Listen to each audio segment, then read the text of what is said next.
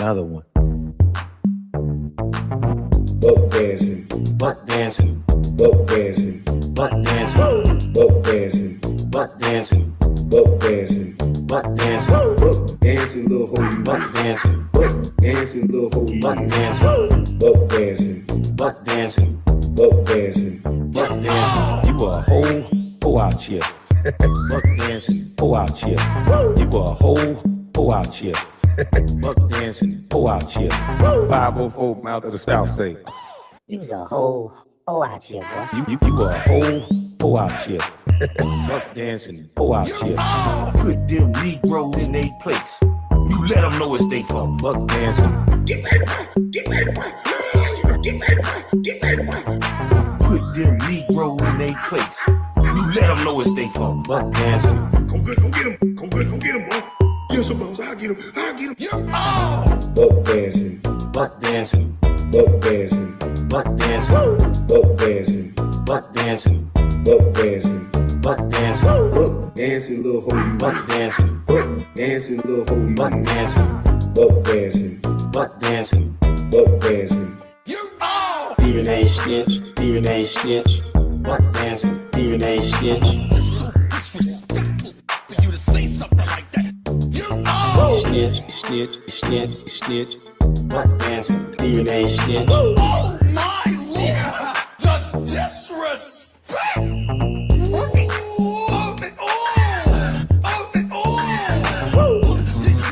Oh my goodness! Oh my goodness! Oh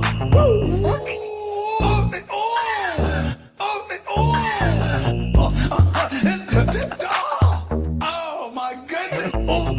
Butt dancing, Butt dancing, butt dancing, butt dancing, butt dancing, butt dancing, butt dancing, butt dancing, butt dancing, little hoe. butt dancing, Butt dancing, little hoe. butt dancing, Butt dancing, butt dancing, butt dancing. butt dancing. What up? What up? What up? What up? What up? What up? Good morning. Good morning. Good morning. Tell my wake your blank. Wake up, Lucky Charms. Man, good morning. Good morning. Good morning. Oh boy. It was a long day yesterday. KD, they say you kneeling down in front of that old Benz, man. Hey man, I've been watching the stock market since about 5:30, 6 o'clock. I've been looking at the stock market. Biz got me looking at this Bitcoin, trying to wait and see what I can pounce on. Pause. But everybody say this pause shit, but I'm looking at most stuff I can buy. Shit. Crow. Wait a minute. I think I brought some Crow corn at 17 last night. Now it's at 16. Where did I buy this Crow corn at? Nope, at 16.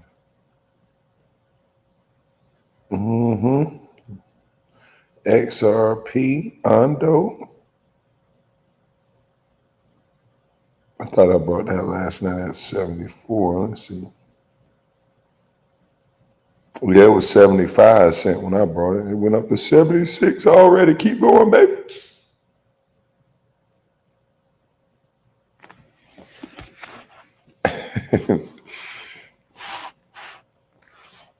Good awakening.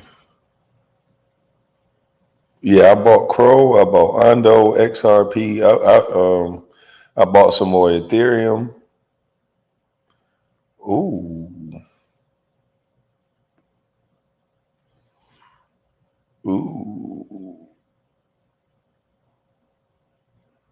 Yeah, I got some good Ethereum.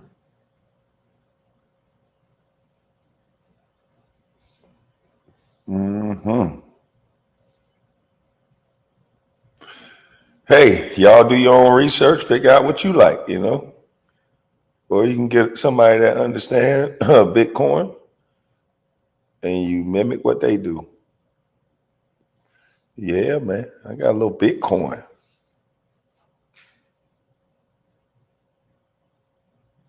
Yeah, man. You know, everybody always talking about, I'm like, man, you can't say nothing without saying Paul. What the? Y'all niggas got some nasty way of thinking if that's what you're thinking. Because I'm not thinking that. But listen here, man, I got some random topics before I get up out of here on a Saturday. I got some random topics. The first one is I saw some white folks arguing on YouTube. I said, dang, I ain't really hear no white beef like that. So I'm gonna get into the white beef. You know, Adam 22 allegedly is beefing with this white YouTuber, and there's some alarming things that was said. I remember when him and AD was together. Him and AD used to be cool, and now this YouTuber is a legend. Point and Shoot Forever podcast. This Point and Shoot Forever is his YouTube channel. And he is pretty much saying Adam 22 is trying to get somebody else to swat the dude, 18, or the guy he used to work with. So let's play it. Let's get into it under fair use. Shout out to the Point and Shoot Forever podcast.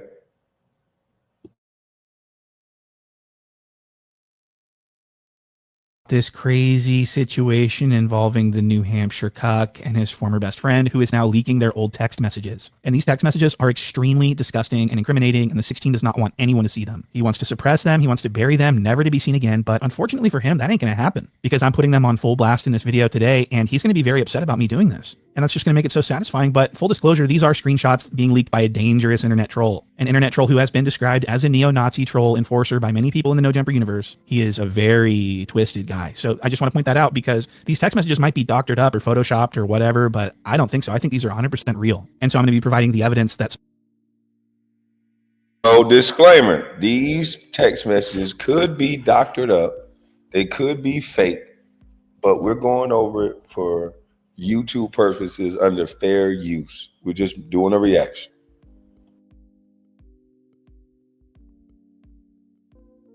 supports my opinion in this video, but I want to start here because this tells the story of what's been going on. So the 16 has been sending people...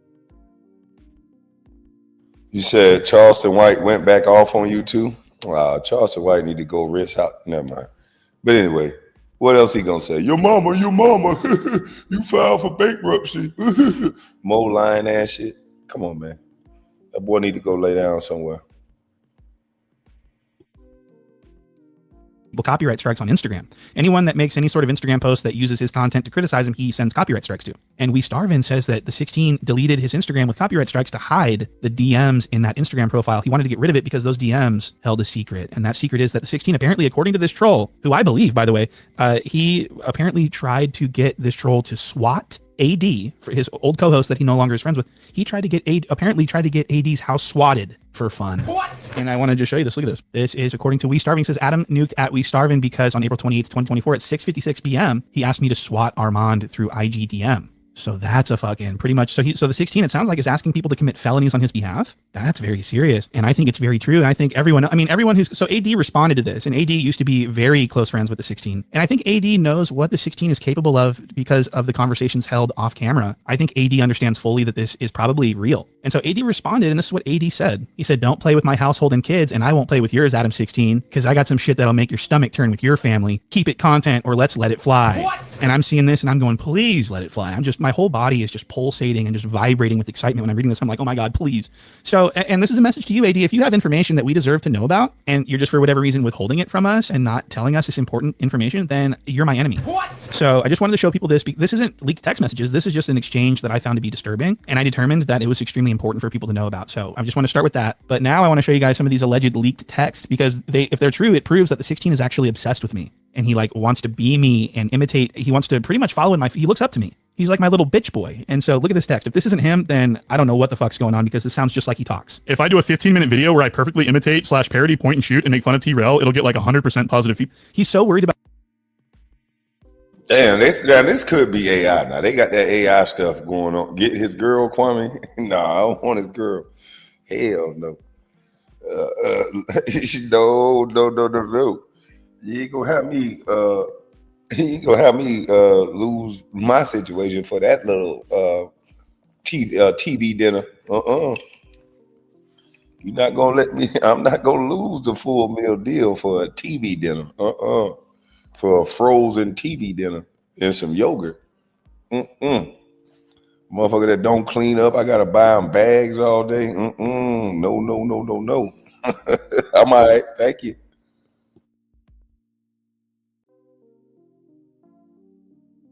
You said point and shoot flags? Oh shit. I ain't trying to get flagged, man. Oh, let me put an overlay up. Yeah, I ain't trying to get flagged, B. And I'm not disrespecting the content creator. You know, most times they flag when you disrespect them. I gave props to the content creator, the original content. KB, I watch point and shoot and doesn't flag. Okay. He doesn't flag? All right. Yeah, man, I ain't finna just believe that, man. I ain't disrespecting the brother.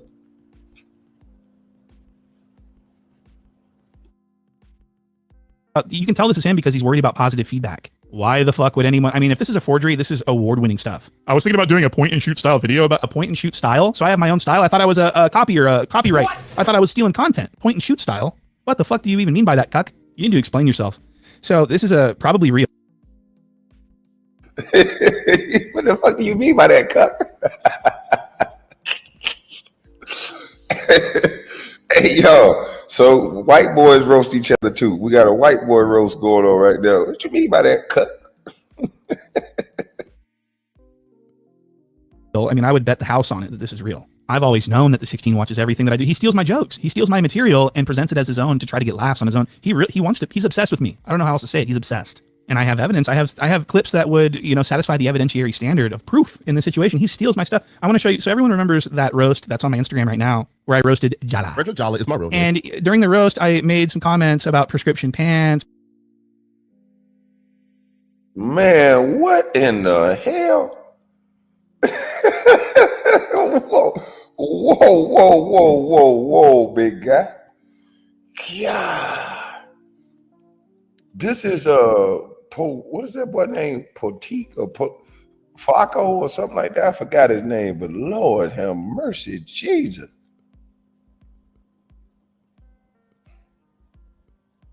My good friend Kwame is Caucasian. It gets bad, bro. Kwame, my good friend, is Caucasian. It gets bad, bro. It gets bad. Man, what kind of pants he got on, man? This dude, did he used to play football? This mother trucker is humongous. Flacco, yeah, that's his name. I don't know how to say that shit. The first part. I don't know. Man, goodness, this is a big Paul. Well, I don't want to say Paul. This is a big fat dude, man. Big baby mama body. Oh, go ahead. And some other stuff. Pinstripe cargo slacks. What? That's insane. These are prescription only. These pants. These are prescribed by a doctor, a bariatric doctor, a doctor who deals with. I know he ain't just say this prescription only pant.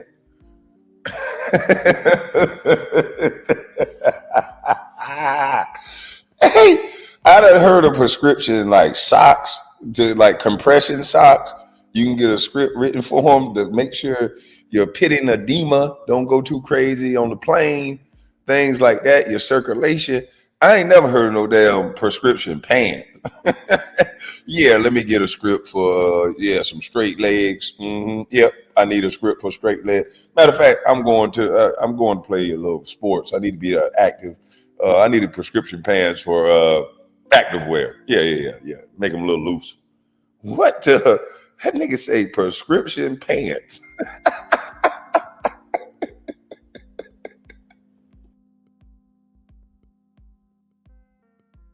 I made some comments about prescription pants and some other stuff. Pinstripe cargo slacks. What? That's insane. These are prescription only. These pants. These are prescribed by a doctor, a bariatric doctor, a doctor who deals with a lot of fat people. And he's got look at these. These are the Minyango Airs. What? Really, really disrespectful to have this. And he's got his butt crack out. His butt. I know he did. These are the mini angle what? These are the mini angle Airs. Them shits leaning to the side. God, That nigga heel on the ground, toes on the ground. Them give us free come to Jesus sandals. He's got the, look at these. These are the Minyango Airs. What? The Mini Ango Airs.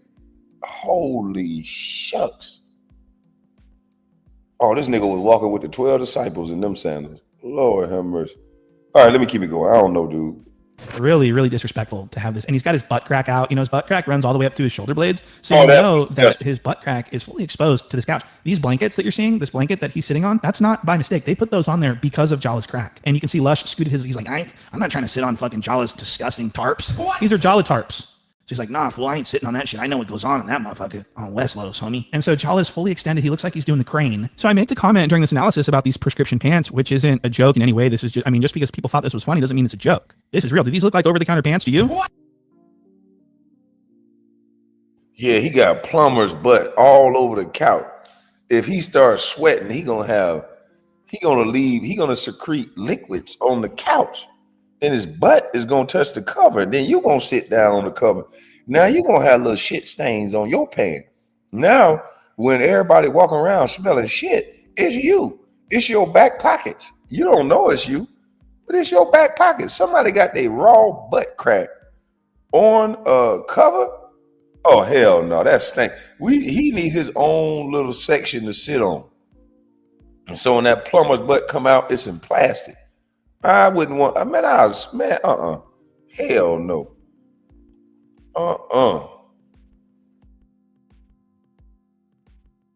These are definitely prescription. And so I make the comment and people thought it was so funny. They were posting it in the Reddit and they were sending super chats over and over again about the prescription pants. Dr. Umar wrote the scripts for Flacco's prescription pants. Yo, Prescription pants? Oh my God, that's crazy. No, bro, listen, yo. Like, they're listen, tight. yo. They're tight. I have the most unique takes. Now, I want to just say here that all Reddit posts that reference point and shoot get deleted from the Reddit because of, you know, they want to, the 16 thinks he's hiding me from his audience, which is idiotic because everyone knows about me at this point. It's just completely stupid to try to suppress me. It makes him look even goofier than he already is. But to suppress me and delete any references to me and make sure no one talks about me on No Jumper, but then turn around and steal my material, that's a clear violation. Look at this. Dudes, we got to get some fat dudes. We got to get some skinny dudes. We got to get I got a fat boy. You trying to replace Flacco? Shit, if we find somebody fat enough. Double zeros. Prescription pants. I feel like there's... And this is really egregious because Oh man, he said prescription pants. See, I told y'all that's exactly what these bigger platforms do. That's exactly what Gilbert Arenas does to me. He goes and I've been studying you for a year, 2 years. And then what I say, he goes up there on his show and he says, and it's just like, God damn, y'all niggas can't come up with y'all own shit. And I understand.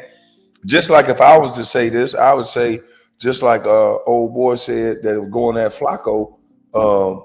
And let me go back and get the channel because I want to make sure everybody know point and shoot forever.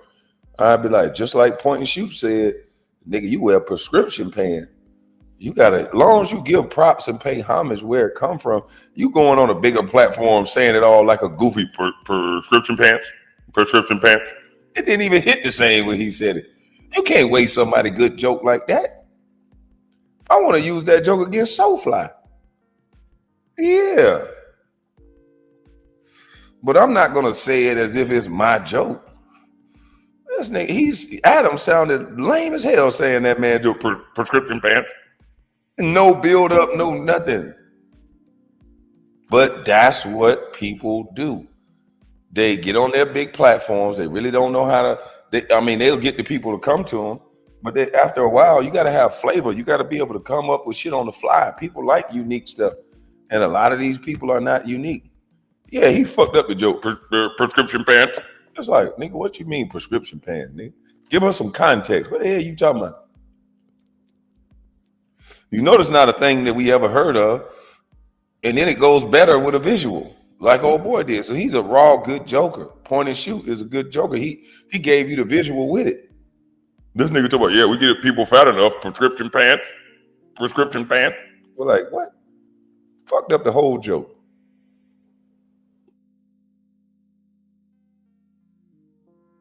If we find somebody fat enough. Double zeros. Prescription pants. I feel like there's... And this is really egregious because it's not just one instance. I mean, he's recycling my stuff also, and he can't think of anything. Look at him trying to think of something to say, something funny, something that'll get the chat going. And he's looking around, he's brainstorming. He can't come up with anything, so he steals mine. You see that? You're That's not part of my in prescription pants. As of yet. And it doesn't stop there. He's also saying things like No, he didn't say it again. He get paid in prescription pants. Did he? Man, come on, man. This is whack as fuck. So he steals mine. You see that? You That's not part he of gets my paid in job prescription pants. As of Oh my God. He get paid in prescription pants.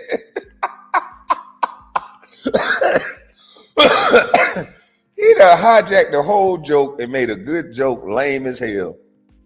Yeah, he gets paid in prescription pants. Yeah, he gets paid in prescriptions. The fuck? That's not a funny joke. That's the build-up is not funny. Nothing funny about it when you said it. Damn, it's like he's shouting it out with Tourette's.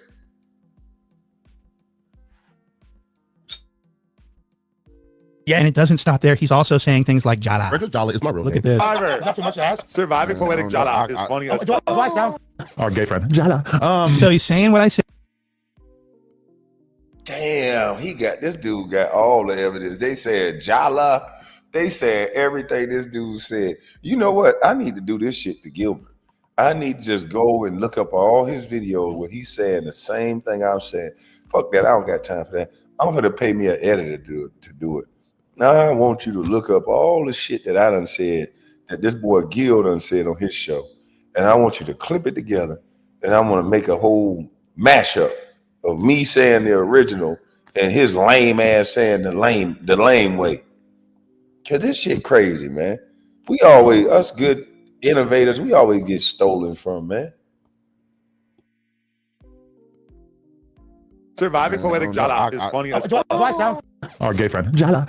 So he's saying what I say. He's doing what I do. He's trying to figure out how to become something like me. He really admires me, this cuck. Win, lose, or draw. Win, lose, or draw, Les? Besides my last name, meet me outside. Oh my God. How dare you talk bad about the Jalas? That's ridiculous. I'm just saying. 41 years old, by the way. Look at this. Look at this hat. Look at the. He's dyed his beard jet black, his eyebrows, his hair jet black. This is a counterfeit scalp. He's legally bald, as we all know. He went to Turkey and got another hair transplant, which he's going to need another hair transplant very soon. Look at his fucking beard. He thinks that this looks good. He thinks that this looks. Even his wife is like, don't do this anymore, and he still does it. This is because something's wrong with him. He did this to himself, looked at himself in the mirror, and then left his house and went in public and was, proud of the way he looked. This is Brendan Schaub level delusion. He doesn't even look like a real person. He looks like he's dressed up as something, like he's doing an SNL sketch or something. You know what I mean? Look at this. Something's got to be wrong with this cuck. He thinks he looks good and he's always showing off his body. His body is hoopty as fuck. Look at this next clip. He wants everyone to see how tan his legs are, his thighs. Man, wait a minute.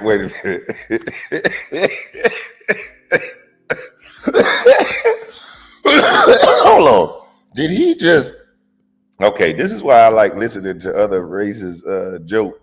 Because when we say hoopty, we talking about a car. When we say, nigga, you riding around in a motherfucking bucket or a hoopty, we talking about a vehicle.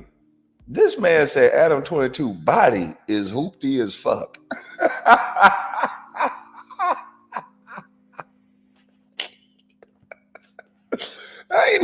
I ain't never heard no shit like that. I don't know about y'all. I thought hoopty was reserved for a car, not someone's body. I don't know. That's a new thing or something. Hey, I'm gonna have to use that too, homeboy. Nigga, bitch. I'm gonna say it to a girl. I don't be looking at nigga. Bitch, your body hoopty as fuck. Girl, you just built that. That ain't shit. That's hoopty as fuck. Yeah, I gotta use that. I'm sorry. So I'm gonna steal your shit too. But I'm gonna give you props for it. I'm gonna cite my source. I'm not gonna plagiarize you. I'm gonna say, man, hell yeah, I got this from Point and Shoot. His body is hoopty as fuck. Look at this next clip. He wants everyone to see how tan his legs are, his thighs. Blanket is crazy. That's crazy. Yo, Native American slander, bro. Yo, the white man did that long time ago. I don't want to say what I want to say. That's gonna be crazy. But we're not doing that. Oh wow. See, now he's going. Oh wow. Oh, Adam getting zesty. Okay, see, this is why I don't got a lot of white friends. See, my white friends are rednecks and they don't do shit like this. And they like to fight. I can't be around these type of white guys. You just do too much, white boy. But do too much, white boy. You're always nervous if he gonna say the N-word around the wrong person and you're not gonna get a pass. They're gonna be looking at me while they're getting stumped and kicked all across the head. And it's just like, a room full of people. What the hell is you doing? Yo, Native American slander, bro. Yo, white man did that long time ago. I don't want to say what I want to say. That's gonna be crazy. But we're not doing that. Now, have y'all fellas been in a room with your homeboy and did some shit like this? I don't give a damn what you was showing him. And he got on the same come to Jesus sandals. I wouldn't give a damn what you was showing them. Why do men need to know you sunburned? And why do you have to pull it all the way up like this? What the fuck is wrong with you? I'm telling you. Oh, man.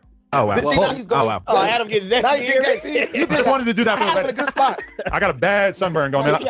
I passed out in my pool for 2 hours. Adam's going crazy. Don't go down. Adam's crazy, man. And Ralph over here is like, you got the white boys on, man. You crazy, man. Shut the fuck up. What? That was completely inappropriate for the 16 to stand up and show everyone his groin area like that. When it's obvious that he's not showing off his sunburn, he's showing off his tan. He thinks his legs look amazing. He's been looking at these legs in the mirror all weekend. He's been oiling them up. He's been getting them tan. He's been shaving his thighs. He dyed his beard and his hair. He lotioned up his thighs and he came into work feeling like a sex bomb. And he wore these powder blue shimmery short shorts so that people could see how amazing he thinks he looks.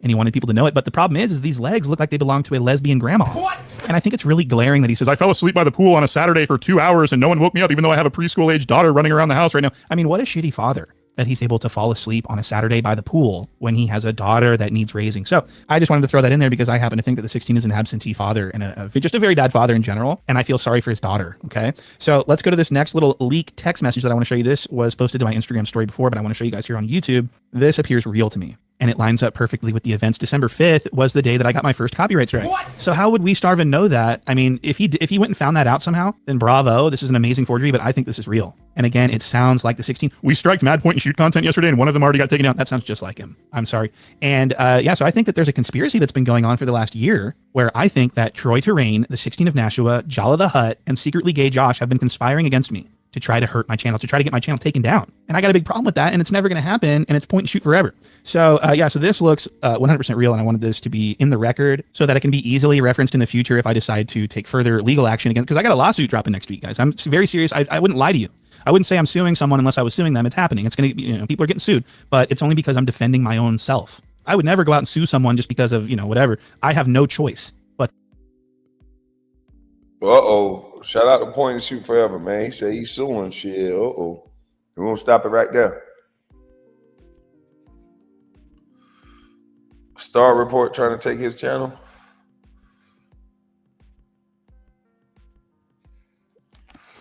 Well, I don't understand the beef. It damn sure somebody trying to take my channel, boy. Every time my channel get back going, them motherfuckers crack my channel down. Flag, strike.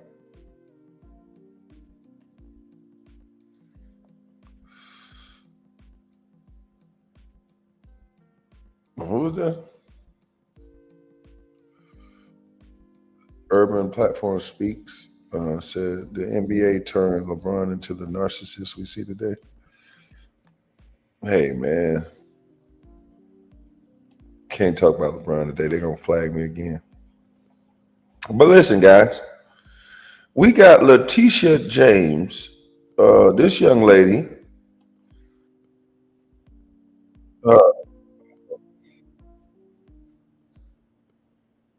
Let's see.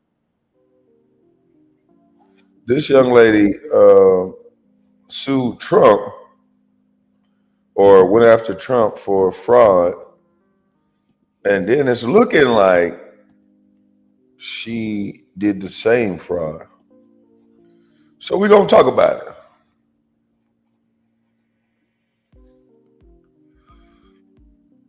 You know why I stopped it? Why did I stop it? That's the only part I watch. Is there more to it that's good?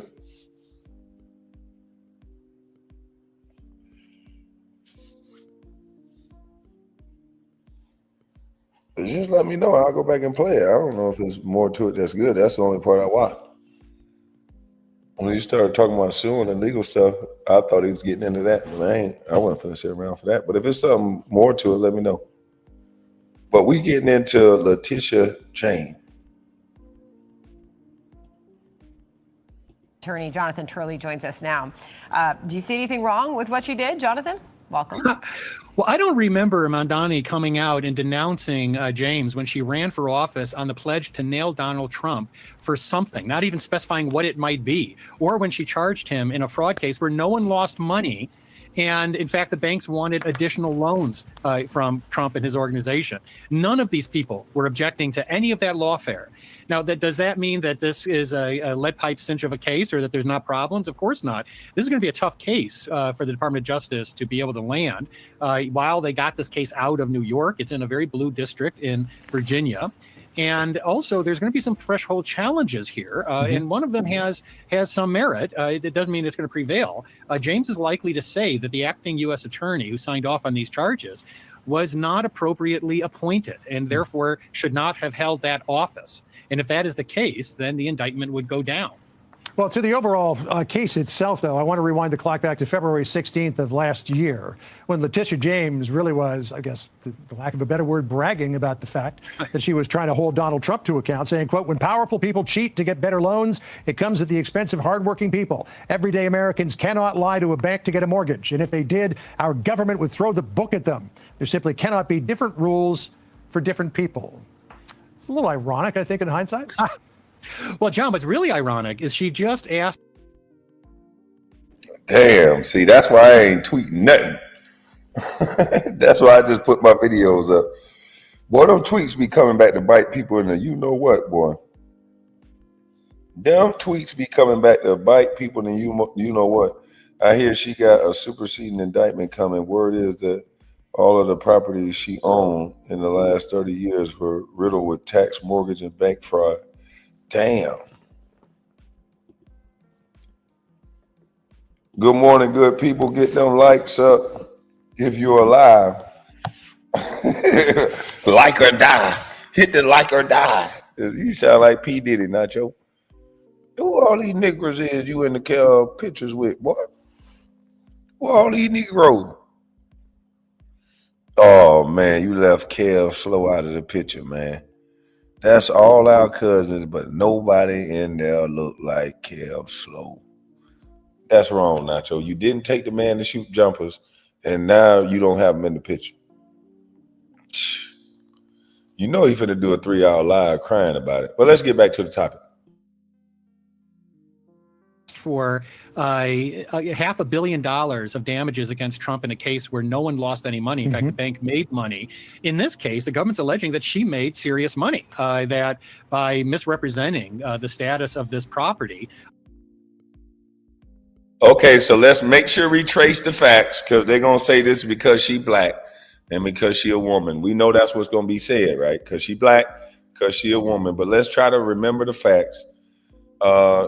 They allege that she lied on her application and misrepresented where she was going to stay, if this was going to be a permanent resident. And she also made money where Trump didn't make any money. So let's just keep to the facts. Let's leave whether we like somebody or not out of it. Paid serious money, that by misrepresenting the status of this property, she made thousands of dollars. And so unlike her case, they can actually cite to money that ended up benefiting her. Now, does that mean that they can make this case with an entire jury in Northern Virginia? I think the odds still favor James. That's dead ass wrong. Why they got this woman looking like this, man? She look mean to the motherfucker. To money that ended up benefiting her.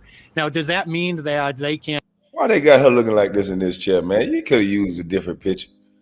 She look like, bitch, please. she looking like, try me, ho. Boy, I'm talking about woo woo. I wouldn't run up on her looking like that. She look like she do not play. I'm telling you right now. I see how she got that job. This woman look like she don't mess around. Hell to the no. Shit, I'm scared. And make this case with an entire jury in Northern Virginia. I think the odds still favor James. There's also a good chance that this technicality that she's likely to raise could delay the case. The argument is that the president has 120 days to assign an acting U.S. attorney, but he had already used that period with her predecessor. And there's also a suggestion that the reason that predecessor was let go or forced out is that he was not going to sign off on this prosecution. So it's going to get very messy very fast in this case. Jonathan, we'll finish off with on whether this is a political retribution on the part of President Trump. This is AG Bondi taking a question on that, on whether Trump was pressuring the DOJ to go after his enemies, including James Comey. Listen. President Trump is the most transparent president in American history. And I don't think he said anything that he hasn't said for years. Comey was indicted in the Eastern District of Virginia by, I may point out, one of the most liberal grand juries in the country. I'm going to get a last thought from you on that, Jonathan. Well, both Comey and James are likely to make two claims, vindictive prosecution, selective prosecution. Those are very difficult claims to make in court. They will be citing President Trump in that posting of his, complaining that why haven't you indicted these people? And that is going to be the central piece of evidence they use to try to make out those claims. But how different is that, Professor? Every damn thing Trump fault. Everything Trump fault. I need to lie on my paperwork and just blame it on Trump and just get on YouTube and be like, man, this orange motherfucker. I'll start joking on Trump, boy. I'll be loved around here, boy.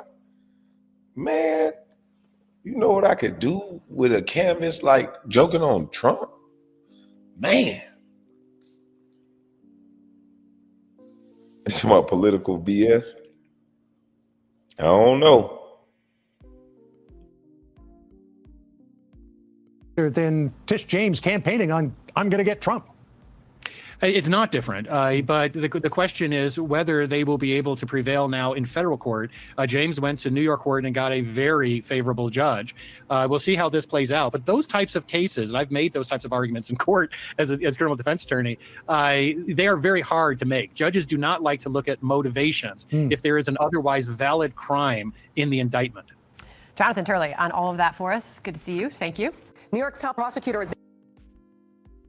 So despite all the it's Trump doing it because he's mad, it seems like there is a valid crime that they're pursuing.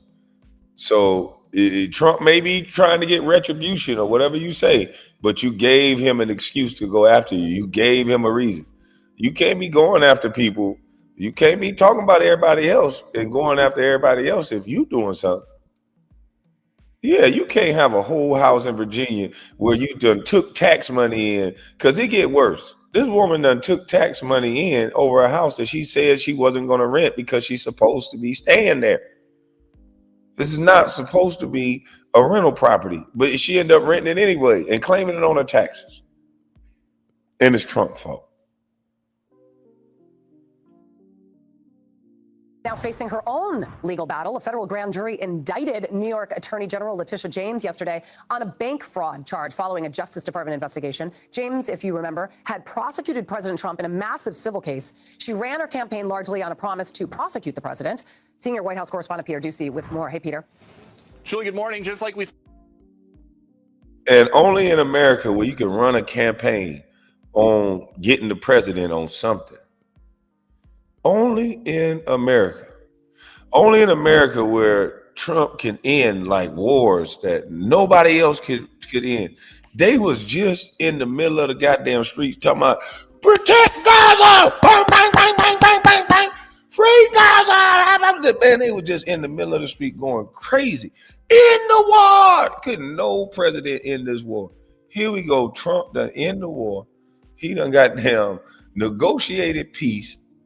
Then went over here and got all kind of foreign trade deal, and all because they don't like him, they give the goddamn Nobel Peace Prize to some lady that's trying to get peace in Australia. I say, boy, this shit is crazy. I'm telling y'all, we are going to have robots in the jury box. You're gonna no longer be judged by a group of your peers. If they're liberal and they find out your ass like Trump, or they'll throw the book at your ass. They don't care what you did. They don't care if you walk across the street and somebody ran you over. They gonna let the motherfucker off. They don't care nothing about you. America used to be America. It used to be, okay, we gonna goddamn bicker and argue over our points, but whoever get elected, we all riding with them because we Americans. Now, that's not what they got everybody thinking. It's our side got to get back in office. Fuck everybody else. We'll tear this bitch down until we get power. And that's so un-American. There's no way in the hell, you don't gotta like Trump, but there's no way in the hell this man don't get the Peace Prize over some lady who's trying to do something that ain't doing shit. If I must say so myself. Ended wars that everybody said, that's a waste of time. You can't end that war. These people gonna fight forever. All these people know is fighting. And then this man go over there and end the damn war. The man talking about no tax on tips, talking about America first, got shot and blown his ear off, could have got hit in the head, jumped right back up and said, goddamn, America first. If that ain't a son bitch that deserve a Nobel Peace Prize, I don't know what motherfucker do. So Trump, over here at Bustlife, I want to offer you the Bustlife. It might not mean nothing to you, I don't know. But I'm going to offer you a Bustlife Nobel Peace Prize. Yeah, since the Nobel Peace Prize is some liberal fake jackasses, we gonna make sure you get the Nobel Bustlife Peace Prize over here. This shit don't make no sense, boy. America finna get torn up. We don't gotta watch China or Russia. We better start watching within for who gonna fuck up America. Cause there's some bitch sleeper cells here now. If you can't respect honesty and truth, like God dang, these supposed to be the principles that America stand on. You don't gotta like him as a person to still say, damn, he still did that though. I don't gotta like Usain Bolt to understand that this son bitch is fast and he won that record. You can't take people records away because you don't like them. Like this shit crazy. We gotta give Trump a trampoline time membership for free. The government has shut down Kwame no prize. Oh, they gave a prize. They gave that woman that prize. The lady called Trump, you know, I want to give you this Nobel Peace Prize, but then some bitches gave it to me because they don't like you. I told you, y'all need to give me a Nobel Peace Prize. Hell, I'm the one who came up with it's all about who we like. Told you, it's all about who we like. Fucking like button done messed us up, boy. It's all about who we like. We cannot give props to people. And then who we associate with controls and dictate who we like. Why you think I be by myself? The circles that you associate with want you to be just like them, or they don't like you. They'll start treating you the exact same way of that person that they don't like. It's hard out here to tell the truth now. They gonna make it to go back to the days where they was asking people, do you love Christ? Oh yeah? They finna make it to where it's one band, one sound. And y'all don't even see it. Both sides may be dirty, but one side is a living and let living. And the other side is saying, bitch, if I ain't in power, you can't live. Let's shut down the government. Yeah, let's do this. Let's do it. If we can't give illegals your tax money, shut this bitch down. This shit is a shame.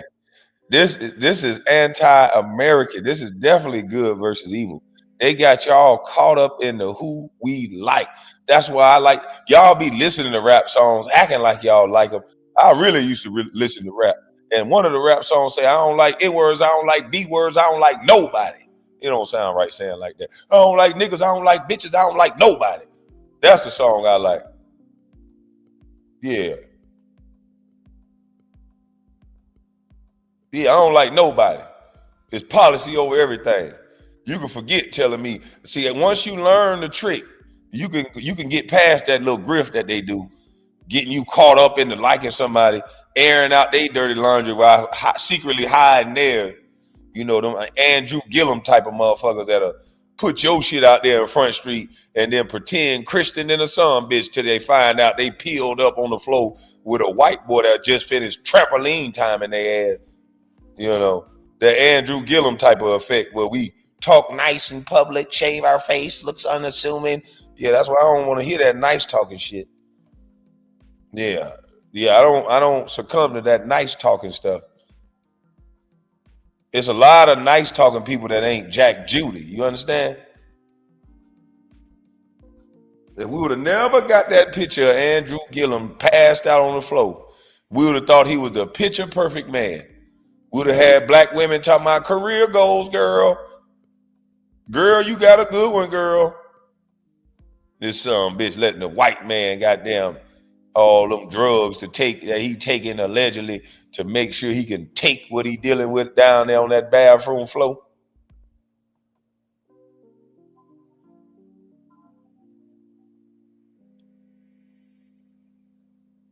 They ain't give Trump one tweet for stopping the war. This is supposed to be America, one band, one sound. None of the left, Congress, Senate, none of them said, good job, Trump. We was just out in the middle of the street yelling and shit and had people stopping traffic trying to get what you just got accomplished. So thank you, Trump. Wasn't nobody even say thank you. First, they the party of moral high grounds and we better than them. And then when you catch them up in some shit, oh, that's just misinformation, disinformation. Nice talking, lying mother. Misinformation, disinformation.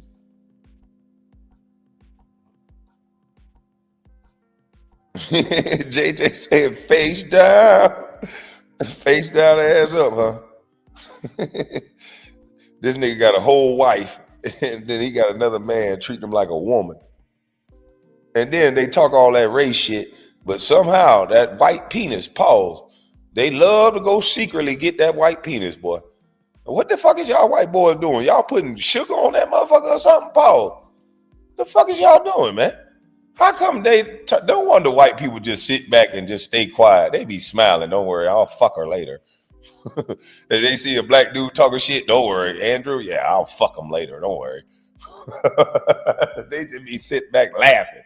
That's why they don't get on TV and say nothing. They know your deep, darkest secrets, and they just get one of them white boys to nail you. That's a damn shame. It's a shame.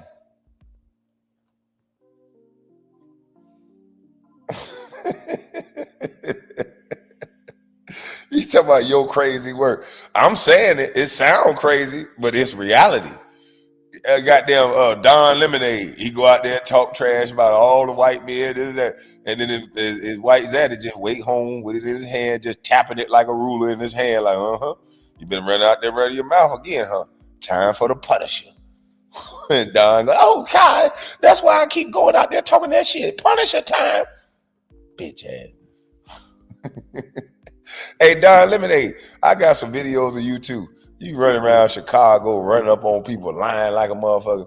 So the next time I get pulled over for a ticket by Don Lemonade standards, I can tell the police, fuck you. Speeding is just a misdemeanor. I ain't going to no goddamn court date. And when y'all set the court date, I'm gonna say a misdemeanor, not a crime. So I ain't gotta go to court.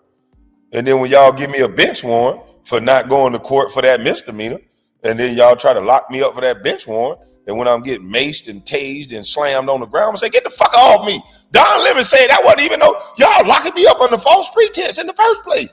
I only committed a misdemeanor. That's not a fucking crime. They're gonna be stumping, Mr. Brown, I'm gonna need you to calm down, Mr. Brown. They're gonna be hitting me in the back of my motherfucking head, tasing me, Mr. Brown. I'm like, God damn it, Don Lemon said this is not a crime. I'm gonna just be yelling and going crazy because y'all got this jackass on TV. This man say coming into our country illegal is a misdemeanor, it's not a crime. And somebody gave this stupid motherfucker a mic. And I'm wrong for saying he's a stupid motherfucker. Like, come on, man. This shit, enough is enough. Oh shit. You know what? I think I'm gonna end this video. I think I'm gonna lay back down. I think I woke up a little too early. I think that's what it is. Hey, I think I woke up a little too early trying to hit the stock market. You know what I'm saying? I was watching Biz channel, and I think I woke up a little too early, and I think that's why I'm a little angry. But I think I'm gonna put that swagger down, KB. It's already out. I think no. I think I'm sleepy. I think I'm gonna go back and lay down because I don't know what I'm saying. You up now, so I'm just saying this motherfucker. I'm just tired of all this fakeness, man. And motherfuckers be swaying, listening to these people improving their life. It's like you still sitting on the couch. I be wanting to do an Everett commercial with these motherfuckers. You ain't doing nothing. You still sitting there. So do it now. You still sitting there listening to this stupid ass Don Lemonade, and your life still fucked up. Why are you listening to this clown? When you unlock your mind and realize they full of malarkey, they full of that bull stuff, they playing on you. So when they try to get you not to like somebody, you like your homeboy, he got 2 bodies. You said free him. You niggas want to talk about felonies and all that. I don't know why the Democratic Party used that type of shit when they gave Trump felonies. Nigga, you made him get elected. You can't give no white man no felonies. You automatically connected him to the black community. Nigga, it's a bunch of niggas in the chat right now. Got cousins that done dropped some niggas in the ground, and we still hollered, free him. Soon as he got arrested, free him, my nigga. A real one. So you think we give a fuck about what y'all think about? No. No. We think different.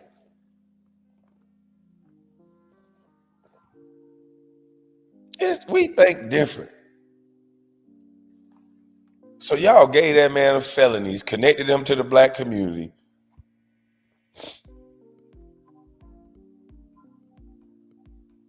And now y'all don't want to suffer the consequences when it turn back on y'all. This shit is sad, man. This is sad. We got Americans brainwashed now. They're brainwashing Americans as if the illegal immigrants are being treated poorly. That I dare one of y'all to try to walk into China. I dare one of y'all. Do you see what they locking people up for in Dubai?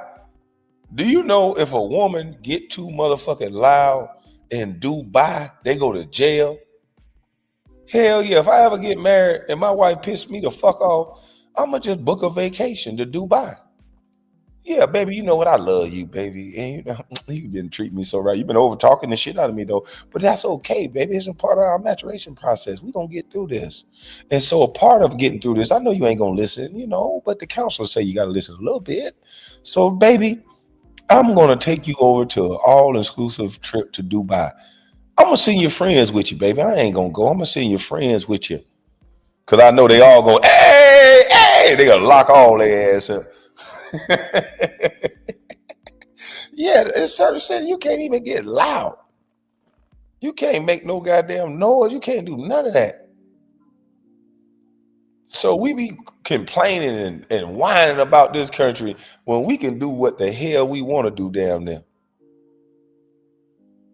They don't play in them other countries. Oh, yeah, I'm gonna take my wife. I can't make your ass listen. But these motherfucking Dubaians can make you listen. Lock your black ass up. So, yeah. I'm gonna get her out. I'm gonna ask for a part. You know they ain't gonna leave no strong black woman nowhere. So I'll get her out. I'll write the president. But her ass gonna listen for a few days. Shit. I really wish more people were able to travel internationally to see how privileged they are to be Americans. I'm trying to tell you, they don't get to see it. I hate this country. And then they don't go nowhere else. Motherfuckers don't even travel nowhere else.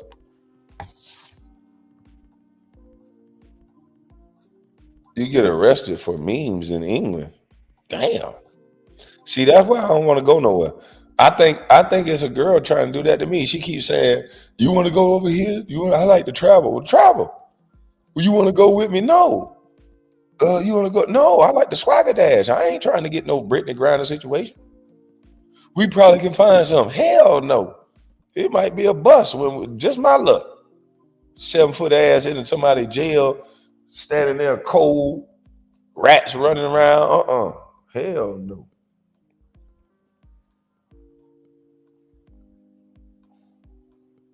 I'll go to Amsterdam. Yeah, then we can go over here. No. We got to come back out to Amsterdam. Patch eye demon.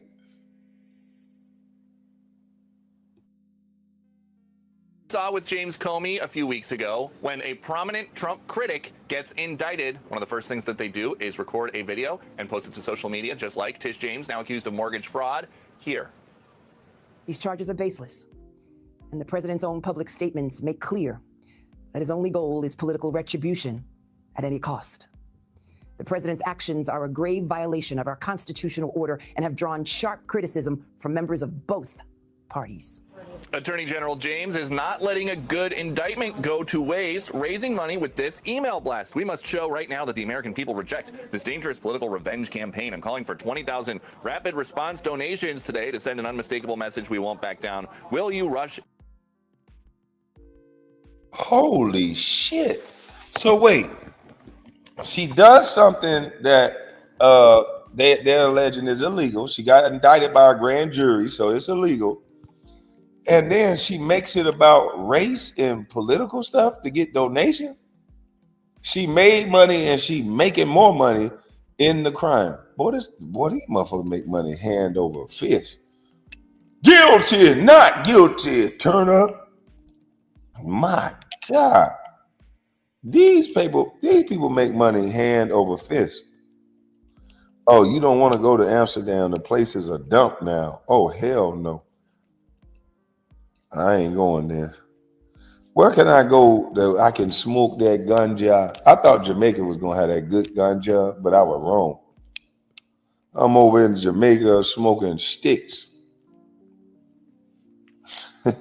Hey, no offense, Jamaicans. I'm just saying I didn't like the smoke that I got. I'm not saying I smoked all the good shit on the island. I don't want Vibes Cartel, Sizzler, and all the Buchu Bantan. I don't want you niggas with machetes or them goddamn Uzis after me. Please don't. I don't want no smoke. I just didn't like what I had. You know what I mean? Shit.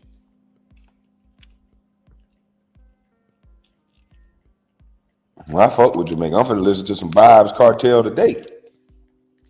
That motherfucker don't miss. He keep some hits going. Go to Ghana.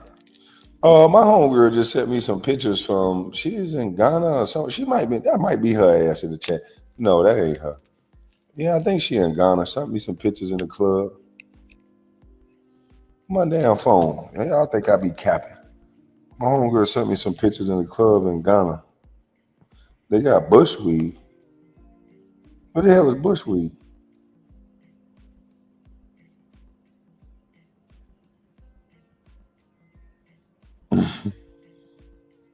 What is bushweed?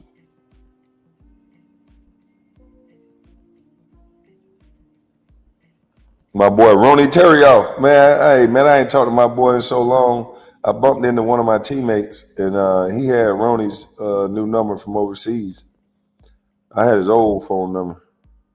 Boy, that boy had some great energy, man. You need people like that just to talk to every now and again. It make you smile just talking to that motherfucker.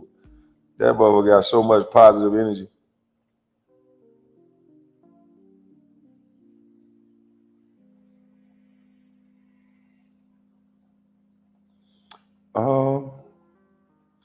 What is this damn number? All right, let me play it.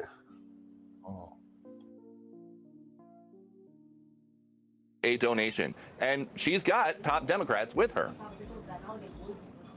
I just spoke with Tish James, and this is what tyranny looks like. Donald Trump has turned the Justice Department into his personal attack dog to go after his political enemies. This is tyranny. This is outrageous. Since coming back to office, President Trump has insisted that prosecutorial decisions about who to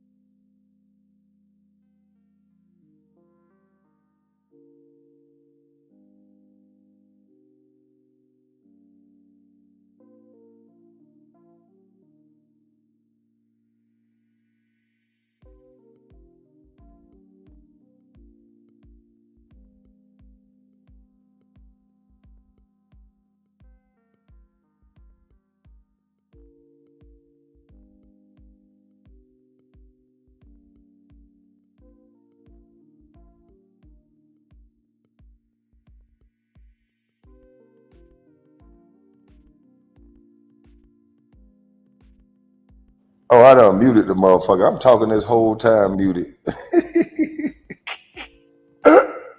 Thank you, man. I'm talking like a motherfucker muted like shit.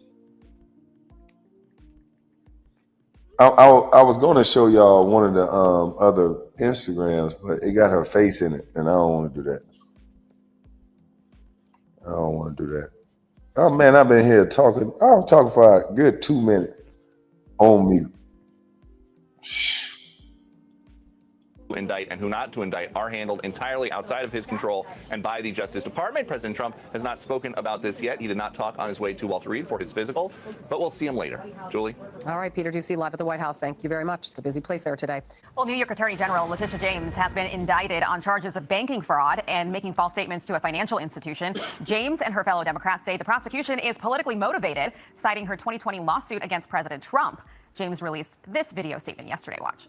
This is nothing more than a continuation of the president's desperate weaponization of our justice system.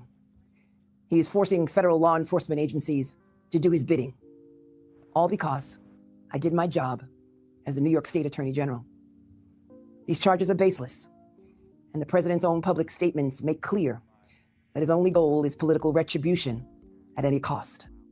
Let's bring in Paul Morrow, attorney, retired NYPD inspector and Fox News contributor. Okay, so we know this doesn't surprise us that she would come out and say this, obviously, and that Democrats are going to use this as a political, talking point. But doesn't this case have teeth?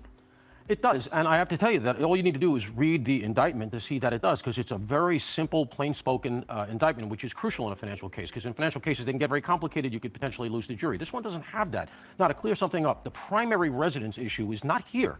That was the initial allegation we all heard about from the power of attorney form. What it comes down to is the following. She signed the operative paperwork to get the loan, saying that the house in Virginia is going to be a second house, not an investment property, a second house for her to go to herself. She's not allowed to have somebody there renting it. Okay, that's how she gets the loan. She then takes her paperwork for her taxes and puts on her tax forms that it is an investment property and in fact has write-offs relative to the investment property. So internally it's inconsistent by her own paperwork. By getting the lower rate for a non-investment property, she saved about $19,000 to this point. That is the crux of the allegation. Okay, and so here's a senator from Michigan, Alyssa Slotkin. This is what she told CNN on Thursday.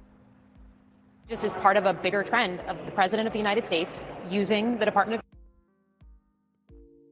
They keep saying the same thing. I want y'all to pay attention. They keep saying the same thing over and over again. They won't talk the facts of the case, of the allegation.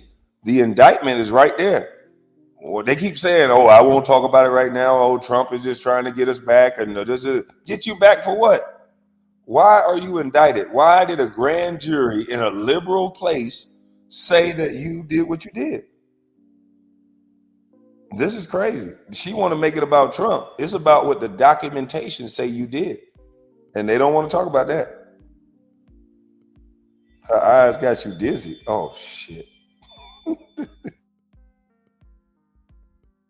Justice using the legal system to go after political adversaries, using the arms of our democracy to go after political adversaries. It's just a broken way to do politics.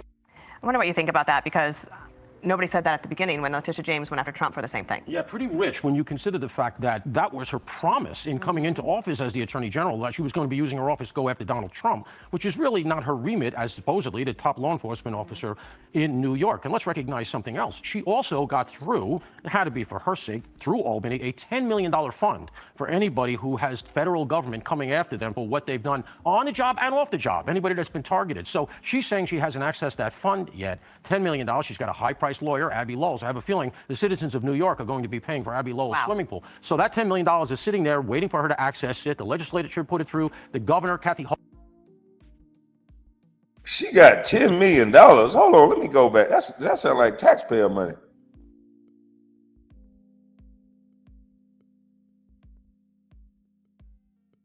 $1 million. She's got a high-priced lawyer, Abby Lowell. I have a feeling the citizens of New York are going to be paying for Abby Lowell's swimming pool. So that $10 million is sitting there waiting for her to access it. The legislature put it through. The governor, Kathy Hochul, signed off on it. But here's the thing. The stakes for her are very high here because they're not going to plead this out.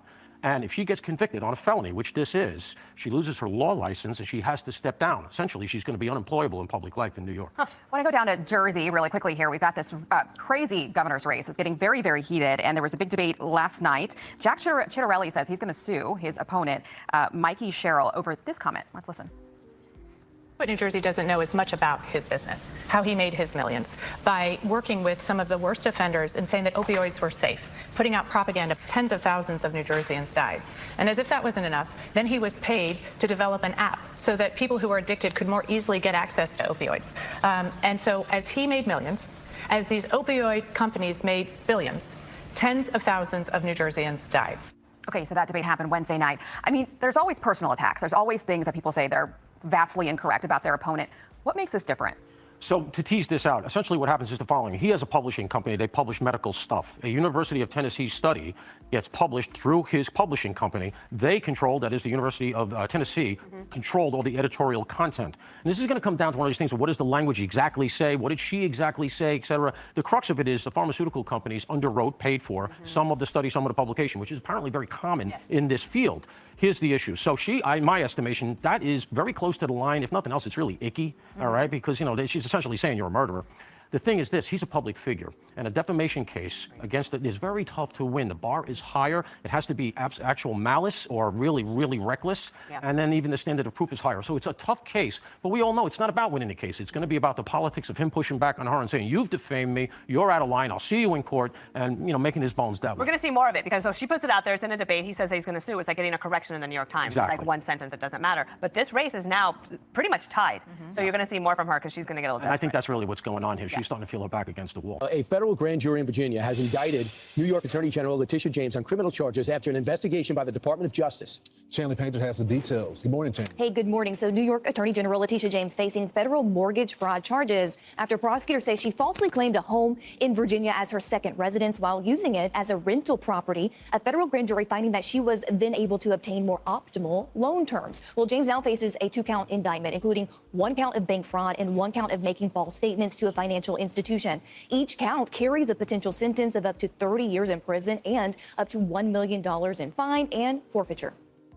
This is nothing more than a continuation of the president's desperate weaponization of our justice system. These charges are baseless, and the president's own public statements make clear that his only goal is political retribution at any cost. I stand strongly behind my office's litigation against the Trump Organization. Critics of President Trump say he called on the Justice Department to bring charges against James as retribution for previous lawsuits she brought against the commander-in-chief during his first term, something that those in the administration and federal prosecutors, of course, deny. The U.S. Attorney for the Eastern District of Virginia say this, quote, no one is above the law. The charges as alleged in this case represent intentional criminal acts and tremendous breaches of the public's trust. The facts and the law in this case are clear, and we will continue following them to ensure that justice is served.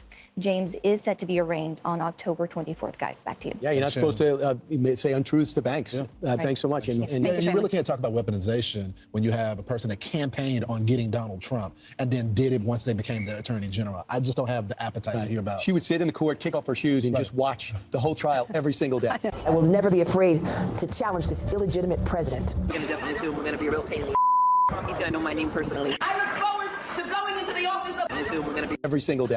I will never be afraid to challenge this illegitimate president. We're going to definitely assume we're going to be a real pain in the He's going to know my name personally. I look forward to going into the office of Attorney General every day, suing him. Tish getting what she dished. Now, everybody talking about, oh, well, you can't do it like this. You're not supposed to do this. You're not supposed to do that. Now the room has shifted. They're attacking their political opponent. This is retribution. I see why she's saying that. Look at the way she was talking and going after this man. For no reason, the man didn't even get in the office. Soon as she got elected, I'm going to get his motherfucking ass. I'm going to get him. It's like, Lord have mercy, lady. You getting what you dished out. And not only are you getting what you dished out, but you actually gave them a reason to go after you. Because the grand jury just don't indict because Trump says so. No. Don't try to make it like that. The grand jury don't indict just because Trump says so.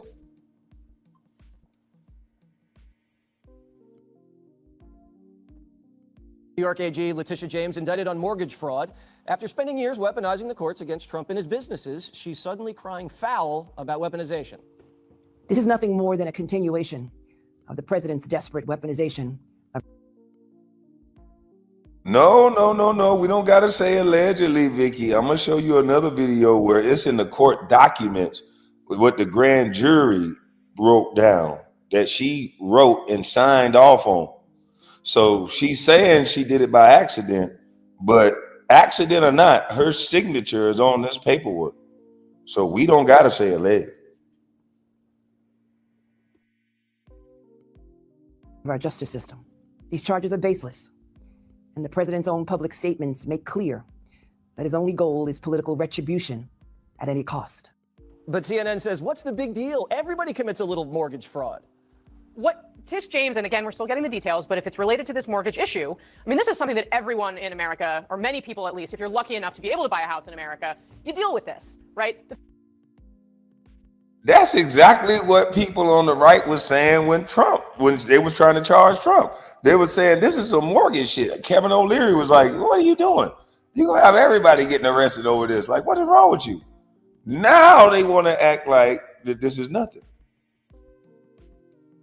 Yeah, her signature is there by accident. You're right.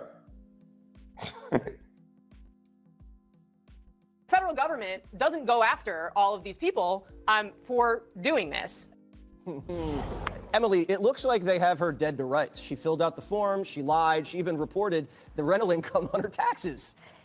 Look, I can't speak to what will happen actually in court and to the evidence. However, yes, it seems obvious. And here's what I hate the most about the commentary. The concept that either everyone does it or that it's no big deal is such an affront to the millions of Americans that get that pit in our stomach every year when we see the audit or the IRS and have to do our taxes and actually go overboard to make sure that every penny lines up. I have had friends audited for less than a few $1,000s. I've had clients that have been audited in the $30,000 range or less. And I did a snapshot of what happens in just 1 year. And in 1 year alone, for example, the U.S. Sentencing Commission has over 57,000 mortgage fraud offenses referred to them. That is that specific charge referred to them. The FBI investigating almost 4,000 in 1 year, 30% of which are under $1 million. So the concept that somehow it has to be a big deal or it has to be in the millions to have some impact doesn't hold water, because good, hardworking Americans follow the law all day, every day. And when you don't, then I guess you become a con man or a carnival barker, which is what the language that this AG used about someone else that was actually totally innocent. Paul, whose post-indictment video was better, Comey's or Tish James's? Yeah, they're both atrocious. And you know what? The sanctimony embedded in both of them is just so insufferable. And as Emily says, the idea that somehow or other everybody does, it's just not true. I've brought mortgage fraud cases. Now, you could argue the following, that is a federal case, it's a comparatively low number. But that said, you forget, she is a public servant. She's supposed to be the top law enforcement officer in all of New York State. So that said, that's the justification for doing this way federally. But let's remember something else. Donald Trump did not indict her. In one of the bluest jurisdictions in this country, a jury of her peers indicted her. And by the way, that's adjacent right there in the Washington area where the Trump administration has lost a number of indictments. Remember the guy that threw the hero sandwich at the cup? Yes. They didn't get that indictment right in the same area. So it just shows you this is the process. You want to gripe about this, then take it up with the grand jury. There's a couple of overlays real quick. The leak that went to MSNBC, I think, is significant. There's leaks that came out earlier in the week saying, oh, they're not going to go with this case. They decided there's no probable cause. And it was 2 DOJ members, according to MSNBC, that did that leak significantly to MSNBC. There needs to be now a follow-on leak investigation, because that's deep state nonsense. They were trying to put their finger on the scale to say, okay, if this goes this way, we can claim, you know what, we didn't want to bring this case, and Trump forced it down our throats. Right. And then lastly, happened with Comey. Exactly. And Literally the same thing. Remember something, too. In this case, there is a victim. In the Trump case that she brought against Trump, Exactly. there was no victim. The banks were on board. He paid them back. In this case, who lost the $19,000? We did. Yeah, we paid. Because We of did. Fannie Mae. What's We federally 19,000 lost. divided by 5? We should split it. Gillian? Well, I was going to say, in order for everybody to commit this kind of mortgage fraud in America, everybody has to own more than one home, which most people don't. So there's an inherent bias built in there off the bat. So she said it. She said mortgage fraud right there on camera. God dang, Letitia. Oh, Lord have mercy with them glass. This is a camera slip because her eye look like it. Ooh, Lord. Well, yeah, the camera angle is off. Her eye look like it's running to the right. But yeah, we got one more video. Get that shit down. Lord have mercy. We got one more video that Nate the lawyer, he's gonna pull up the paperwork. And a lot of that other stuff is redundant, so I'm gonna move past that. And he got the grand jury indictment right here on the screen. So we don't have to say allegedly, because the stuff is in the indictment.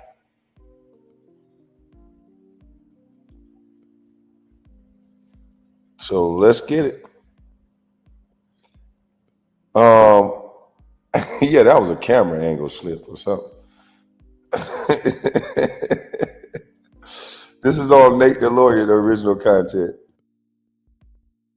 Let's start off with the indictment. We got one count of bank fraud in violation of 18 U.S.C. Section 1344, and count 2 are false statements to a financial institution in violation of 18 U.S.C. Section 1014. Now, in this document, the federal government is alleging that Letitia James committed a specific type of mortgage fraud, known as occupancy fraud. I wanted to do a video about occupancy fraud because it's the #1 fraud in the mortgage industry. This means people will say that they're going to live in a home so they can get the primary residence interest rate, which is much lower than the investment property interest rate. But really their intention is to rent it out.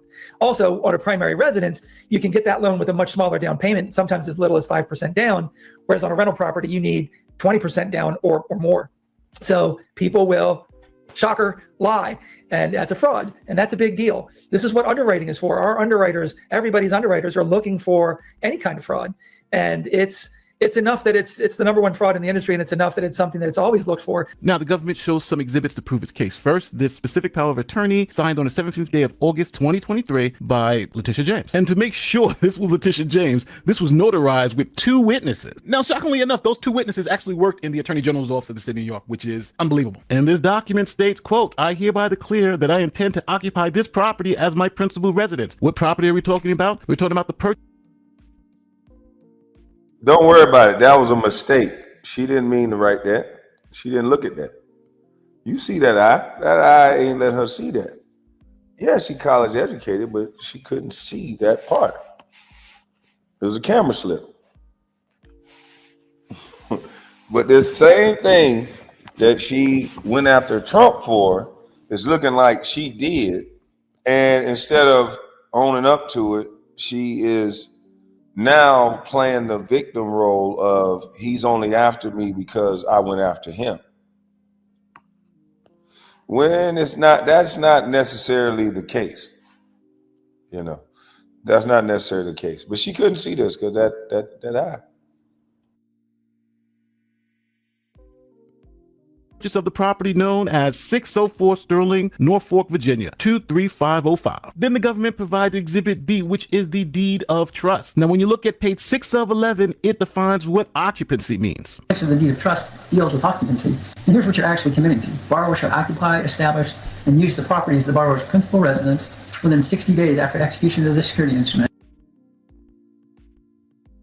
And this is the same thing that I could have done. They had an opportunity to buy a duplex, and you could get a better rate if you live in one side for a year, and then I could rent the other side as long as I live in it. And that's what a lot of people were doing. Well, they were lying about doing it. I see why that's the #1 thing they go after, because a lot of people just lie about that just to get that interest rate, but it's really an investment property. They never stay there. They get that lower rate, save money, and rent that motherfucker out. Or they'll try to get a family member or something that can give them cash. But that's the type of loan that these people are talking about. As long as you live in there for a year, then you can rent it out. But a lot of people don't. And she apparently didn't.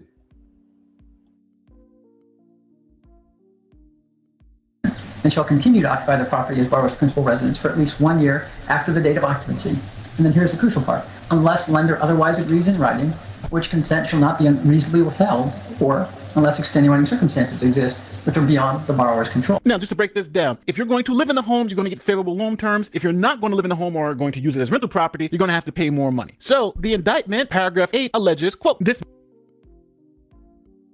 Yep. So a lot of the people that get those duplexes and fourplexes, they pretend like they're going to live in there for it's 2 years in my state. Okay, yeah. So they pretend like they're going to live in one of the duplexes for 2 years, but it's usually in a neighborhood where they don't want to live.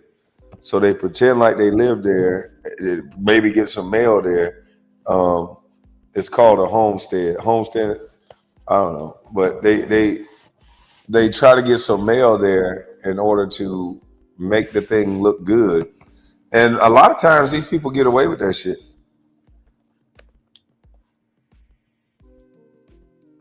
A lot of them get away with that.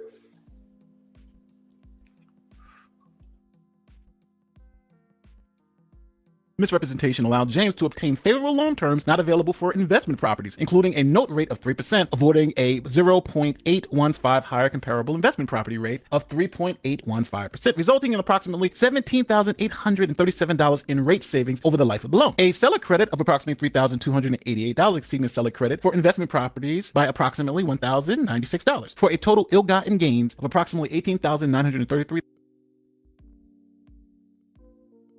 Now that's the incentive why to do it is for savings. That's why you do it. You don't want to, you save money doing this. So that's why this is the number one thing that gets done. That's why everybody's looking out for this right here. It's the number one thing that gets done. So it don't have nothing to do with no orange man bad. Hell, I could have done it. So it don't got nothing to do with nobody else. It's a decision that you make.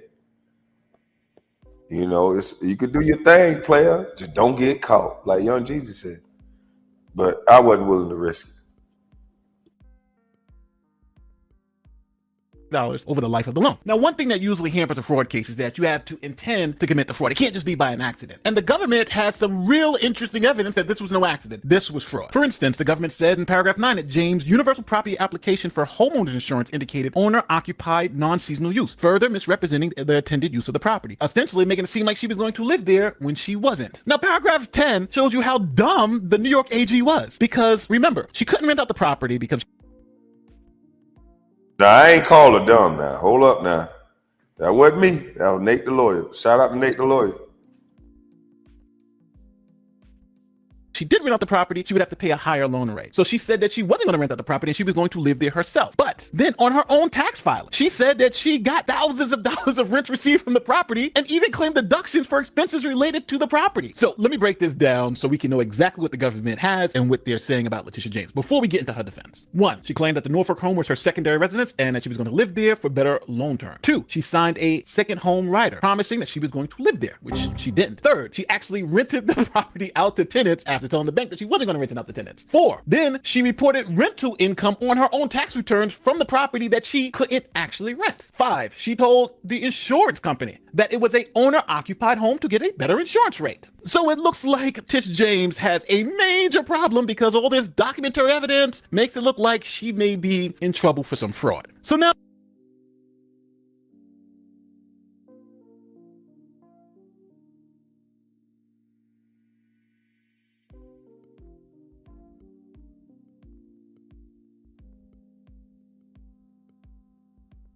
I see why he called us stupid, but if you're not supposed to be renting the place, why on God's green earth would you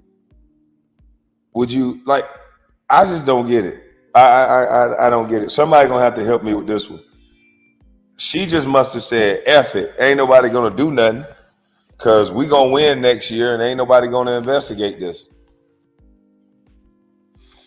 Because there's no way you file for taxes and then tell the insurance company, like, listen, I want y'all to listen to all what she did while only saying that Trump is going after me. This is the evidence that they got while she's just claiming Trump is going after her. Look how much evidence this is. For homeowners insurance indicated owner-occupied non-seasonal use, further misrepresenting the intended use of the property, essentially making it seem like she was going to live there when she wasn't. Now, paragraph 10 shows you how dumb the New York AG was, because remember, she couldn't rent out the property because if she did rent out the property, she would have to pay a higher loan rate. So she said that she wasn't going to rent out the property and she was going to live there herself. But then on her own tax filing, she said that she got thousands of dollars of rent received from the property and even claimed deductions for expenses related to the property. So let me break this down so we can know exactly what the government has and what they're saying about Letitia James. Before we get into her defense. 1, she claimed that the Norfolk home was her secondary residence and that she was going to live there for better loan term. 2, she signed a second home rider promising that she was going to live there, which she didn't. 3rd, she actually rented the property out to tenants after telling the bank that she wasn't going to rent it out to tenants. 4, then she reported rental income on her own tax returns from the property that she couldn't actually rent. 5, she told the insurance company that it was a owner-occupied home to get a better insurance rate. So it looks like Tish James has a major problem because all this documentary evidence makes it look like she may be in trouble for some fraud. So now Letitia James and her attorneys have responded to some of these allegations. Can anybody please tell me what the heck this got to do with Trump? What is her lying to the insurance? What is her taking rent from a property that she's not supposed to rent, that she signed on to say she was living in? Yeah, she tried to finesse. What does her finesse got to do with Trump?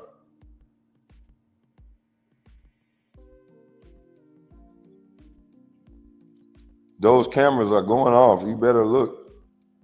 Yeah. I'm looking out. That's my dog.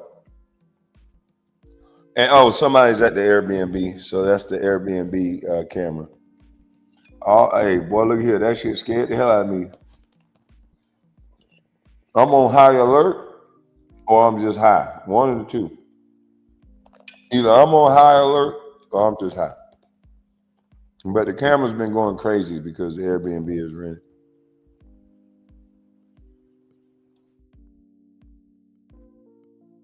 So I'm going to play you her response and what her defense is likely to be. Now, just to be clear, Letitia James concedes that this property in Virginia is not her primary residence and never has been. The key allegation, again, it sounds like you don't want to address them here, but I'm just going to put it out so people understand that a property that was owned in Virginia, a mortgage that you signed, if I'm not mistaken, for that property, that they say you falsely represented yourself as a resident of Virginia, and that was essentially amounts to mortgage fraud since you're a resident of New York. What is your response to that? It's baseless. Everybody knows I'm a resident of New York, specifically Brooklyn. And again, we will respond at the appropriate time in the appropriate way to these baseless allegations. And some media outlets like the Daily News over the weekend has indicated as much. That's all you want to say? That's all that dude, like, that's all you want to say? Like, lady, we saw the indictment. How you going to say this is baseless? You a grand, boy, I wish I could say some. No, I don't ever wish I could say no shit like that. But you got to be real confident if you could just say a grand jury indictment is just baseless. No, this is nothing. With all that evidence, that's nothing. With her signatures, with her tax returns, that's nothing.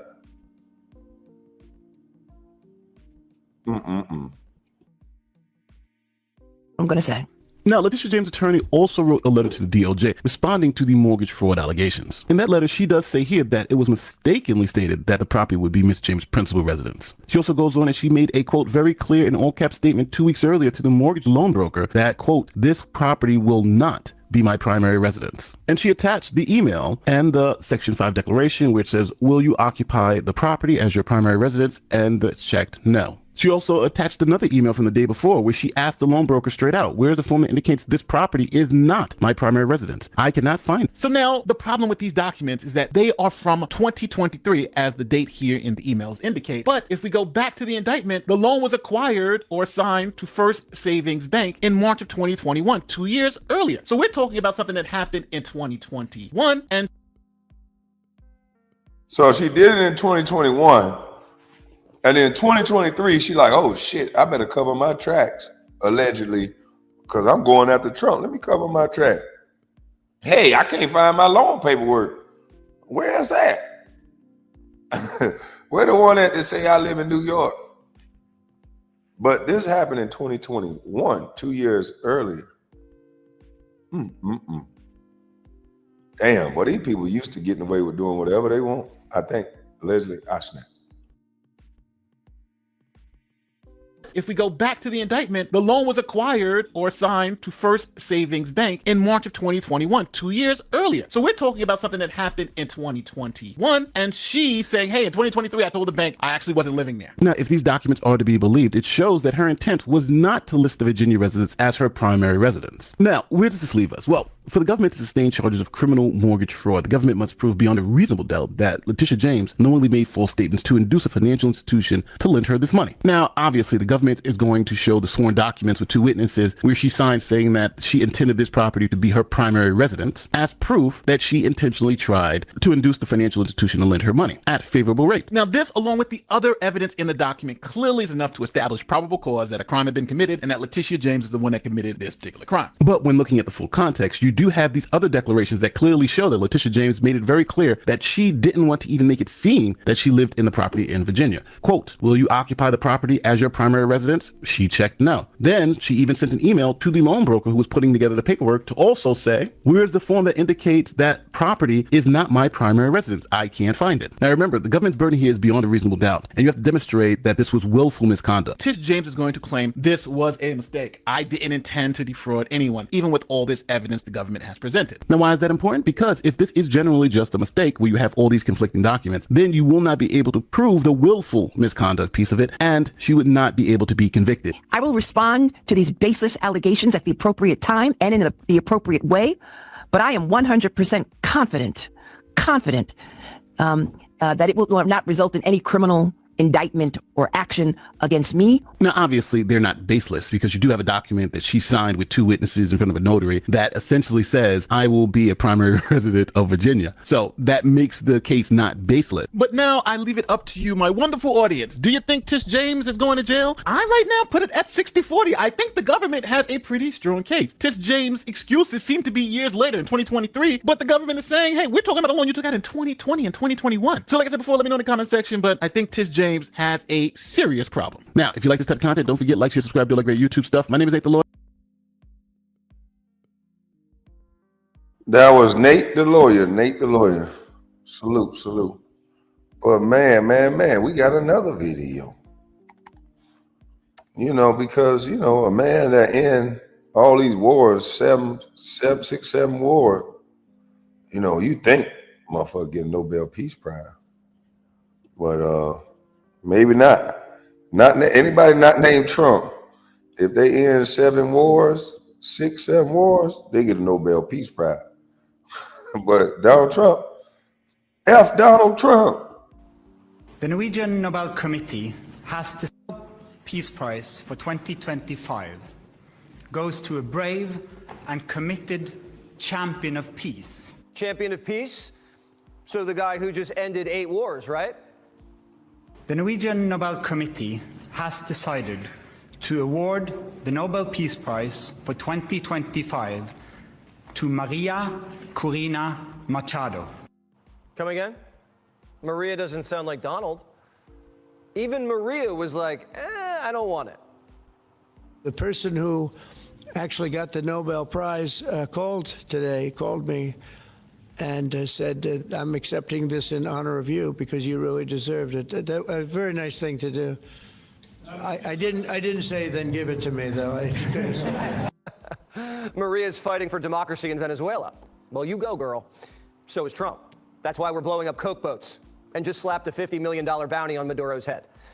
Trump just brought peace to the Middle East, so it's obvious the Nobel Committee has the Norwegian strain of TDS. Reporters asked the chair of the Nobel, why the snub? This committee sits in a room filled with the portraits of all laureates, and that room is filled with both courage and integrity. It's not called the Nobel Courage Prize. What the hell did that answer mean? That the room is sit with courage and integrity. That room sit with a lot of bullshit. Because the man that ended 8 wars, he said, that seems like he should have won a Nobel Peace Prize. That don't make no sense. But that's the new America that we live in. It's all, if this ain't proof positive, man, I gotta hurry up, finish my trademark, coin that phrase. It's all about who we like. It's all about who we like. It's what they made it about now. You're not right. We don't like you. You're not right until you're liked. And that's easy for people to control. Another way to control people. All we got to do, if you notice, now people don't introduce themselves to people. They're too afraid. People ask a friend, hey, what do you think about this person? Hell, you might have cut me off in traffic. That's why I cursed you the fuck out. That might not be the encounter with me and this other person. But they'll go ask a friend before they come up and talk to a person. And based on whatever encounter that friend had with you or say about you, then that's what they go with, which makes them weak and which makes them easy to control. Most people are easy to control. The hell you going to find out about somebody by asking somebody else? Yeah, you can use somebody as a reference, but you still got to go find out about that person. I remember people said, Rasheed crazy. Rasheed Wallace, man, he crazy. Man, turned out one of my best teammates. Nothing crazy about him at all. Probably a little too honest and can't stand a motherfucker with a striped shirt on. But off the court and outside of that, not crazy at all. Smart than a mother trucker. Read books and shit. I'm like, you'll go from crazy to reading books and shit. How the fuck do you do that? So you got to go meet people for yourself. Your encounter may be different. Your encounter might not have, the disrespect or the condescending talk or whatever that person brought to the conversation that made it go bad. Things happen for a reason. Shit, unless a person having a bad day and they can apologize for it, most times things happen for a reason. But we live in a sick old fucking world now where most people are afraid of each other. And it's all about who we like. We'll rather go talk to somebody we like, find out about you if he ever talked to you. And if it was, Trump's got it. He got shot in the head, popped up and said, fight, fight, fight. In 2 terms, Trump hasn't started a single war and has ended 8. And integrity? They gave the Nobel to Yasser Arafat, a terrorist. Al Gore got the Nobel for global warming. It doesn't take courage to recycle. Obama's Nobel was a DEI prize. Even he knew he didn't earn it. I understand why war is not popular, but I also know this. The belief that peace is desirable is rarely enough to achieve it. Peace requires responsibility. Peace entails sacrifice. Barry bombed Libya, Syria, Iraq, Afghanistan, Somalia. That's a nice way of saying we had to whoop ass to get your peace. Boy, Obama got away with words. That's a nice way of saying you don't attain peace by just talking. We had to go put belt to ass.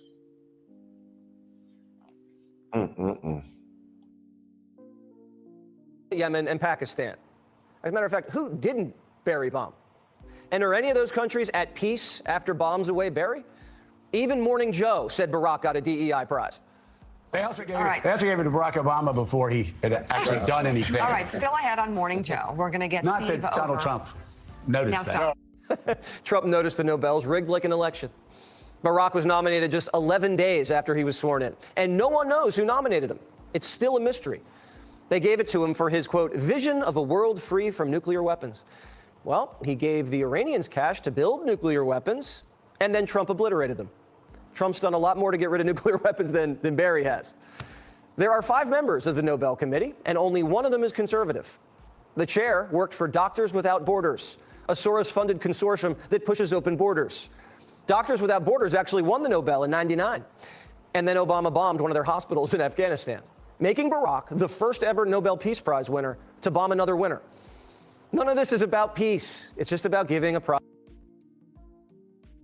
I told y'all we was in metaverse already. God dang. And then the only way people that don't want to hear stuff like this is they'll say, I don't want to listen to Fox. That's a lying ass Fox network. I don't like Fox. Because they don't want to hear shit like this. Because then it comes with responsibility. You got to do something about it. It comes with responsibility.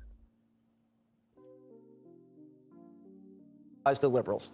It's kind of like the Academy Awards when you think about it. You know who else admitted the Nobel's rigged? Putin. He's really doing a lot to resolve complex crises that last for years, even decades. The committee has awarded the Nobel Peace Prize to people who have done nothing for peace. A person comes, good or bad, and in a month, in 2 months, boom, he gets it. For what? Here's who else thinks Trump should have gotten it. 70,000 monks? Today, 70,000 Cambodian Buddhist monks are wholeheartedly supportive of our Cambodian Prime Minister Hun Manet to nominate you for the Nobel Peace Prize. Please accept, Mr. President. Crooked even thinks he kind of deserves it. It's a really significant first step, and I really commend President Trump and his administration. The leaders of Israel, Pakistan, Cambodia, Russia, and dozens of other dignitaries are in agreement here. Even leaders who are getting smoked by Donald Trump's trade deals are admitting the man has skills. What's he like to deal with? He's very sharp. He's very curious about people's opinions on a wide range of issues, and so he will solicit my views, other people's views on topics of the day, particularly international. He's decisive, and he has an ability to change the dynamic very quickly. The president has skin in the game. 200 American soldiers are going to Israel to monitor the ceasefire. POTUS has personally guaranteed that Israel will not go back on its word. Thousands of Palestinians, because of Trump, are now free in Gaza. That's what Democrats wanted, right? So where's the squad and all the Arab Spring breakers who took to the streets demanding ceasefire now? I haven't seen a parade. They haven't been banging on their pots and pans. We still haven't seen a single tweet from Rashida Tlaib. And she's Palestinian. When you can't acknowledge when something good happens, we're not going to believe you when you say something's bad. All of these people have lost their credibility. Seems like they were never on the side of the Palestinians. They were on the side of Hamas. Seems like they're mad Hamas was forced to surrender. The White House isn't just stopping in the Middle East. Melania is negotiating hostage releases with Vlad. President Putin and I have had an open channel of communication regarding the welfare of these children. In fact, 8 children have been rejoined with their families during the past 24 hours. 8 Ukrainian boys and girls are going to be home for Christmas, and we know how much Melania loves Christmas. The Trumps might not be bringing a Nobel home tonight, but they're bringing home hostages and children. Everyone says that I should get the Nobel Peace Prize for each one of these achievements. But for me, the real prize will be the sons and daughters who live to grow up with their mothers and fathers, because millions of people are no longer being killed in endless and unglorious wars. And this just in, we have a Fox News alert. Joe Biden is signaling that he should have gotten the Nobel Peace Prize. Politico is reporting that Biden World says Trump's depraved and that he's getting too much credit for peace in the Middle East. According to sources, Biden says Trump plagiarized his peace plan. That's right. Biden thinks someone else plagiarized him. Sources tell Politico that Biden says he was the one who made the peace deal possible, and Trump took too long to seal the deal. Biden couldn't do it in a year and a half. Trump just did it in 9 months. Was it Biden's idea to put Trump Tower in Gaza too? Speaking of towers, are you ready for this? Not only are we getting new flagpoles, rose gardens, and new ballrooms, we're getting an Arc de Triomphe. Someone spotted a big, beautiful rendering of a triumphal arc sitting on the Resolute desk yesterday. It looks similar to the Arc in Paris, commissioned by Napoleon. Trump wants it done by America's 250th birthday, and he wants it right across from the Lincoln Memorial. So they better get started. And maybe we shouldn't deport all these illegals, because that sounds like a lot of work.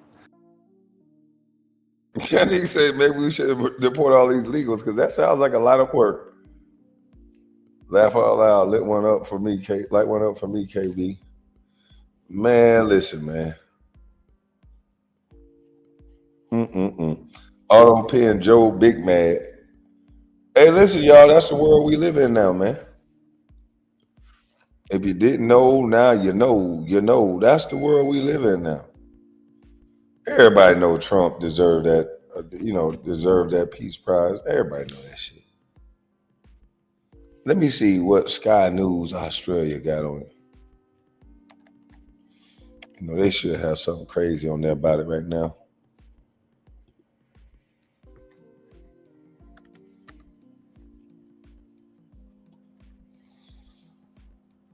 Yeah, Sky News Australia be kicking game.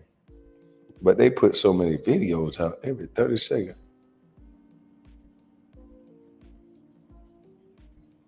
What?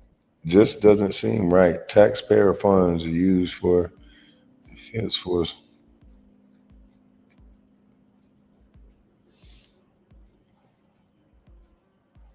Let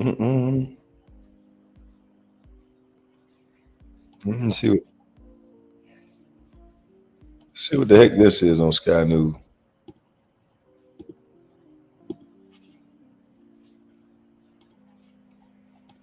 What do they use taxpayers' money for now? That once these women left this country, they betrayed our values when they went and joined the death cult. Now, just because this jihadi romance hasn't quite worked out for them, Holly, they think, oh, well, we can swan back in, as David said in Housing Commission in Melbourne, on the taxpayers' dime, of course. But what do you make of how Labor has dealt with this issue this week?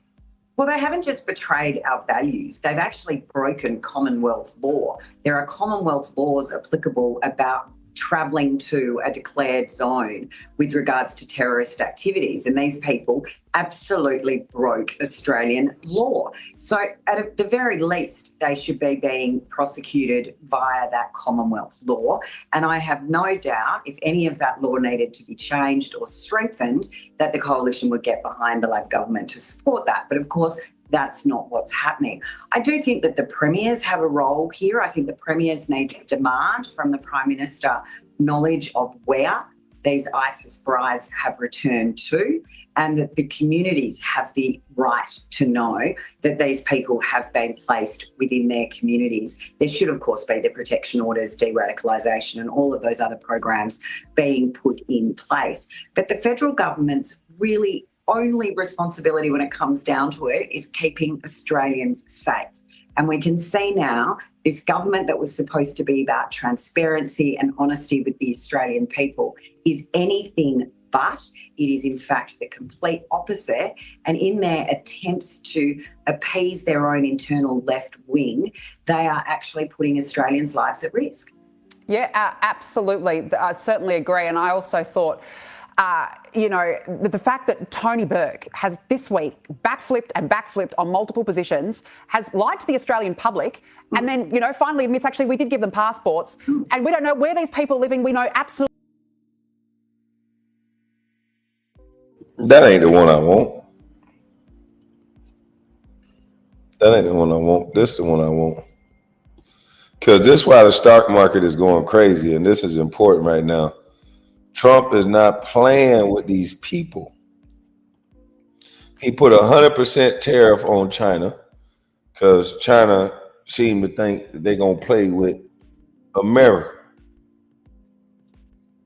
So he said, forget that, 100% tariffs on China. So anything that come through here in the next couple of weeks, months, it's going to have 100% tariff on it. And I know what y'all gonna say. It's gonna hurt for a while. We ain't gonna get no packages. It's gonna be fucked up. But it's Knicks championship year, sir. Get ready, Mr. Brown. It may very well be. But they put 100% tariff on China. And trust me, this is going to cripple China's economy. They think it's going to be bad on us, which it will be uncomfortable. But for them, it's going to be some shit shut down tomorrow. They're not going to be able to afford to send nothing to America. Some of those businesses are going to be, they're going to be, I hate to be Kim Jong-un in a minute when you have 2-3 billion Chinese people that can karate and all this shit in the middle of the street hungry. Because they're going to be in the middle of the street hungry. You can't wait for my next live. I hear that somebody wants my attention again.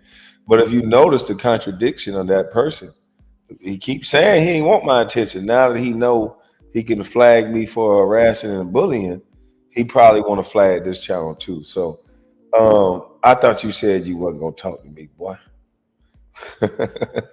No. We already know you a weenie dog. Markets have crashed today after Donald Trump threatened to impose new tariffs on China. The US president also threatening to call off a planned face-to-face meeting with Chinese leader Xi Jinping. Our Sky News Washington correspondent Annalise Nielsen joins us live now. Annalise, what sparked this response from Donald Trump?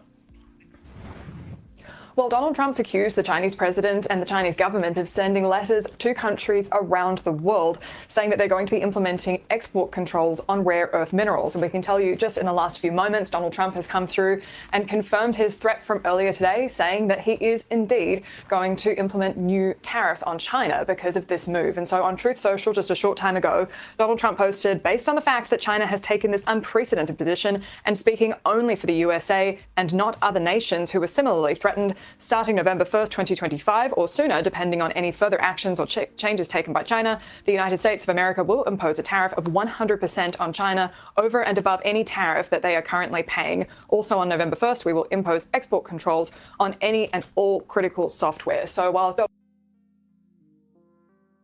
So not only are we going to tariff them 100% in November, we gonna start not sending no software to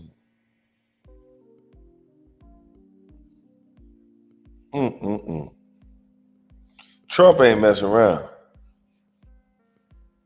Trump is not messing around.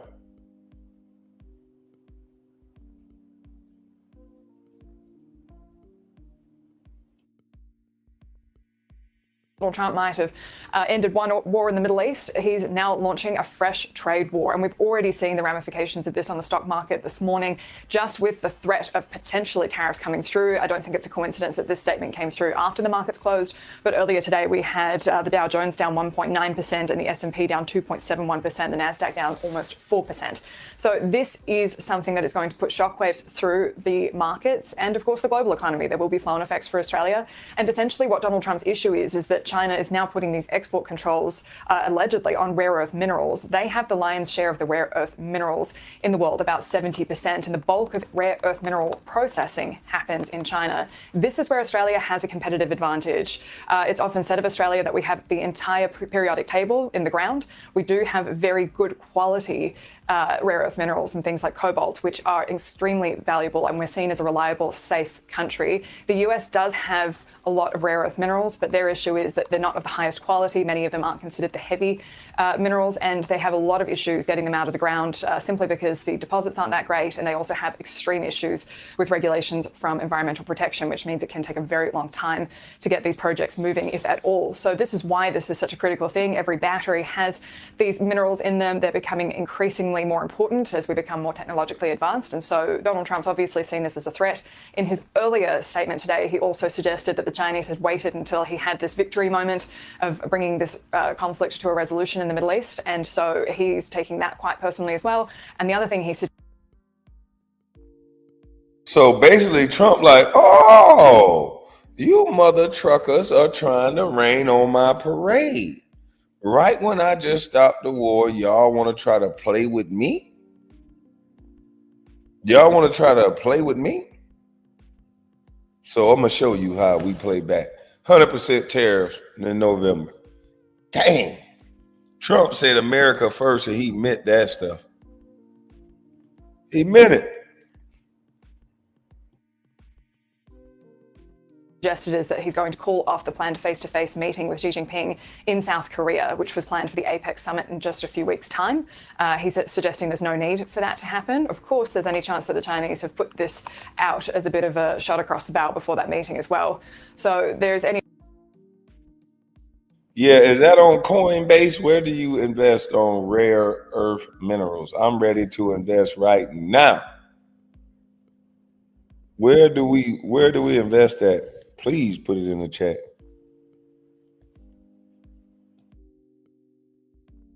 chance it could still go ahead, but Donald Trump's certainly saying that he wants to make sure that he's setting the agenda when he goes into that meeting. Top of the AM, top of the AM. Y'all said that, yeah, I heard the little one-eyed, oh, never mind, I ain't gonna say that. But I heard the little fella was talking about me. That's okay. He's trying to flag me. We already know. He flagged me already. Cool little strategy, though. Act like the big man in public, but flag behind the scenes. Cool strategy. Not gonna work. Uninterested. You already said talking to me is going backwards, so why you keep going backwards?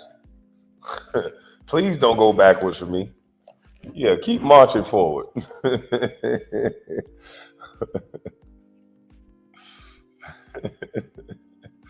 Motherfucking handicapped man think he advanced than me. Keep marching forward, man.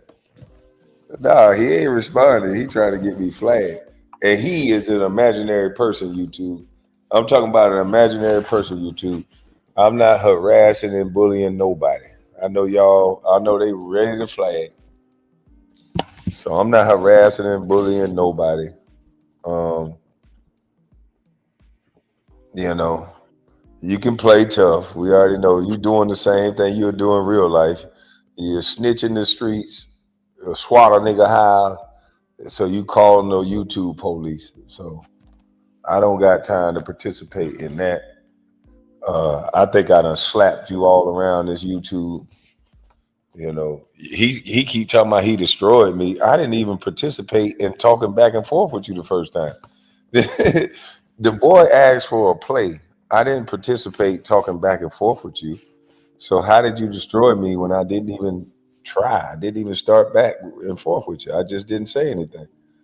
So in his little small mind, he destroyed me. But as you can see, I got you thinking about it. I ain't gonna say nothing. I'm gonna say something. I ain't gonna say nothing. That nigga thinking about me while he's singing love song.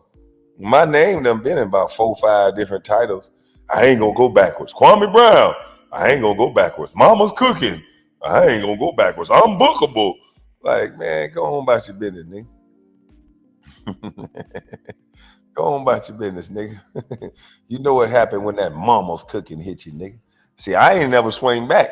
I was letting you bite at my feet like a little chihuahua do. Bite my leg. You know them big cane kind of corso sit there and let them little chihuahua bite all on their face, bite the paws and shit. And then with one paw strike, bam! Damn near knock a cane corso or knock a chihuahua out. I'm trying to tell you. All you said was new money. I don't get it. Man, listen. They said I harassed and bullied. The part where they're saying I harassed and bullied them, I was talking about myself. And so now they don't want to talk about it. So it's somebody that got some good money behind this boy. Because I did not do any offense. They sent me the timestamp. I listened to the timestamp. I'm like, what? I've been communicating back with the people. I'm like, I need a supervisor. Oh, the supervisor ain't in. Oh, the supervisor ain't in. That's 2 days in a row. There ain't no supervisor. So he got somebody with some money protecting him, boy.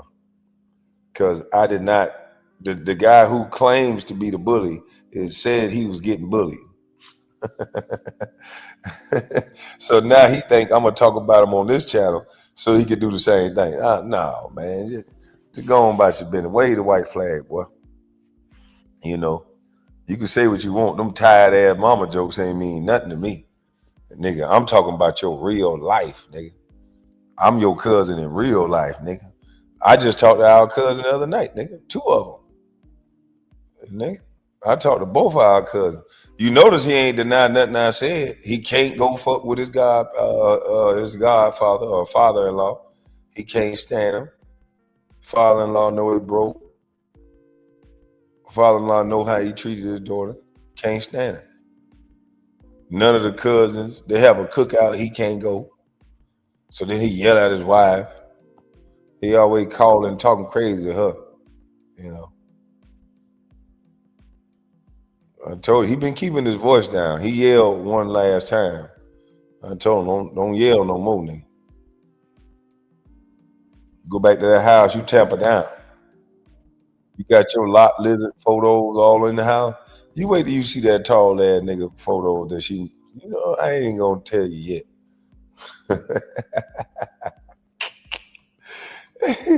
I ain't gonna tell you yet. Never mind.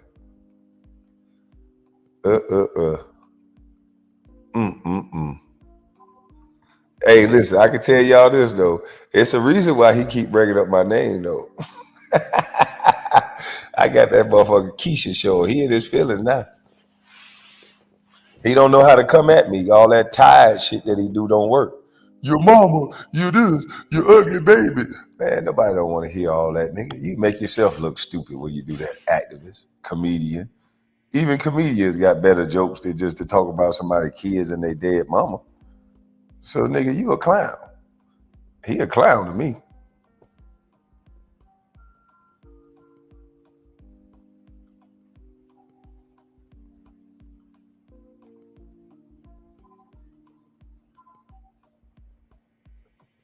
He a clown.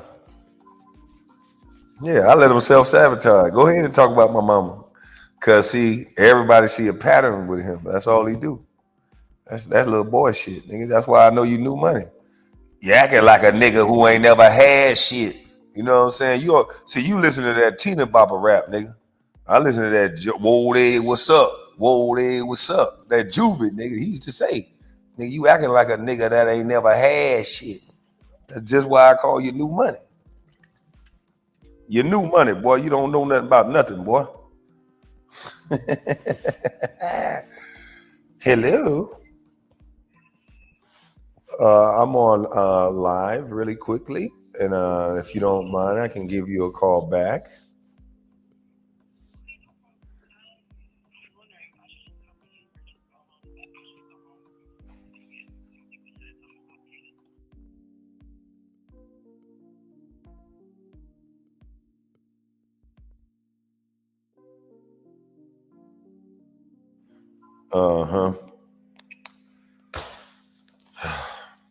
Had to put my professional, clean up my voice. Don't sound like I'm baritone.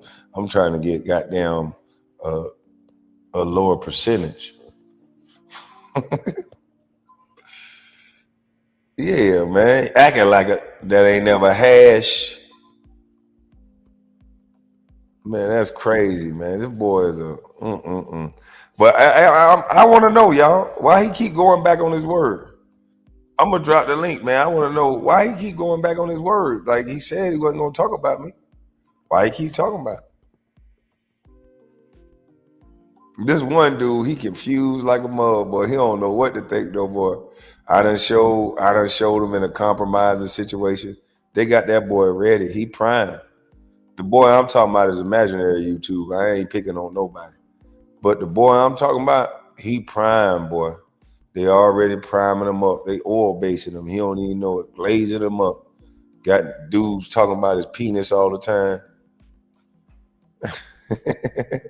Yeah, got people talking about his penis, want to smell. Adine Ross said he want to smell his penis, man. That's crazy. Said he asked girls about his sex game. This is what they talking about on camera. That's what we do. This man running around here, Pooh Shiesty going back to jail. Nigga, you might be going back to jail. Any stoplight ain't safe nowhere around you. Every city you go to and rent a car, you could go to jail. Like he sit around here and talk about people's business. First he was a community activist, then he was a revolutionary. Now he just get online and talk about rappers' business. This nigga is the rapper, gossip, whisperer. That's all he want to do.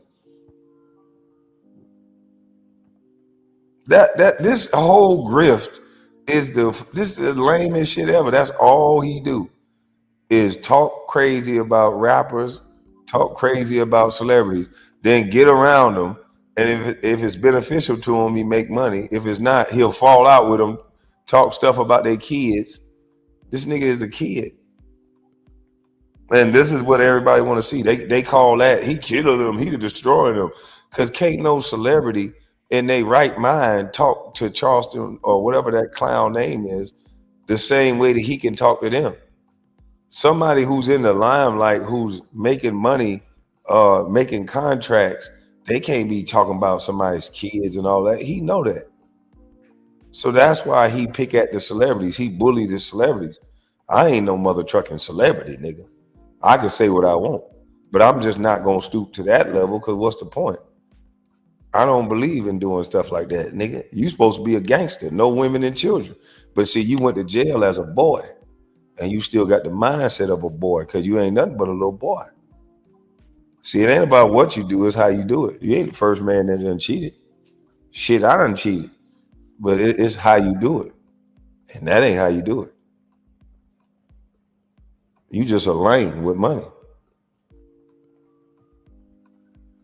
Yeah, he a lame with money, and he was teaching these kids this goofy ass shit that'll get them killed. Running around here just disrespecting people dead, loved ones, and all that. Go in your city and act like Charleston White and watch what'll happen. You better get ready to call the police. But you probably a real one. You probably wouldn't do that. Antagonizing people and then calling the police. Nigga, that's sucker shit. We gotta stamp out suckers. We gotta call out suckers. Nigga, we don't praise suckers over here. Nigga, that's sucker shit. He's saying things I ain't never heard a man say to another man. Not without consequence. Not without making yourself available to that man. Then you make yourself available and call the cops. Come on, man. Sucker shit. Nigga, I'm with the live and let live, nigga. Old ass nigga acting stupid because he's suicidal and dumb and done had so many pills in his body.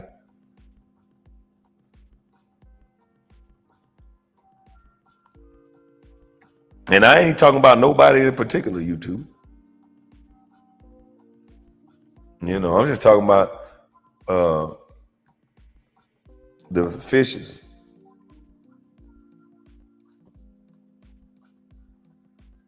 I'm just talking about the fishes.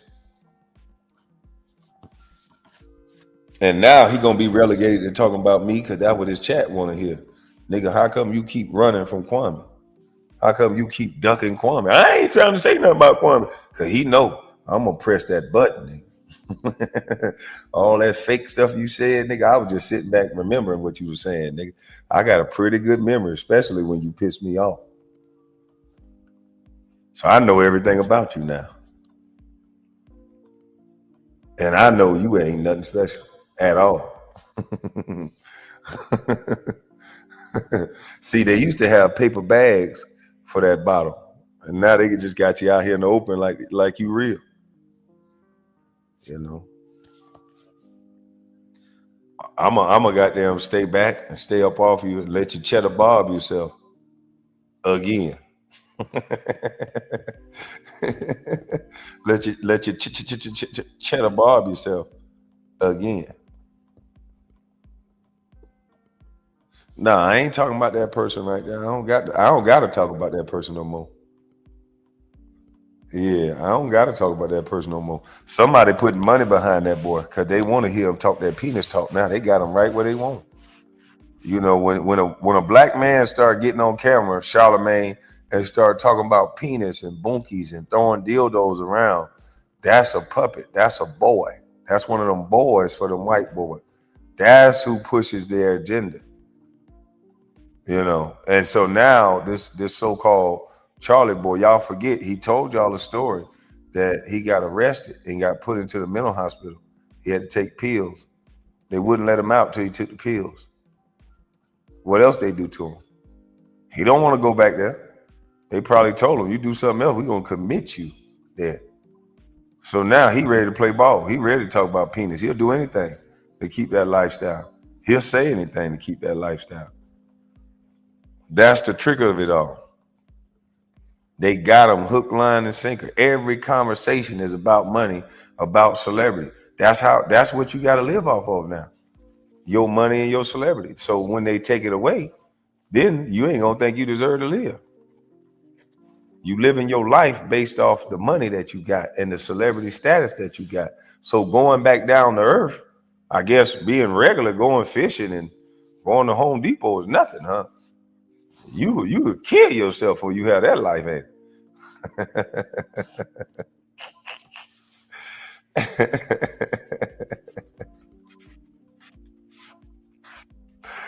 Go along, get along, gang. Yeah, see, once you get up on the 18 Ross and they do bookings and they do stuff like that, and I start talking and I start dwindling down numbers, then they start flagging pages. They start quieting me down. They start making it seem like I'm doing something wrong. YouTube can't even tell me what I did wrong. Hey, on that, the timestamp that you just sent me, do you know I just talked about myself and I said the N-word 3 times. I didn't say anything about you. I understand, but the guidelines are there and the guidelines are there for the guidelines are there. And if you got the guideline strike, you deserve the guideline strike. but I'm looking at the timestamp. What is the purpose of you giving me this timestamp to review? I reviewed it, and now I want to talk to somebody about what I just heard. Who did I harass and bully? I didn't harass and bully my goddamn self. I didn't say anything to nobody. Well, I'll let you talk to the supervisor, but the supervisor ain't here. Supervisor ain't here? What the?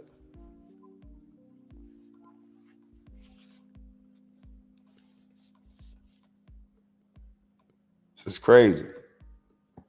Crazy work.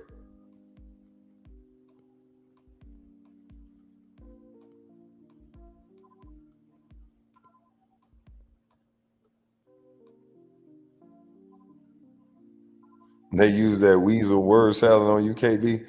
Oh yeah, they talk all fast. They just tell you about policy, and it like it's just automatic. Like I said, if it was automatic, then why would you send me a timestamp? You sent me a timestamp for further review.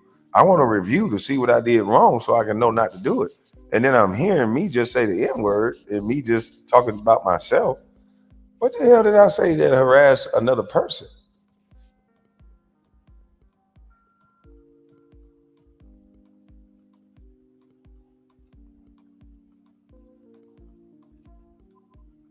Like, it's crazy, man. Same thing with that Stephen A. Smith strike. They gave me a strike for talking about Stephen A. Smith, harassing and bullying Stephen A. Smith, a public figure. Imagine that. I harassed and bullied Stephen A. Smith. That's how they got me off Stephen A. Smith. Harass and bullying strike. I said, God, they don't want, they say they all that, but they don't want me to talk about nobody in the industry no more. I believe they gave me a harassing and bullying strike for Bronny.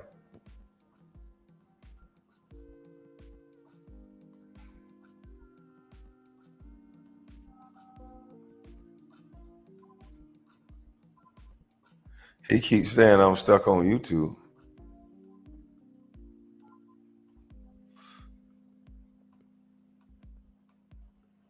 He keeps saying you stuck on YouTube. I'm selling out shows.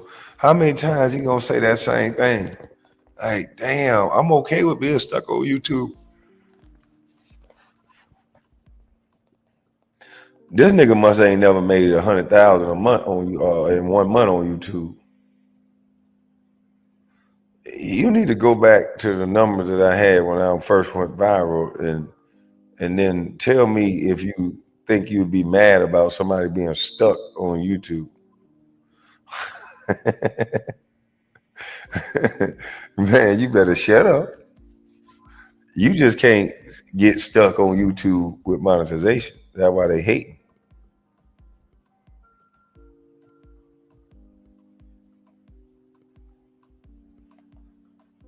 Yeah, I want to talk about Stephen A. too. I got a whole live about him. Yeah.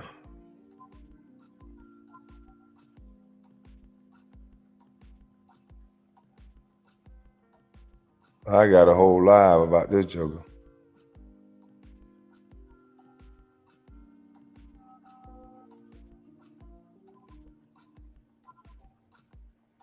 But yeah, man, that nigga, he crazy. He think the only way you make money is run around selling out shows. Like, okay. If I can make that same money without having to run around selling out shows, then why wouldn't you do that?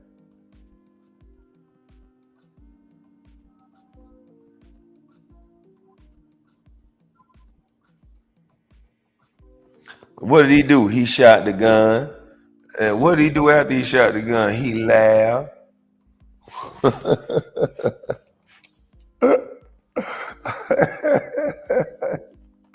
That's why he can't stand that mama's cooking, because nigga, he wasn't listening to no mama's cooking. He wasn't listening to no mama's cooking. One got 30 years in from the suburbs, and the other one got juvenile life from the suburbs. You didn't get no mama's cooking, nigga. Your mama was at work all day, dummy. You don't know nothing about mama's cooking. You that boy that got neglected, so you was roaming the streets trying to look for your daddy and look for anybody that'll pay you some attention. See, you are that child that's why you act like that. You didn't get no mama's cooking, nigga. You did everything that mama told you not to do, and then you want to blame it on mama when you tell on everybody, nigga. My mama taught me not to be a tattletale. Yeah, my mama told me don't be no tattletale. But she also taught me don't be no fool. Don't get in no car with nobody when you ain't. If you make a plan and you go do something with somebody, then you go down with them. You don't be no tattletale. But she taught me to say no and don't get in that car, nigga. You was that little child that wanted to be down, wanted to be like everybody else. Follower, trying to be a leader. Then when it got too hot for you, told on everybody. And you couldn't even stand the rain. You want to tell them, blame it on your mama. I followed mama. I was a young baby. I followed mama. Okay, well then how did you get to the point where you were stealing jackets? Did your mama tell you to steal jackets?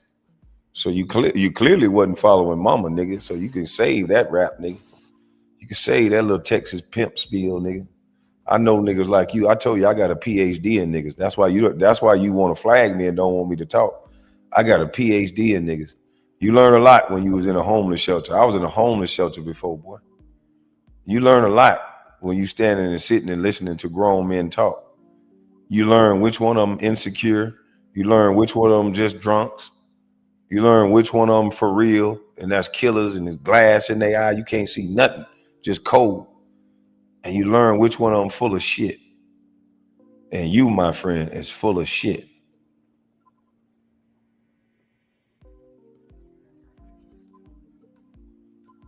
Yeah, you full of shit.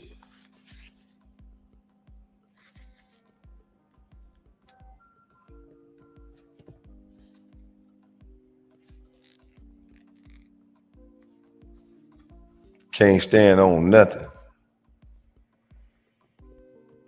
Talking about he got into it, he had a beef with me. Nigga, we ain't get into it. We ain't have no beef. A straight up sucker, a straight up lame. I treated this nigga with the utmost respect. Took him to Roof Chris, he ain't pay for nothing. He ain't act like he respect that. Oh man, I'm gonna get up out of here. I wanna go eat some chicken or ribs. You know, acted like a nigga who ain't never had shit. He jumped up out of there making a bunch of noise, uncouth little thing. That's when I knew he wasn't for real. He been working with politicians and senators, but he don't know how to act couth in a restaurant, showing up with a hat on and Roof Chris, looking like a little boy.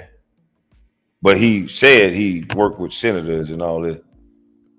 But you take him out of the element of around showing out for black folks in the internet, and he's like a fish out of water.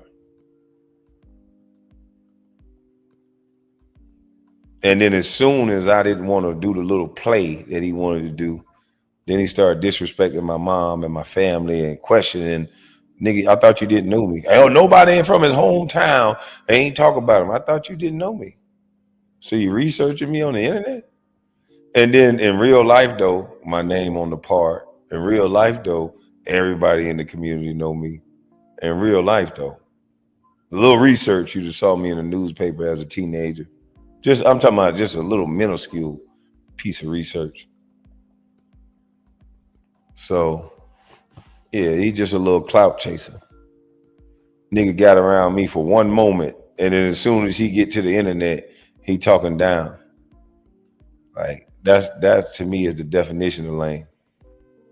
Should have gave me my weed back too, nigga.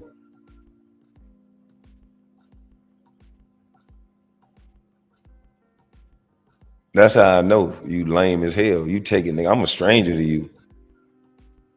You don't know if I like you or not. You taking nigga sack. You just a little dust bunny.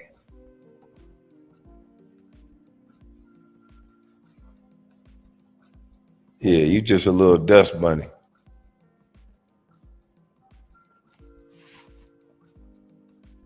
But anybody will say anything for the internet. That's why I didn't participate. All that, he killed me the first time, he already destroyed me. If you go look back, I didn't even say nothing. Cause it was so lame. I never wanted to even hang out. Angela Stanton asked me to hang out with her. Yeah, that right there, you know, it made me go sour on meeting people for real. because I knew my discernment was there. I'm like, I don't know if I really want to meet this nigga. That's how I had to get back by myself. I don't want nobody encouraging me to meet motherfuckers. I gotta feel it, and as soon as I get that little feeling in my stomach, I need to be able to stick with that. I had that little feeling in my stomach. I'm like, I don't see what's the meeting this nigga. And that's why you got to trust your gut. That's why I be by myself. I don't need nobody swaying my gut. My gut tells me what I need. Soon as I got around this clown, it wasn't the next day, my mama this, my mama that. And he called that killing somebody, destroying somebody. Nigga, that's kid shit. Nigga, we used to stand around and tell mama jokes in the 4th grade. You see, that's about right around the time, 5th, 6th grade. That's right around the time you got locked up. So you still doing what you learned from 5th, 6th grade. I get it. I understand the psychology of it. You stuck, you know. You stuck in that little adolescent mind. I get it. That was the shit before you got locked up, ain't it? Mama joke.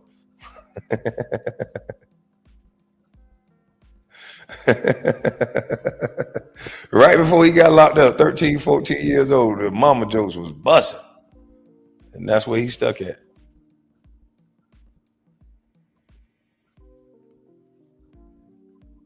"40-something-year-old man," that's his joke for everybody, mamas and kids, but I'm for the community. That little trick of talking crap about somebody's nickname or alias. Everybody had a nickname or alias. Playing on words. Oh, I'm just saying I don't like that person. I want to know this person. Nigga, it's all one person, nigga.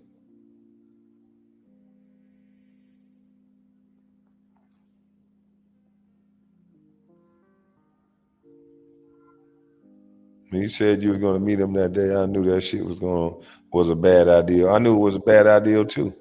I was doing it for somebody else. So that's why I said, you know what? Let me get back by myself. I ain't doing shit for nobody no more. Because if it's going to have somebody, if it's going to end up negatively affecting me, because I don't do the internet playing and doing all that. We don't do the mama's jokes in our age. We don't do all that. Antagonizing men to crash out, but you for the community. We don't do all that. We stay away from sucker niggas like that. I don't know what you guys appeal for a sucker like that. And all it's going to end up happening is when it happened to you, then you're going to realize it's wrong. A lot of motherfuckers don't really have morals or standards no more.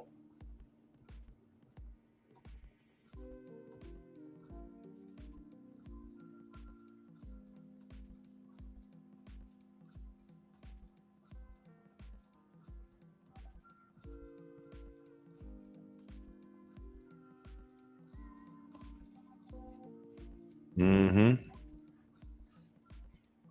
New merch arriving today. He said, I ain't got no merch.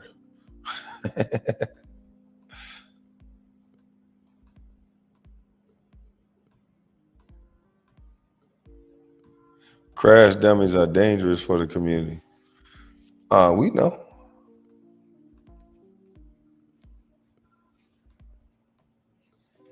Man, I'm just happy I'm finna get my knee fixed.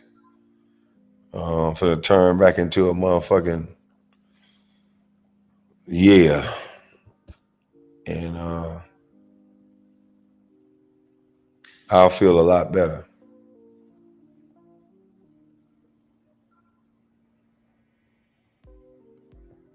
Yeah, I feel a lot better. KB King.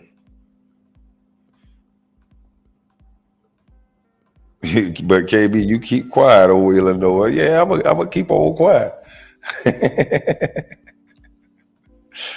It's getting cold, KB. Drop that sidewalk, nigga, sweater link. All right, I gotta damn. I gotta get her the link again so she can be able to produce those damn sweaters.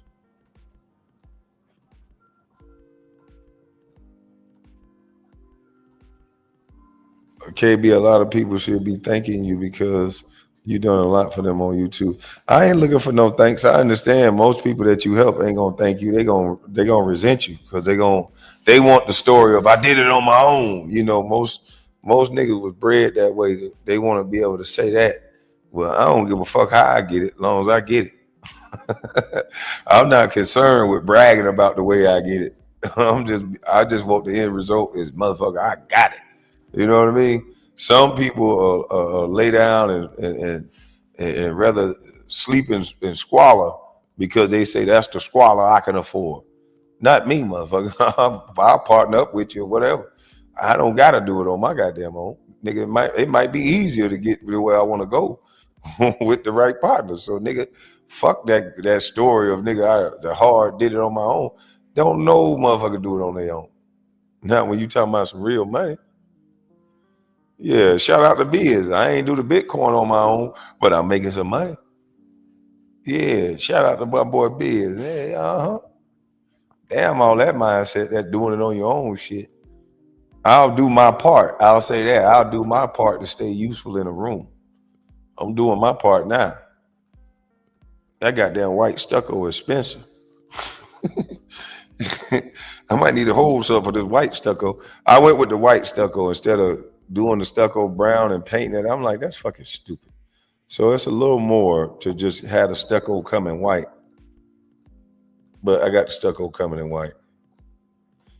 And that's a little bit less time consuming than the damn putting up them 1x4s all around the house, perfectly symmetrical to do the panels and all that shit.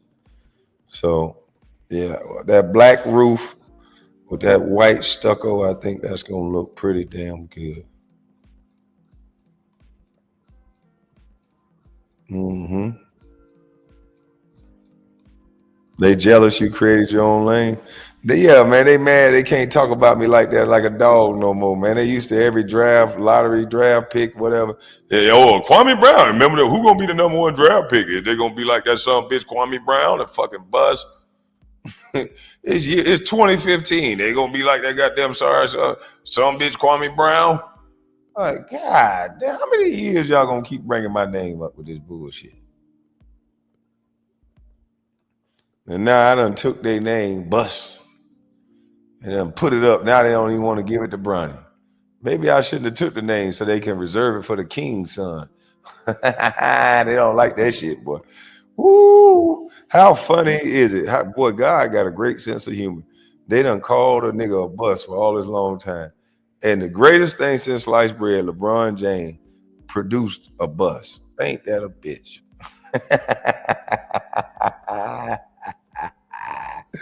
Woo! God ain't sleep, boy. I'm telling you.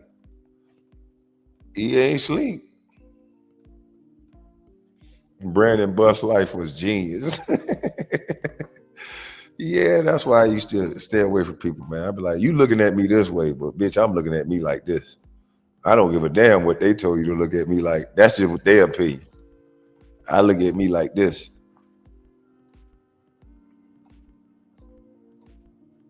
Sorry, I'm late. Today is my birthday. God is great. Oh, it's my dog birthday. It's my dog birthday. Happy birthday. What is that? Maverick Me? Happy birthday, Miss Maverick Me. I hope I said that right. I might have butchered your name.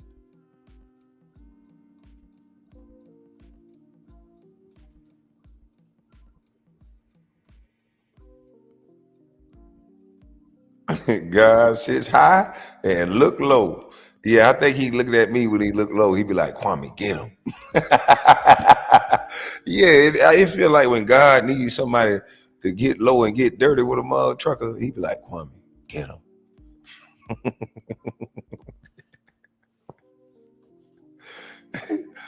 For real. He talking about happy birthday, shorty. It's Scorpio season? Really?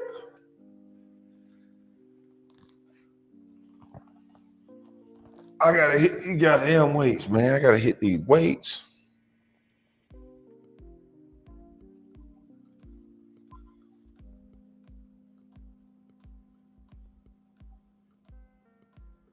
Bronny needs to be the ball boy and not on the court.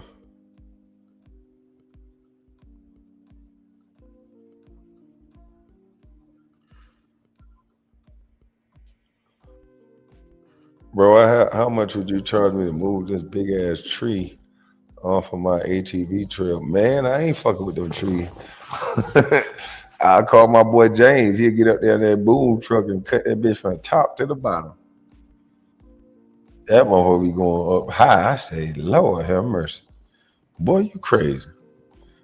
Black man ain't got no business up in no tree. Hey, in the South growing up, a nigga always find a way how to get out of work. Black man ain't got no business in no field no more. Yeah, I'm like, so damn, we can't farm no more? No, we done paid our dude. Black man ain't got no business in no field. All right, well, shit, I'm gonna try to I'm gonna cut down trees and shit. Boy, black man ain't got no business in no tree. We got hung and shit. Black man ain't got no business in no tree. Damn, so I can't cut trees. Can't goddamn.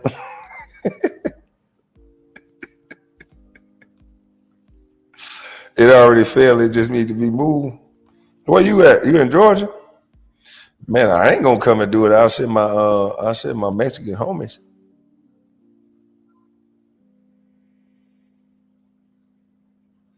Yeah, you can drop your cash out. Shoot, them niggas gonna be saying, yeah, I sent that 100 for a date. These old ass niggas in here, boy, they gonna find your address. You better be careful now. You're sending your Venmo or something. I don't know. They gonna goddamn find your address, everything from that cash app. These some son of a guns in this in this YouTube space, not this chat per se, but this YouTube space.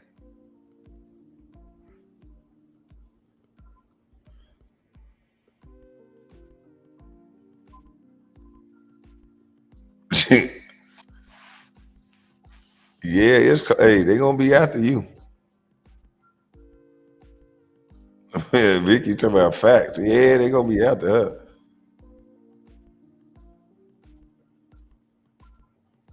G, get your black ass out that tree.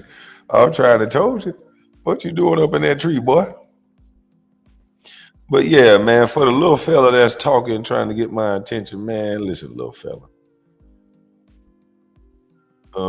Listen, little fella, we ain't trying to hear all that, man. Putting my name in the title. 130 people for the most popular man on YouTube. Yeah. This boy here is sick.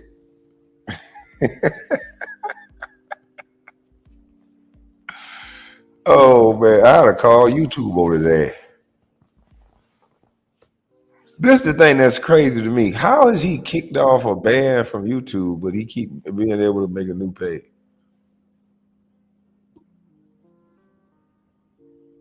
He got my government on the screen, but I ain't gonna go backwards, my nigga. I ain't going backwards, my nigga. We too big for that, my nigga. We got ticket sales. I think that nigga be in the mirror pumping himself up. I think he be in the mirror trying to pump himself up with that stupid shit he say. We got ticket sales, my nigga.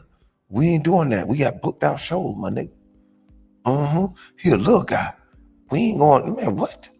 I'm me. I'm the man. We got ticket sales, shows, bookings, dates. It don't matter if we run. Hey, I bet that you hid behind your wife. I bet that still haunt him to this day. How I said that, nigga, you ain't like us, nigga. You hid behind your wife. Yeah, nigga. I don't want to hear that shit, nigga. I don't care that he was bigger than you. I don't care that he was a real live goon. I don't care nothing about none of that. Sometimes being a man, this is the only way I can explain that, little boy. Sometimes being a man is fucked up.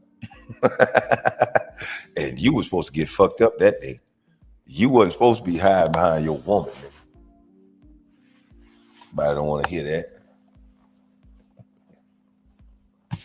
You said you was a man, nigga.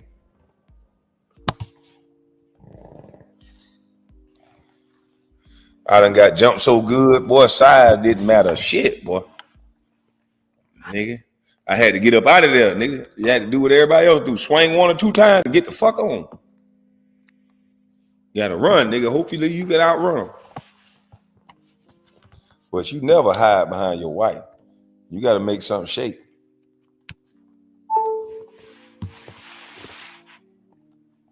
And once I saw you was a weenie dog, man, it ain't really nothing else, really. Ain't really nothing else you can say to me. I don't care nothing about no shows, nigga. You hid behind your wife. Your best option without a weapon is to hide behind a woman. So no.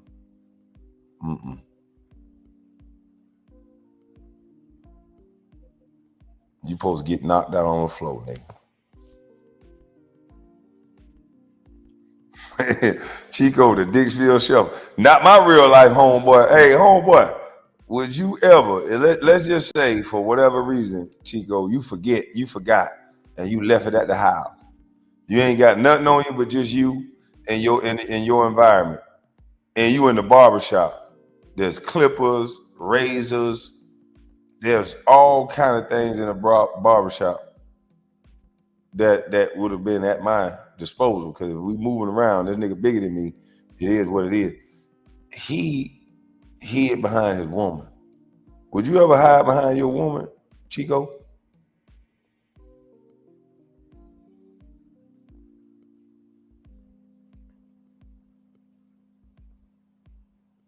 Now I know some people got good wives and good girls, they gonna get in the way and shit.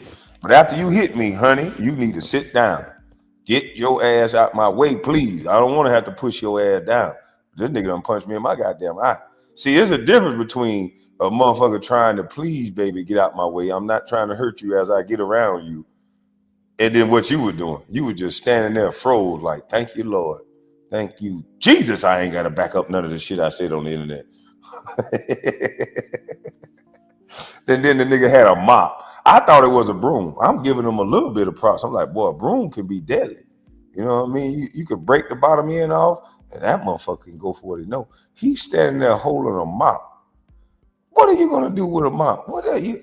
Any grown man, a woman can snatch that goddamn mop out your hand. Anybody can snatch a mop out of somebody's hand. It don't take no training at all. So no, man. Hey, yeah, man, you're not like us, man. Just stay out of grown man business. Don't talk about me no more, man. Please don't. What's up, sir?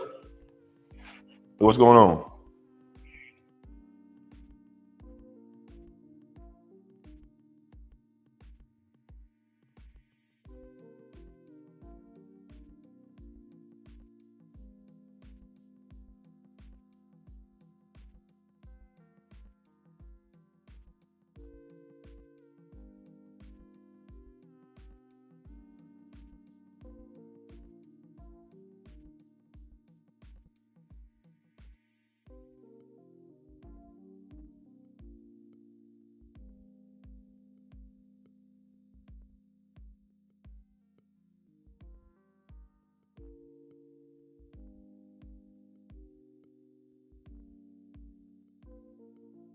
Yeah, that's my guy, my tree guy. He's on the Dixville Shuffle. Yeah, that's a L. But see, that's what's praised these day and age, man. That's what's praised. Sucker is praised. A lot of weak, effeminate P niggas is praised this day and age, man. Niggas that are curs, that run in packs, that always think that anything you say is a killable offense. These curs, these are the new age, what they think are men. Nigga, a man don't give a fuck what you saying. Nigga, we too busy. We got shit to do, nigga. We ain't getting caught up in you. Fuck you. But if you want to roast, if you want to whatever, nigga, we could make time, but nigga, man, please. They think it's man shit getting tricked off the streets for what a nigga said. Man, I wouldn't give a rat's ass what a nigga said.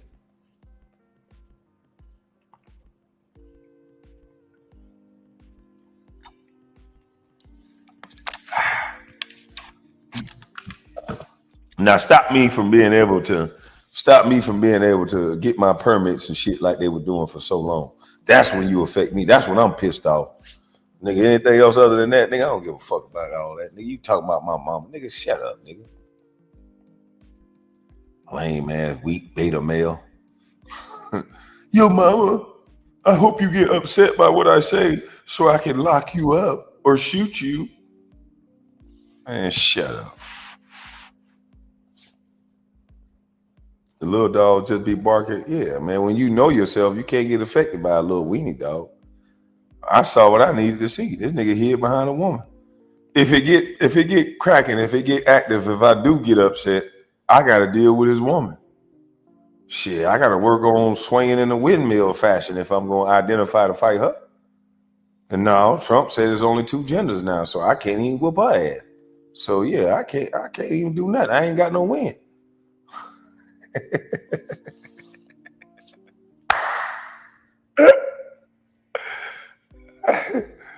Yeah, he want to act tough through escalating the situation to somewhere where you got to use a weapon and then unalive somebody after you've been fucking with them. That's coward shit, man. I'm talking about a real life coward. But that's what this nigga, that's the people, that's what I see. And then they always talking about, oh, he say some real shit. Man, everybody say real shit. It just don't got to come with the bullshit. Everybody say real shit. Ain't nothing I'm saying that ain't nothing been said before. Ain't nothing he's saying that ain't nothing been said before. I gave you an example of the music that he and I both talk about. DeLawrence Tucker said this when Tupac was rapping, when Luke was rapping. So, man, when you know your history and you know what's really going on, you don't got to disrespect people to give them a message. DeLawrence Tucker, when they wasn't listening, she came out shouting and mad, but she ain't started talking about people, kids, and started talking about dead folks and start resenting and hating black folks because of it. How is it that you got chased out of a HBCU one weekend and then turn around and after you call these people dumb and poor and you see why the HBCUs ain't nothing, you get booked for another one and you brag about it? Didn't you just say these people ain't nothing?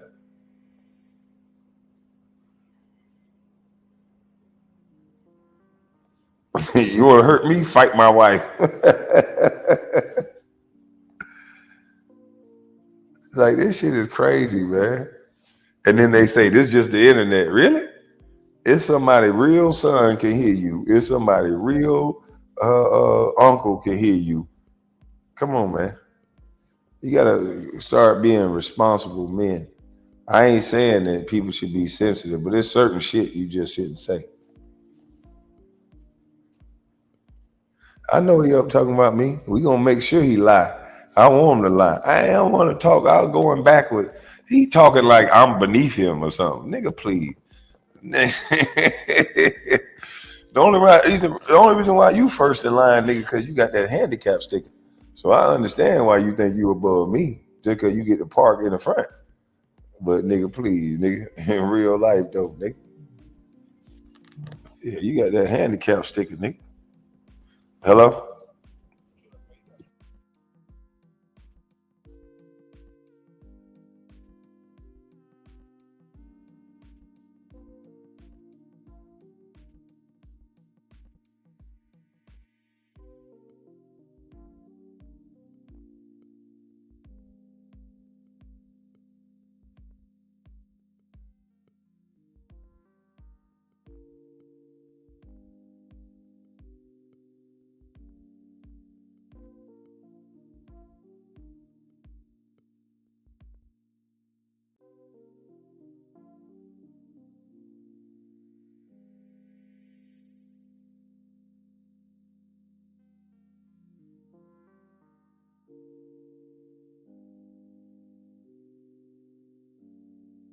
Yeah, I got a grinder, but I can't get the damn blade off of that motherfucker.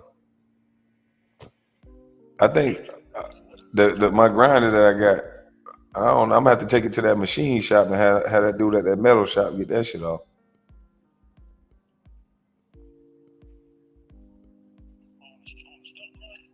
No, my little grinder that I got, the little I got a little machine grinder. What type of grinder you talking about?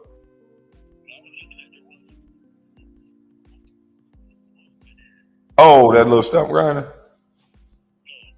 No, yeah, to sharpen up the teeth with the little small grinders. I'm saying I can't get the grinder blade off that motherfucker to change the blade out to sharpen them teeth up on the motion head.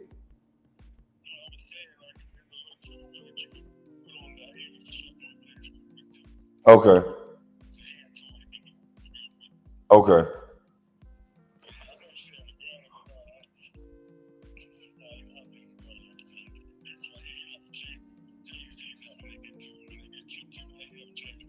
Yeah, I'm gonna have to get them other ones. They last a little bit longer.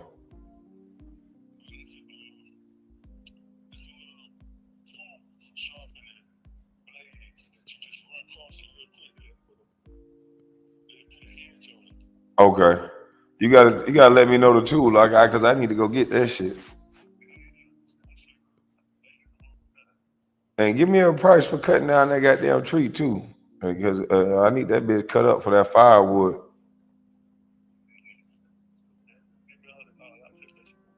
All right, shit. Just let me know when you do it, cause I'm gonna start transporting that wood over there to 96. I'm gonna go buy a little wood shed for it, cause it's getting cold now. Cause that Airbnb done started getting booked, so I gotta put me some wood back there that they can use.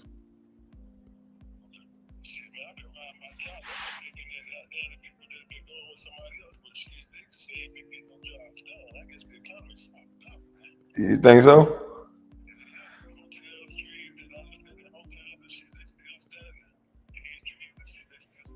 Well, the government shut down right now.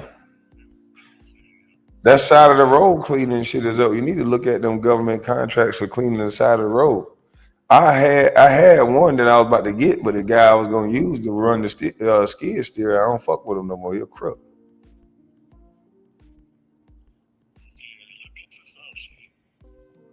All right, I'll see if we can find him.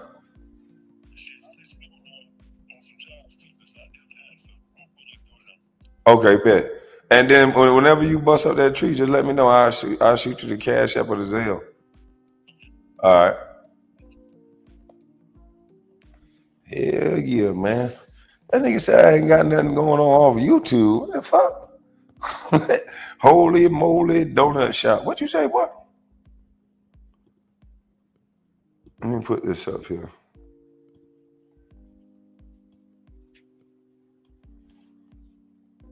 Hey man, I don't know how illegal immigrants have done passed out. He said, "Damn, bro, put me on your tree, man, bro." I told you that's the guy I said. KB, maybe he picked up the mop to dance with it. Just a thought, sir. I don't know what the hell he picked up that mop for. I appreciate you, love, Jan. I don't know what the world he picked up that mop for, but a mop ain't gonna do nothing because of the weight of the mop at the end. Gonna fuck up the swing of the mop. Like that boy was gonna get. Oh my God, he was gonna get demolished.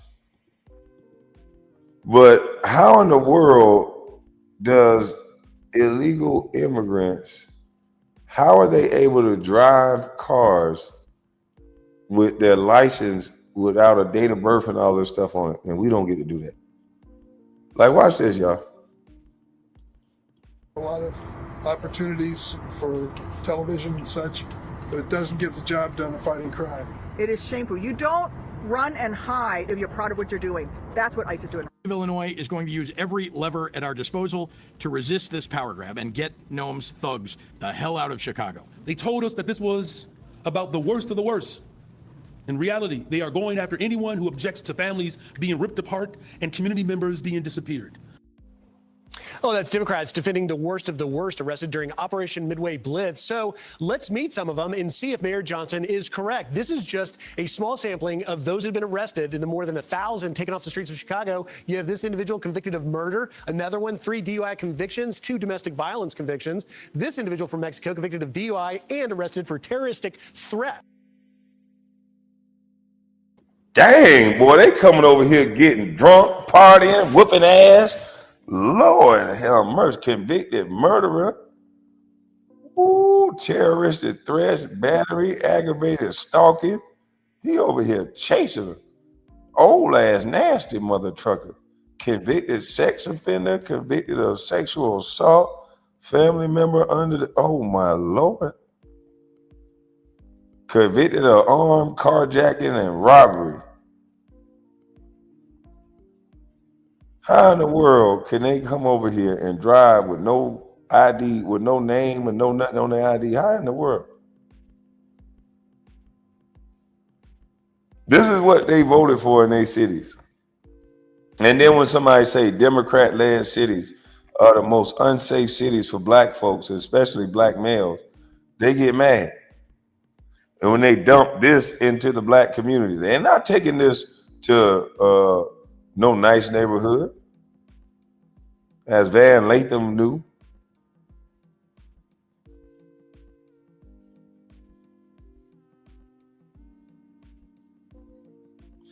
I think I got a pre-record. I don't know. I got to check my last channel. I don't know the last video they let me put up.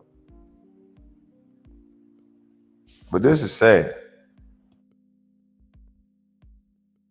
The list continues. This Austrian illegal violent criminal convicted of sex offender, convicted of sexually assaulting a family member under the age of 6. Another convicted of armed carjacking and robbery. You've got convicted of battery and domestic violence. By the way, are you listening, Mayor Johnson? None of this sounds like innocent individuals who are here illegally committing these violent crimes. It continues. Convicted of a sexual assault of a child. This individual from Mexico convicted of weapons offense and concealing a homicide death. Arrested for sexual assault of a child, domestic battery. And last but not least, you have an individual convicted of multiple counts of domestic battery and strangulation. Joining us now is former ICE director and federal prosecutor Jonathan Fahey. Jonathan, we wanted to lay that list out because it's clearly not the case when we hear Mayor Johnson and Governor Pritzker saying that innocent people are being disappeared. These are violent, convicted illegal alien criminals.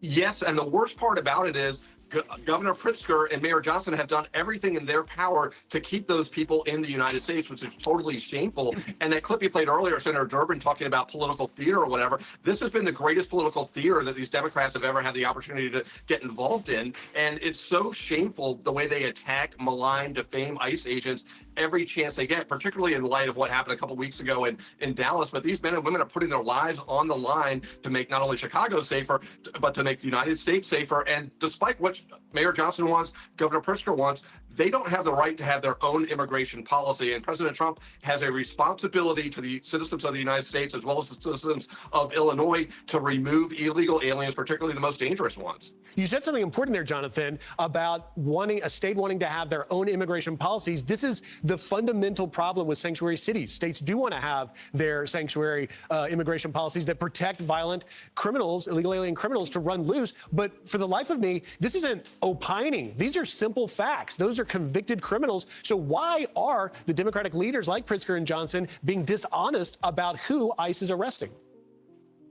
That is one of the most shameful things. They are so dishonest. And you're right, sanctuary cities are one of the biggest problems that have caused the most damage to our country in terms of like criminal, victims like, we always go back to Lake and Riley. Sanctuary City in New York caused that crime, as well as other Biden policies. But yeah, they're so dishonest about this. But it just shows you how extreme the Democratic Party is on this issue, because they are for full-on open borders, full-on amnesty, and that's a non-negotiable position within the Democratic Party. And we know Governor Pritzker is using this to sort of launch his 2028 presidential campaign, and he has to put himself out there, full-on open borders, full-on anti-President Trump. And it's so shameful that he's willing to put his presidential ambitions ahead of the safety of his residents of Illinois. Yeah, Jonathan, I've only got about 20 seconds left, but we did have an individual, an illegal alien from India, got a commercial driver's license in New York with no name on his license. How is that even possible? It's shameful. Yeah, you have these Fanu-Lanus getting licenses all over the place, and these states like New York, like California, don't even care. We had that tragedy in Florida about a month or so ago where 3 people were killed by somebody that got one in California. It's so shameful. We need to make sure our streets are safe, everything is safe, and illegal aliens should not be getting licenses. We need the safest people out there driving trucks and driving everything else. And not getting CDLs with no name literally on it. Jonathan Fahey, thank you for your insight and for getting up early on Saturday for us.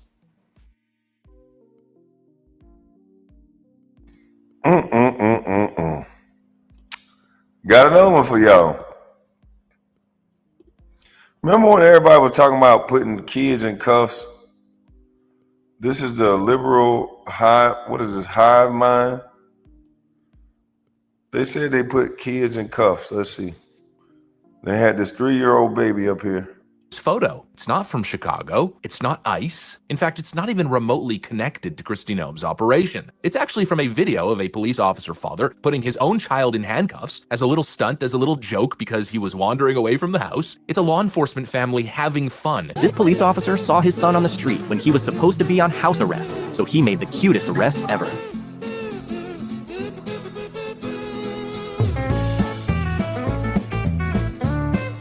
That's it. Nothing to do with Trump, nothing to do with ICE or federal raids. And yet this is what's been bouncing around social media, causing all these left-wing talking heads to push all this moral outrage as if children.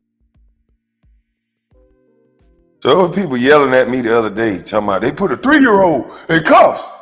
And that was this man's son. He was playing around. I saw this joke on Instagram. I didn't know that's what they were talking about. I would have went off. This should make every American angry. Yeah, they was lying. This man was on Instagram playing with his son. I didn't know this was what y'all was talking about.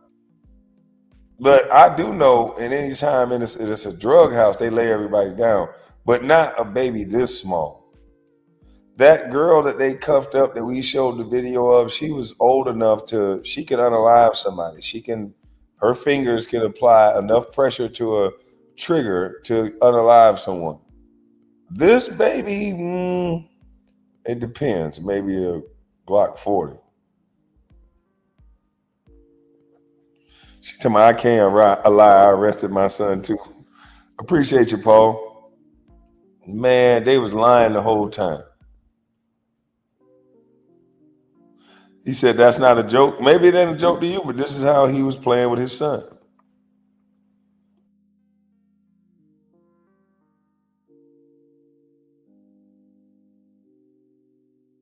From the house, it's a law enforcement family having fun. This police officer saw his son on the street when he was supposed to be on house arrest, so he made the cutest arrest ever.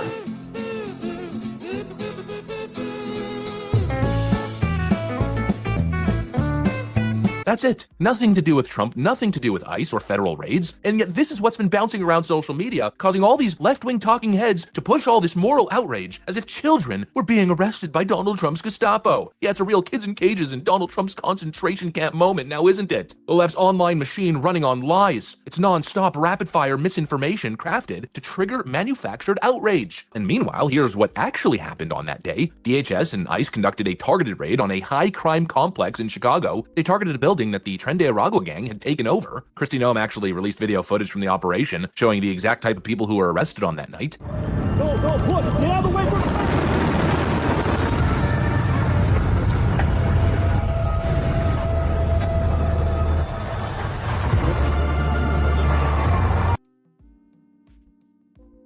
Boy, these motherfuckers talking about they ready if ICE and Donald Trump send the troops. Ooh, these states be talking about they ready. Did you see them jokers coming out of plane? Can you imagine seeing this shit outside? No, sir. Can you imagine seeing one of these outside your house, outside your door, talking about you ready? No, sir. I don't want to see nothing like this one. No way, Jose.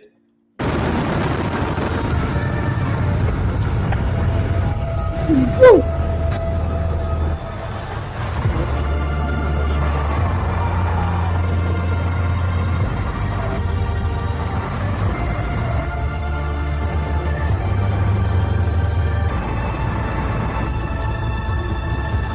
Yeah, exactly. Military-aged men, all illegal immigrants, and many, if not all, suspected to be connected to narco-terrorist rings. But at the end of the day, that doesn't even matter. Again, all illegal migrants now set to be deported. These weren't innocent families. This was a crackdown on a crime network that was terrorizing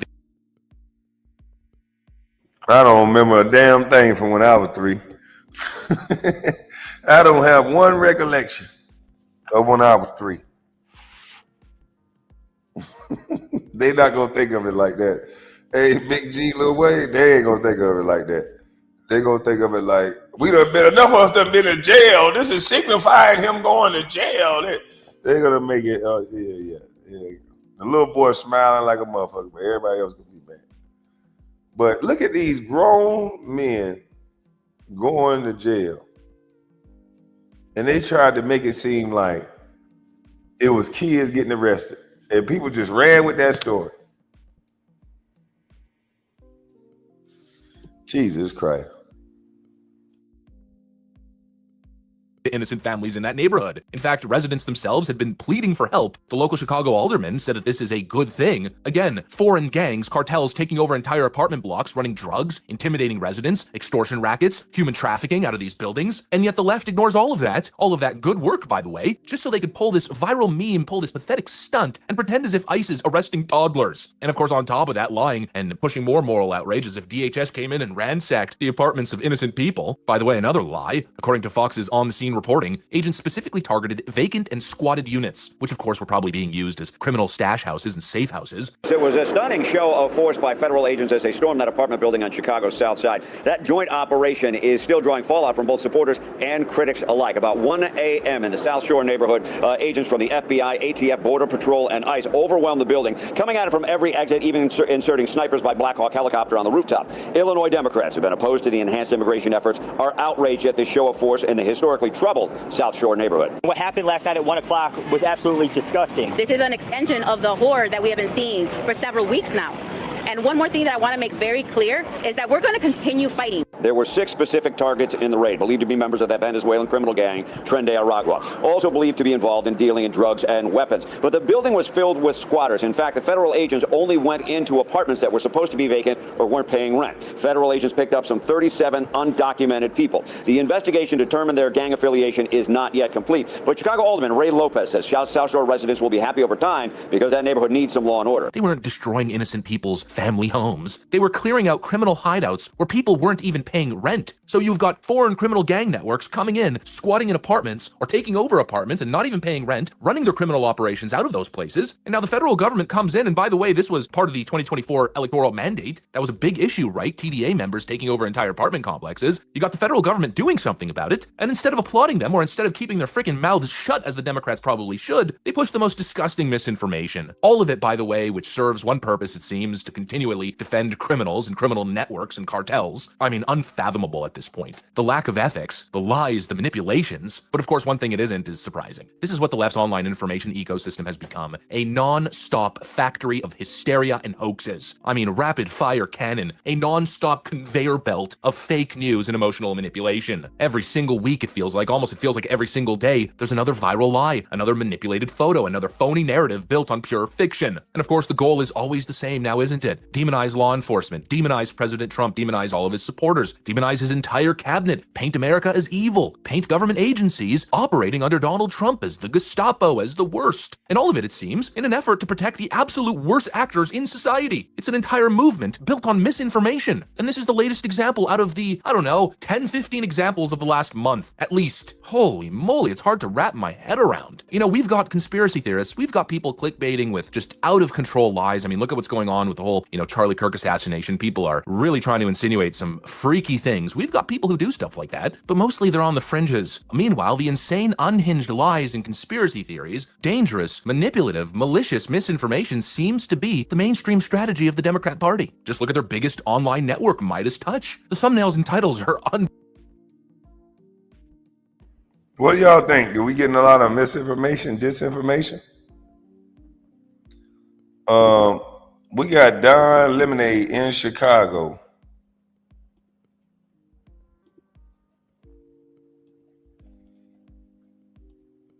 I don't know the timestamp of what I'm looking for, so I'm gonna play. Not nearly. Nice to meet you guys. It's not nearly the hellhole. Apparently, it's supposed to be really, really bad and major crime, and so they have to send the National Guard here and and the ICE to come make Chicago safe. Sir, nobody's gonna touch you. Okay, you're protected, and we're not gonna go through what I mean. Nobody's gonna touch you. Okay. You don't fit that criteria of what they're going to touch. You got to be a hoax for somebody to touch you. I don't know how that's possible, but hey guys, you from Chicago? Yes. How are you? I'm great. How are you guys doing? We're Everything's doing great. Are you taking part in the marathon? No, but we're gonna watch it. You are? Yeah, we live on Michigan Avenue. We're gonna watch it. You do? Yeah. So how do you guys feel? Apparently they said this, the Trump guys are saying that the city is a hellhole and crime is out of control and they got to bring in the National Guard. It is a hellhole. It is out of control. We still love it. Yeah, we love it. It's pretty bad, but I don't know. Still love it? I still love it. You think it's a hellhole? Yeah, it's bad. You think it's out of control? It is. It's out of control. You think you need the ICE and National Guard? We don't need all that though. We don't need that. Yeah. We got this. Right. We had it all this time. But you said it's a hellhole out of control. It is a hellhole. It is out of control. But what city ain't? So, but no help. No, we don't need his help. We got this. What do you say to him? I agree. I don't think we need his help. We got it. All right. It's a beautiful evening. Nice to see you guys. Which way should we go? Should we go and hang out? Oh, look at who it is. So I just talked to these two young ladies. I said, the administration, Trump says the city is a hellhole and out of control. And they said, it is a hellhole and out of control, but we got this. Yes, well, yeah, I feel greatly endangered. Yeah, it doesn't feel like a hellhole to me. Are you from Chicago? Yeah. Can I talk to you? No, I gotta get going. All right, have a good one. Hey, are you here for the marathon? Yes. Where are you guys from? LA. Los Angeles. All right, cool. 한국이세요? 네, 시카고 오시는 거. 시카고 오시는 거 안 무서우세요? Oh my God. 네, 시카고 왜 무서워요? You are? 그러니까 왜 무서워요? 왜 무서워요? How are you? 우리 대전장님. We can tell you what we've seen. You what? We can tell you. You know how I love Chicago. Chicago's great. Oh my gosh, what'd you say? Come here. What'd you say? I love Chicago, and it's fun. It's fun. Yes, it's my first time. Do you guys feel safe? We're walking. Have you seen any agents or National Guard or anything? No, like that? I'm looking for them. I'm looking for them. You see them in LA? No, but I'm here for my son's graduation from the Naval Academy. Yeah. The Naval. Yeah, so why would I come here if I felt unsafe? And even in the audience, there was so many people that we were, people of our race. You feel unsafe until you're not. You're just walking. I don't mean, like, you're just a sitting duck. These people are not making up the crime. Like, and it's black and brown people that's affected by the crime the most. So I don't know why Don Lemon and a bunch of white folks are out there talking about I feel safe and I don't feel safe.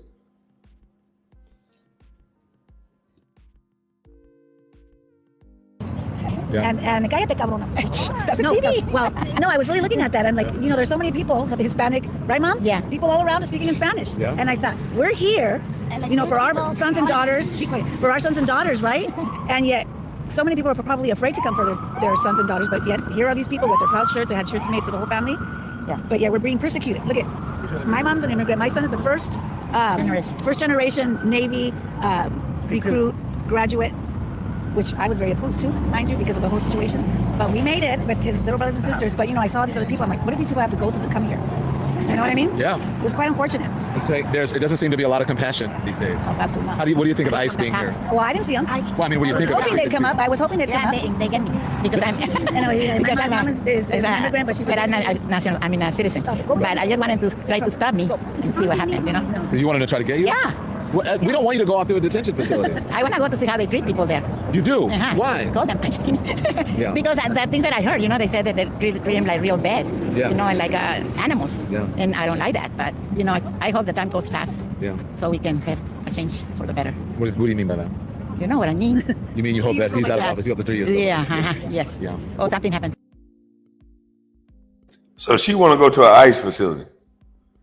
We don't need ICE. We got this. And sirens loud in the background. I'm trying to find the one where he just flat out walked up to this lady talking about it's not a crime. I'm going back to my history. I cannot find it. I don't know if that was on Instagram. I don't know where it was at. I gotta see. Was it on X?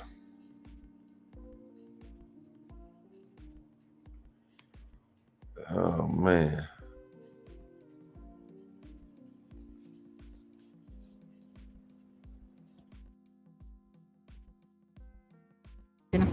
Let me see. Oh, Don Lemon. Yes. Yeah, I see you every now that we interviewed. Take a picture. I want to sell. And say hi. This is my friend Jolly. Okay. I know. He made a trip. Hey, don't put us on TV. I'm gonna get fired. You're already on. I'm not even supposed to be out. You're on digital. It's too late. You're on digital. It's live. Oh, that's right. You're good with me. But I'm glad you guys. I think we have a First Amendment right and we can speak. No, I've been speaking to a lot of people. They're afraid. Well, some are, but no. Some people are happy that the ICE agents are here and they want National Guard. Yeah, yesterday they went in Baldwin Park when I Trump. Yeah. They were there in the city. Really? I saw it, and they stopped in a car wash and then Home Depot. And they've been there. Here in Illinois? In LA. Park, where I'm from, Baldwin Park. Oh, really? Yeah, and they've been there like 3 times already. What do you think of that? It's bad. Because they're taking people, they're not criminals. They're people that are working, and they will need the work because other people will not do what they do, So I don't know what's going to happen, but it's getting bad. I love your spirit and your energy. What's your name? Margarita. Margarita. Like the drink? Yes. I would love a margarita right now. Oh, me too. I do. I have a margarita right now. Yeah. It's a spicy one. It's not salty. It's spicy. No, with chile. Yeah, with chile. Nice to meet you guys. Okay. Enjoy. Nice Enjoy. To Thank you. Thank you. Are you seeing that anymore? No. They booted you too? Yeah, they booted me. They booted for Bye. I know. Because you say what you wanted to say. Thank you. I like her. It's nice to meet you. What's your name? My name's Leilani. Nice to meet you, Leilani. Thank you. Have a great evening. Enjoy Chicago. Okay. So the lady that was going by the U.S. was just in the marathon? Yeah. So I speak to her in Korean, right? Yeah. So I How the hell did you have a Korean wife or something? Or did you take Korean? Oh, well, how about I just learned on my own? Are you serious? Life? Yeah, I've been speaking. Well, usually people learn from people they know. I've been speaking Korean for 25 years. Well, I asked her in Korean, I said, were you scared coming to Chicago? She's like, why would I be scared coming to Chicago? I loved it. I was like, because the president says it's scary. She goes, it's not scary. So these people gonna risk their goddamn life listening to Don Lemon. Why would I come to Chicago? It's because you can look up the numbers. Because Donald Trump said it's scary. No, Donald Trump ain't said it was scary. The numbers say it's scary. When you get bus across the top of your head, you're gonna know why you should have went to Chicago. Donald Trump said, don't eat this or don't do that. I'm gonna take all the Tylenol I want, pregnant. And then Tylenol said, we don't suggest anybody take Tylenol while they pregnant.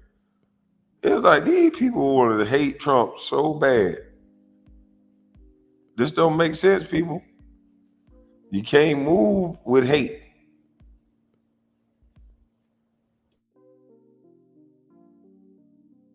Dude. Run!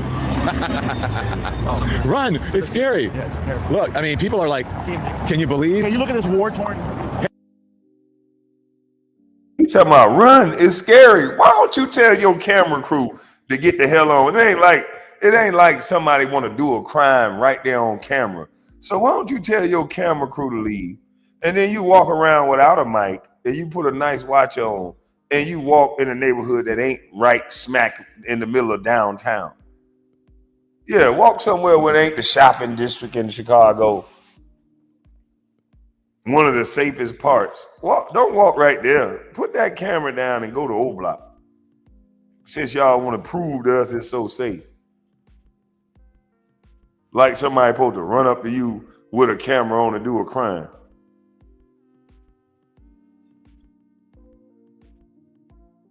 Hey, what's going on? Where are you guys from? You are. Come here. Come talk to me. So how do you feel? Is this a scary city?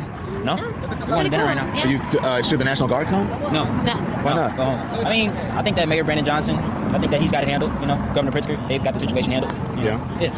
How do you feel about ICE being? I think the way that they treat our communities and our police officers is not right. I feel like, I don't know if you've seen the video of the pastor getting shot in the head with the there were two of them. Yeah, that was crazy. I feel like that was violating argument rights. And then they tear gas CPD, so I don't know. That was another bad part. Did you guys see the one with the kids in the zip ties? I did in South Shore? Yeah. Yeah, that was crazy too. With Black Hawk helicopters? Yeah, like, it's crazy. Coming to our community. I feel like we were safer without the National Guard and ICE and CBP here, to be honest. So. You think they're stirring up the mess? For sure. Yeah. They're inciting.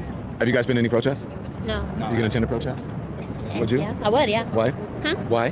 Because it's the right thing to protest. It shouldn't be happening. You should protest things that shouldn't be happening. You know there are people who are happy that they're here, right? I don't know why.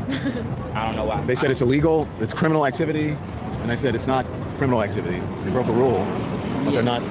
It's not criminal activity. Most of the time, immigration, people are coming here looking for jobs, you know, trying to build their own wealth in an economy like ours and give money back to their family in places that they migrated from. So yeah. People come here, they work. I don't think that's a bad thing, you know. Well, thank you. What is this? What's the drip? Double-waisted jeans, striped boots. I thrifted this for like $60. I don't even know what this is. All right, nice. What's the drip? Uggs, me on the pants actually, and a spider jacket.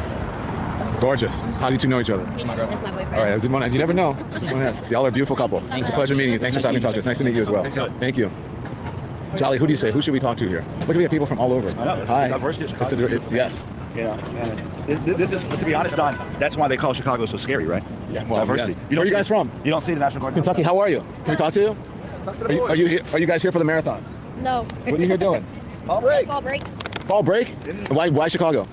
I don't know. Windy City. Whatever. What do they call it? The Windy City. No, then I grew up for the. All right, I can't find it on this one, but I found it on somebody else's YouTube channel, so I'm about to play it. Now, y'all tell me if Don Lemon is right, because this don't make no sense. This is on Kingdom Reacts, because I don't know the timestamp on this. I can't find this lady, and it's getting dark. Watch what Don Lemon tells this lady. The point. Okay. Meaner. Okay, cross. Chicago just asked the simplest question in America. Is crossing the border illegally a crime? Don Lemon just said no. Chicago said, hey, try again. Okay, crossing the border illegally is not a crime? No, it's not a criminal act. It's a misdemeanor. So why are they being sent back and saying that they're breaking the law? That's the point. Okay, as somebody that We don't know if they're breaking the law because they won't tell. There's no due process. Where's the evidence? That's the whole point. And if they are breaking the law, most people will say, okay, then they need to go if they're criminals. But if they're not, why are they being rounded up and sent out? Especially when he promised to deport the criminals. And now he's not doing that. Yeah, I don't think we're going. Misdemeanor is not a crime. Yeah. So misdemeanor is not it's not a criminal act. No, if you get charged with a misdemeanor, that's not a criminal why act. charge at all then, if it's not a criminal act? So who made Don Lemon a lawyer all of a sudden? Who made him a judge? Because so now you telling me that's the message we want to tell kids all over America, that a misdemeanor is not a crime. It's not a criminal act. So when they give me a speeding ticket, what is the point of me going to court? Why would I get a bench warrant? Why would I get a bench warrant and I go to jail if I don't, if I say fuck the bench warrant? Like, what are you talking about, Don Lemon? Like, I'm confused at this point. They want to make Trump wrong so bad, they're trying to change what we know as the law now. This is crazy. Because we have different levels of crime. Everything is not the same. So it is crime. No, it's just we different have different levels of. I shouldn't say crime, but it's not a crime. You're not breaking the law. I mean, you are breaking the law, but it's not a criminal act. So it's breaking the law. No, you're not breaking the law. Misdemeanor is not breaking the law. No. If you're speeding, drinking, you get pulled over, DUI. That's not a criminal act. Well, no, if you're speeding, is a misdemeanor. It's a misdemeanor. Right. So still breaking the law. Okay, well, if you want to qualify that, we're doing semantics. But what I'm saying, but what I'm trying to tell you is everything is not the same. It's all not one thing. But is it the law? What is it? The law that what? Is it a law to come over legally? Is there a law? There are rules that processes that you should follow. Yes, so you're breaking rules. You're breaking the rules, but you're not necessarily breaking a law. So what happens when you break the rules? Then you suffer the consequences. But the consequences should not. Look, no one is saying no one should suffer the consequences. You guys are getting things mixed up. Yeah, if y'all think he won that argument. That sounds stupid to me. And he always act like somebody else got it wrong. You guys are getting it all mixed up. Nobody got it all mixed up. You sound like an idiot. This is a misdemeanor. You're not breaking the law. It's like, what are you talking about? Just shut up. Nobody's listening to you, Don. Improper entry is a federal misdemeanor, my guy. Words matter because policy follows words, and policy decides whether predators get a bus ticket out or a welcome kit in. When a fact checker needs a fact check, that's how cities become case studies, right? And if the press is confused, wait till you see City Hall, receipt number 2. Hey, go back to Texas and work on your fucking reading score! Yeah. Get the fuck out of here! Go back to Texas! You guys are too fucking fat! Pete Hegseth said so! You're on the wrong side of the fence! You're supposed to be defending American fucking citizens! You're helping kidnap people, motherfuckers! Oh my gosh, before he continues, I want to bring y'all to Just Jan's comment. I wish Trump would ban megaphones. If I'm not mistaken, every city has a noise ordinance. Why aren't they being arrested or at least ticketed for noise violations? A civil disobedience. Ugh. Kidnapping people here! That's what they're doing! That's what that fucking fence is for! That's why we're furious! Motherfucker, we don't want you here! You're racist! Get out of our city! You're breaking the law! You're deporting people without due process! National Guard! You know what's crazy? I believe all these people that's yelling and shouting for these black people or Spanish people or whatever, that's calling these people racist and all that. I believe that these are the very same people that'll move away from them, that don't want these people to live next to them. These are the people that have white flight, but they out here capping as if they want these people around them. I don't understand these people. This is actually weird. Get on the right side of the fucking fence! You're just separating people, like what the fuck? Texas National Guard! Hey, fuck you guys! Hey, guys, get the fuck out of Chicago! Fuck you! Fuck you! Fat fucks! Gravy seals! Hey! We do not want you here. Please do not try to create a civil fucking war. Fuck off.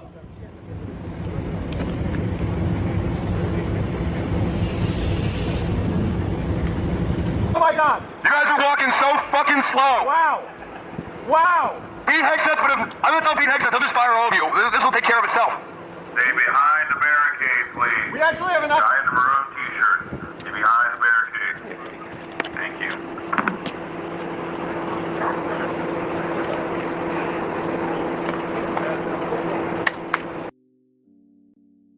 See how they do? When they don't pay attention to them, when they don't take them serious, get behind the barricade, please, and they don't kick their ass. They gotta do something to go a little bit further so that they can test the water. They gotta go a little bit further. That's how they do. So they come behind the barricade in hopes that they get their ass kicked so they can play victim.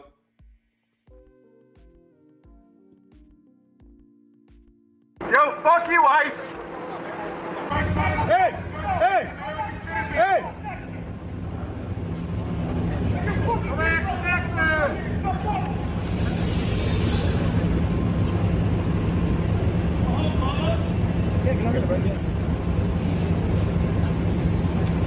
What is the minimum wage in Texas? You want to know? $6? Are you fucking kidding me?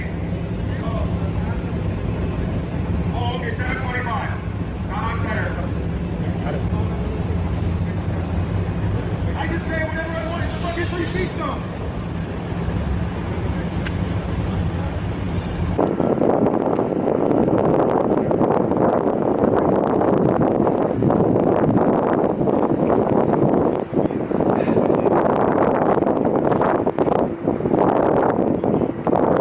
Yeah, they just big mad. Human traffickers! Hey, there's still time to be a good American. Just go quit your fucking job. Hey, go home! We don't want you here. Go home! National Guard, get on the right side of the goddamn fence. You guys are supposed to be defending the people. You're currently helping the kidnappers. Why are you here? Now, these people acting like they uphold the law and act like they so righteous, but everybody got a right to be there. If you got a right to be there, then the government got the right to be there. The National Guard got the right to be there. These people crazy. These people are upset all the time for no goddamn reason. There's some people that just gonna stay upset. They ain't gonna never be happy. These people probably got good lives, probably don't even hang around a lot of black folk, but they out here with a camera hollering, making noise as if they just down with the call. Fine. Why are you here? The governor said he doesn't want you. Go home!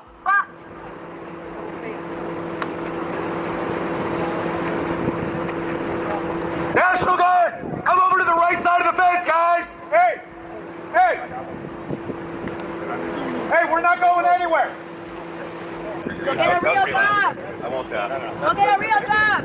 We don't want you here! Stop kidnapping people! No, not welcome you! Get out of here! Let those people get their person. It's very simple. They brought papers with them. Open that fucking gate. Hey! Big mad. Open it! Hey! Open the gate! We're going to help them because you are racist! We don't want you here! They're animals, that's why. They're fucking animals. They're not human.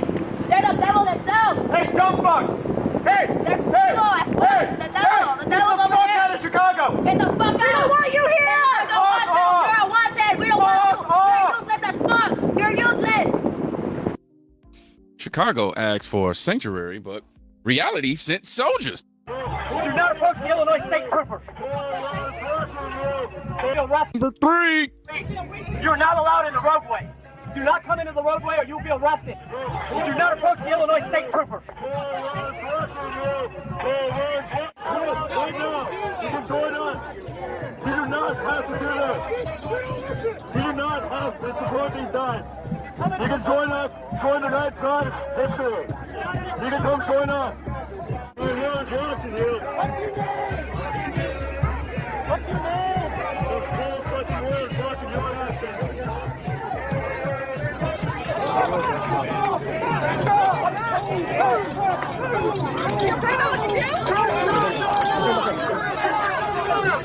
There's like 5 fucking people. Now, while they doing all this, the thugs can be cross town shooting up all the neighborhood. They done used the whole entire Illinois police force to calm these psychos down.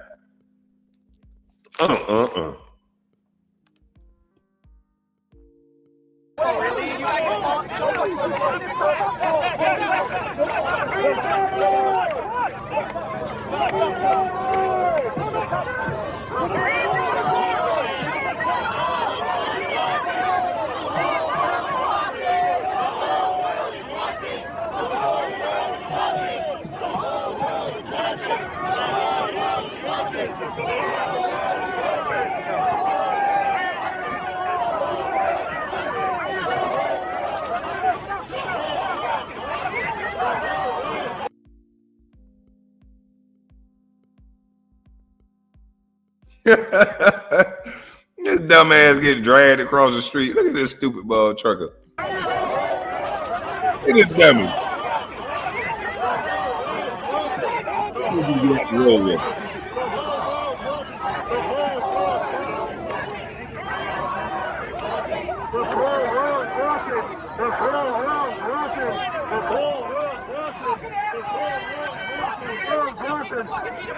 What will your actions say? What will your actions say? What do your actions say? What do your actions say?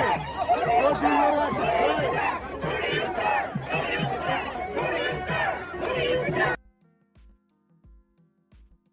Yeah, that's how I like to see my police work. Drag their ass, lock them up. Kidnap a dope. Kwame is silly as hell. Yeah. That's what I like to see here. When you out here willfully being stupid, drag their ass, put the cuffs on them so they can cry. That's always gonna happen. Hey, why you arresting me? Hey. Drag their ass. You think you ready? You could be home. You chose to be here.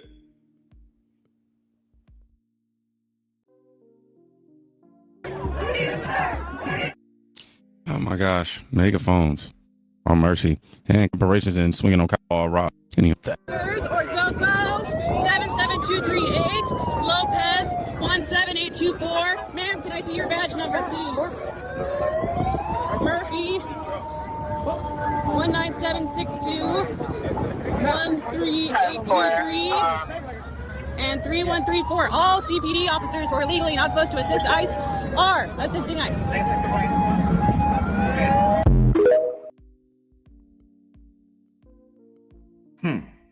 They mad that they assisted the police. They thought that they can whip one law enforcement ass and CPD supposed to stand there and let it happen like they did the other day.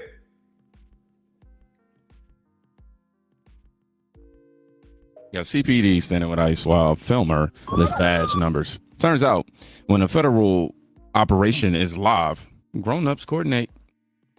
Sanctuary isn't a force field. It's a press release from what I'm saying. When victims need justice, CPD backs ICE because hashtags don't secure perimeter. Training does. Meanwhile, in D.C., the shutdown drama and the No Kings rally. Yeah, receipt number. Oh, man, I'm doing horrible with organizing this video today.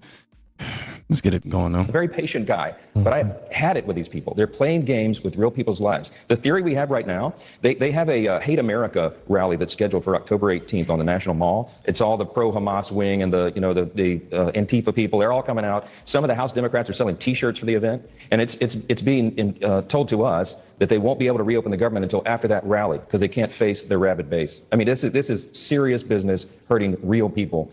And I'm beyond words. I can't believe they're actually doing this. Yeah, Mr. Speaker, you're talking about that No Kings rally. Real quickly before we move on to another topic. A very patient guy. American Papa Bear added, Democrats are so anti-American it makes me sick. Eric Daugherty. I should know. Daugherty. Excuse me, man. It says this riot is also clearly being funded. If your governing plan depends on keeping Americans unpaid until after a rally, I don't think we call that leading. You sound more like auditioning. No Kings is a cute slogan until a shutdown. I mean, well, not until, but rather using the shutdown to please the mob is how, you know, it gets weaker and the mob. Salute to you. That's how they do it. They use the mob to attack. Let me show you this fake Hakeem Jeffries, boy. This dude here, boy. He try to act tough so bad. He don't try to act like a normal person. He want to act gangster. The dude want him to sign the bill. I want y'all to watch this interaction, man. This is hilarious. We got a 1-year extension. Why don't we sign on right now? Let me ask you a question. Did you get permission from your boss? Why don't we sign on right now? Did your boss, Donald Trump? You can easily extend the ACA Did your right boss, now. Donald Trump, He's give not you my permission? boss. Yes, he is. No, he's not. And by the way, So let me ask you a why question. did you vote to Let me shut ask the you a government question. down? You Why know did you vote to shut it down? Let me ask you a question. For years, you always lectured about how we need to keep the government open. You're making a show of this to No, make it's yourself sad. relevant. It's sad. You could easily sign on to this. You're embarrassing yourself right now. You could sign on to this. The only You're embarrassment here is chasing clout. you. You're an embarrassment. You could sign on to the bill. Let me ask you a question. You have 4 Democrats on here. Let me ask Why you a won't you question. sign on Let me ask to you a it? question. It's a clean extension for 1 year. You voted for the one big Clean ugly bill, extension. correct? I voted for a tax cut bill that gave the largest tax cut to Americans in history, including, by the way, the average New Yorker getting a $4,000 tax cut. Are you against that? You're embarrassing yourself right now. You embarrassing yourself. You ain't getting nothing off. Let me ask you a question. Let me ask you a question. Let me ask you a question. You got to learn how to be out in the field. Nigga don't give you time to talk when you out in the field. You got to talk over him sometimes. He talking over you. He pulled up on you. You start pointing your finger like that was going to mean some sort of authority. Dude, like, man, get that bullshit thing out my face. You can sign the bill right now. Dang, man. You embarrassing yourself right now. No, he not. Y'all shut down the government for illegal immigrants.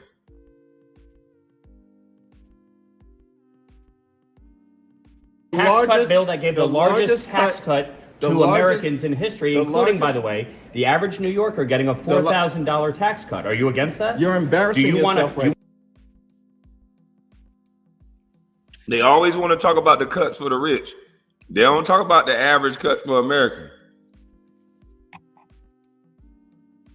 Want to cut the standard deduction in The half? largest Is that what you cut wanted to to do? Medicaid in No, American we history. out You waste, voted for that. fraud, and abuse, by the You way. voted Tom DiNapoli, the for a Democratic permanent- controller of New York, Let me ask you a question. pointed out that $1.2 billion were wasted. Listen, you're not going to talk. You're not going to talk to me. Wasted You're not on going to talk to me fraud and talk and over non-New me York residents because you don't getting want to paid. hear what I have to say. Oh, I'm listening. So why Go don't you ahead. just keep your mouth shut? Oh, because you is showed that- up. is that the way to you talk? showed up. You showed up. Yeah. And so you voted for this one I big signed ugly on bill. for this. You can extend it right a now. permanent extension of massive tax breaks for your billionaire donors. So 90% of Americans. So they can get a permanent extension. 90% of but Americans working take the class standard Americans deduction. can't? Is that right? 90% of Americans take the standard deduction. Is that right? If you had your way, the standard deduction would have been cut in half. That No would have been a one- massive tax increase one- on Americans all across the country. You're you support here, that? unfortunately, You're against to do lifting the cap on bidding salt? of your billionaire donors. The That's billionaire unfortunate. donors, lifting the That's cap on correct. salt, we put a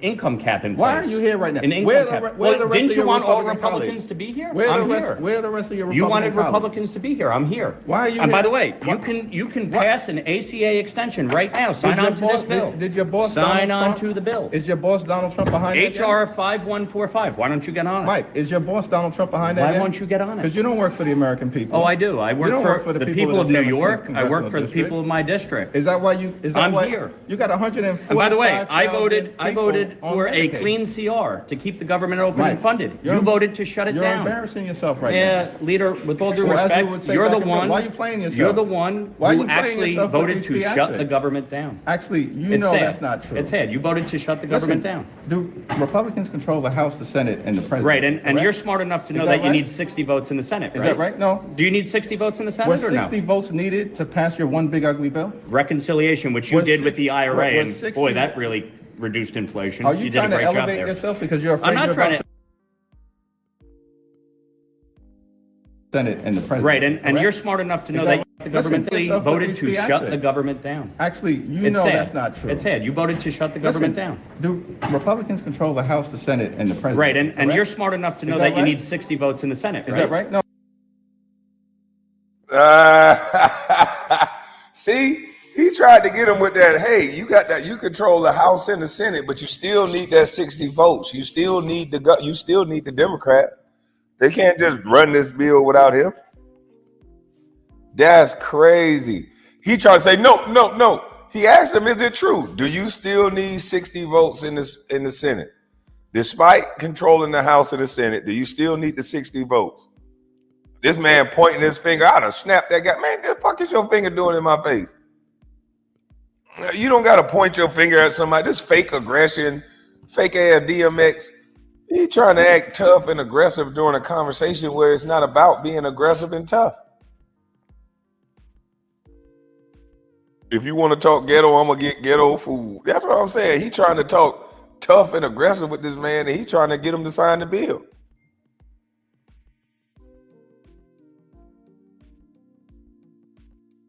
Government down. Actually, you It's know sad. that's not true. It's sad. You voted to shut the government down. Do Republicans control the House, the Senate, and the President? Right, and correct? you're smart enough to know Is that that you right? need 60 votes in the Senate, Is right? that right? No. Do you need 60 votes in the Senate Was or no? 60 votes needed to pass your one big ugly bill? Reconciliation, which you Was did with the 60 IRA, was and 60 boy, that really reduced inflation. Are you did a trying to great job elevate there. yourself because you're afraid I'm not you're trying about to to lose elevate myself. re-election? No, I'm not going to lose Let me ask you a re-election. question. You spent $42 million last cycle. Mike, you didn't do Mike, that let me ask you a great. question. Why aren't you running for governor right now?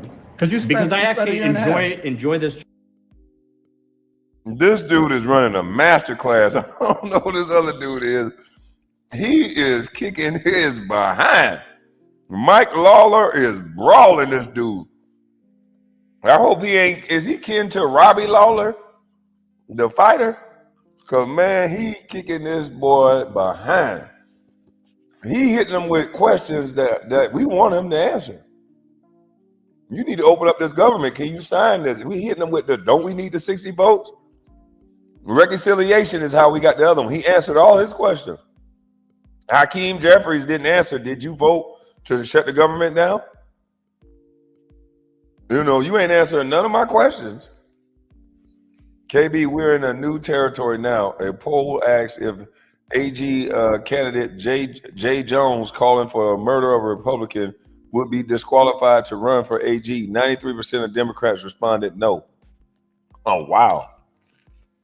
But if they say that about the other side, the reason why y'all can't say that because 9 times out of 10, the person's going to be black, and they're going to be able to say you racist to the motherfucker. Or the person is going to be a woman, and they're going to say you goddamn misogynistic, and racist, because the woman's going to probably be black.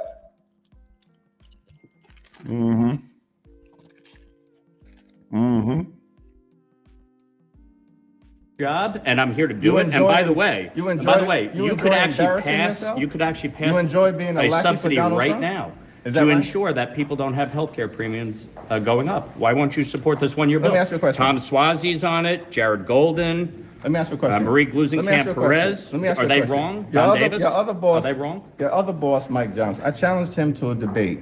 Yeah. On the floor. Did he send you? No, I'm here on his my behalf, behalf 'cause of he's my afraid to debate? constituents Is because that you right? shut the government down. And my constituents are suffering as a result of your ridiculous ploy because you're so afraid of Zohran Mandami. By the way, when are you endorsing him? By the way, do you endorse him for mayor? First of all, are you going to endorse him for mayor? Listen, you're a complete and total embarrassment right now. Oh, why is that? Because you don't want to answer the question? Is this supposed to be a video for your You failed don't want re-election? to. Is You that don't. what's You going don't on want to right answer now? the question. Do you support Zohran? By the way, did you see his Listen. statement yesterday? Listen. An embarrassment on October 7th, blaming the Jews. You support that? Should he be the Democratic nominee for mayor? First of all, I don't answer to you. You Should don't he be even the Democratic answer to mayor? yourself. Should he be the You don't Democratic even- nominee I'll for answer mayor? whatever questions I need to answer about Okay, the so you mayor's think race, his about statement the Ameri- yesterday was okay? First of all, All right. That's sad. First of all, it's unfortunate. Don't come with this phony. These are bills. No. These are bills. They're not phony. He won't answer not one question. No wonder this dude don't talk out in public. Listen, there's a known strategy of these Democrats. They only get seen behind the scenes. This was like this dude pulling up on him. He didn't know this dude was going to be there to talk to him. He pulled up on him. They was asking, where are the Republicans? Where are this? Dude pulled up like, what's up? And as you can see, unscripted, these people are not real people. They just sound good when they got speeches and teleprompters to read from. It's like they created this dude. He doesn't seem confident in real life. He's pointing fingers down and doing things that it's like he's not used to being around people. Because you can't just have conversations like that with people. If I was congressman to congressman, I'm kicking your ass. If I got the safeties that you got to not go to jail, I'm making sure your finger get out my face. Because that's not how you talk to somebody. That ain't showing respect. There's certain things as two dogs, you got to learn to respect me as a man. You can't come up to no dog, another male dog can't come up to no other male dog just sniffing all on them, trying to mount them. It's going to be instant smoke. And you pointing your finger and doing all this, for what? It's like you scripted or something. Ain't talking about fake Alex Rodriguez. It's like he scripted or something. They're not used to being around people. This is how you establish dominance. Point the finger at them. Get close to them and talk loud. I was like, come on, man. It's not a bill that Republicans are even prepared to bring to the floor. There's 11 Republicans on it. There's 4 Democrats. It's a bipartisan bill to extend the Affordable Care Act subsidies. If you believe in it so much, math? why won't you sign on to it? Do you understand math? You could get your whole conference to sign on today. 220, your whole conference could sign on to this. There are 220 Republicans in the House right now. You have 215 Democrats. With 11? You have 215 Democrats. Right? Well, how many votes does it take in the House? 218. Are you mathematically challenged, bro? No, I think you are. You have 215 Democrats. You could all sign on to this today with 11 Republicans. It'd be great. I've indulged you.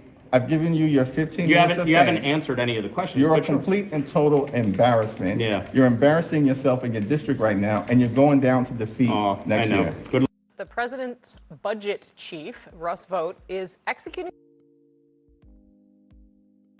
And you're going down to defeat next year. Man. What is this?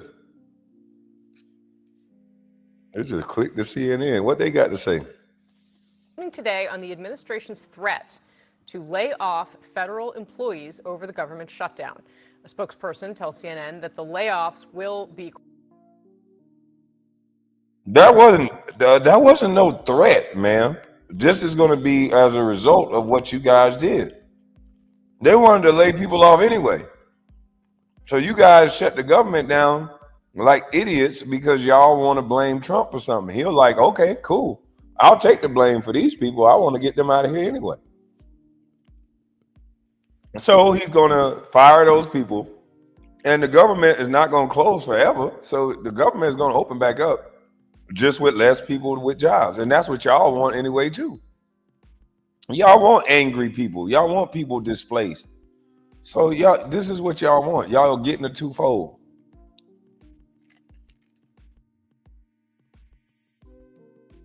Quote, substantial. Vought posted this on the 10th day of the shutdown. Quote, the RIFs have begun. RIF stands for reduction in force. It's not immediately clear how many federal workers have received RIF notices. Vought's post coming a day after the president made this promise during a cabinet meeting. We'll be making cuts that will be permanent, and we're only going to cut Democrat programs. They wanted to do this, so we'll get a little taste of their own medicine.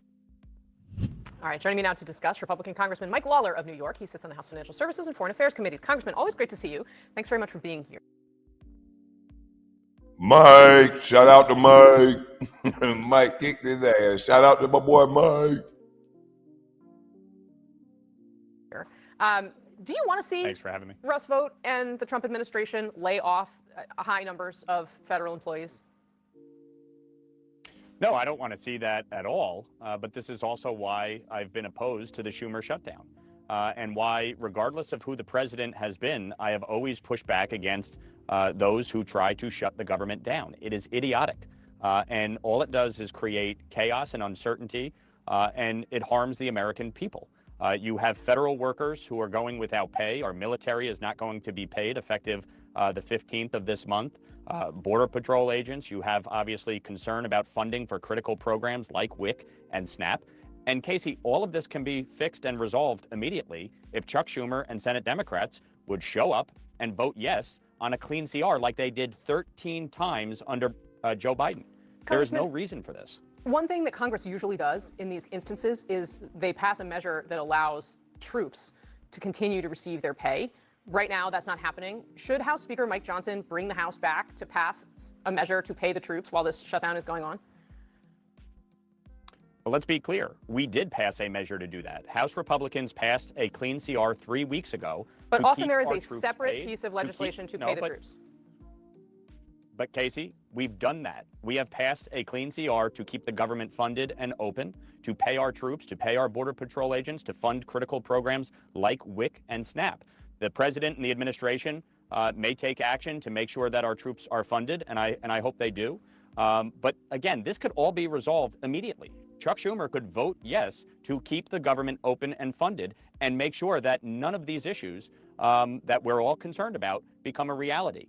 And I just think fundamentally, the situation here is very straightforward. Chuck Schumer and Hakeem Jeffries have shifted their previous position of passing clean CRs and keeping the government funded and open because they are petrified of AOC, Zohran Mamdani, and primary challenges from the left. And they want to show them that they are standing up and fighting back against President Trump. That's what this is about. It's not about health care. Because I went and asked Hakeem Jeffries the other day, sign on to this bill. We can show a little bit of that. I've signed on to legislation. Go ahead. Yeah, let's show a little bit of your exchange. No, it's sad. You could easily sign on to this. You're embarrassing yourself You could right sign now. on to this. The only You're embarrassment here is chasing you. clout. You're an You embarrassment. could sign on to the Let bill. me ask you a question. You have 4 Democrats on here. Let me ask Why you a won't you question. sign on Let me ask to you a it? question. So I will say, we're not showing the part where you get Hakeem Jeffries' finger in there, but it does show up at a certain point. I did see this and wonder, like, is this Congress or is this a schoolyard? I mean, is this the way to do it? Well, listen, the leader has been holding press conference after press conference claiming that Republicans shut the government down.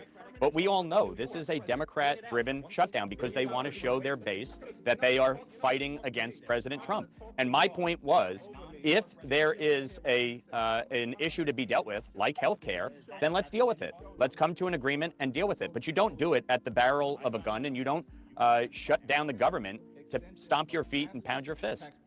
And it's So wrong. let me ask you where you are on the merits. I absolutely take your point, and I have, in my career covering Congress, heard plenty of Democrats tell me you don't shut the government down over policy disputes. So I absolutely take your point. The sound bites exist out in the world. But on the merits of this question around subsidies for people who are getting Obamacare plans, where are you on the substance of that? Do you think the Trump administration should be willing to take a hard look at that and to keep those subsidies in place? Well, let's look at the facts of it, right? These subsidies were put in place during COVID by the Biden administration. They were put in place for 4 years. They are expiring at the end of this year. Premiums, obviously, without these subsidies, will go up. But that speaks to the fundamental problem with Obamacare. Since 2010, health insurance premiums have skyrocketed by over 60% increases since the implementation of Obamacare. So clearly, Obamacare is not doing what it was intended to do, which is actually to reduce the cost of health care in America. So yes, I support legislation to extend these premium tax credits by 1 year so that we can actually address the longer term problem, which is the cost of health care in America. But my Democratic colleagues are saying permanent or bust. When you look at what they did with these premium tax credits, you have people making $600,000 a year getting subsidies from the American people to pay for health insurance. That is not fair to the vast majority of Americans who clearly don't make $600,000. So at the end of the day, to me, there's a negotiation to be had, but you don't shut the government down over it. And my point in going to Hakeem Jeffries was to say, look, you're saying this is an issue? I agree. I'm signed on to a bill, a bipartisan bill, to extend this by a year. Why won't you join me on this bill? And he had no answer. He was stuttering, he was stammering, he was yelling, he was angry. To me, it was ridiculous. I was asking him very simply, come on, join this bill. He's talking about, your boss Trump. He's talking about you're embarrassing yourself. I was asking him a very pointed question, which is, if you're saying that this shutdown is about health care, here's a solution. Join me on it. And he wouldn't do it. All right, Congressman Mike Lawler, I always appreciate you coming on the arena. I hope you'll come back soon. Thank you. We are simply not going to go along to get along the Republican effort to. What did he just say? We are simply not going to go along to get along the Republican effort to continue to gut the health. We are simply not going to go along to get along the Republican. Hakeem Jeffrey said, go along, get along, gang. You know you in the go along, get along, gang. Hakeem Jeffrey. Oh, shit. We not going to go along to get along. Woo! Golly. I see why these people don't like me no more. They like, how this old bus know all this shit? They got senators and congressmen telling me, go along to get along. Go along, get along, gang. That deserves a song right there. Hold on. That deserves a song. That damn show do. We got to end with this song. There's no go along, get along, gang. Hakeem what? Oh man, I just seen some disturbing news. I gotta look up.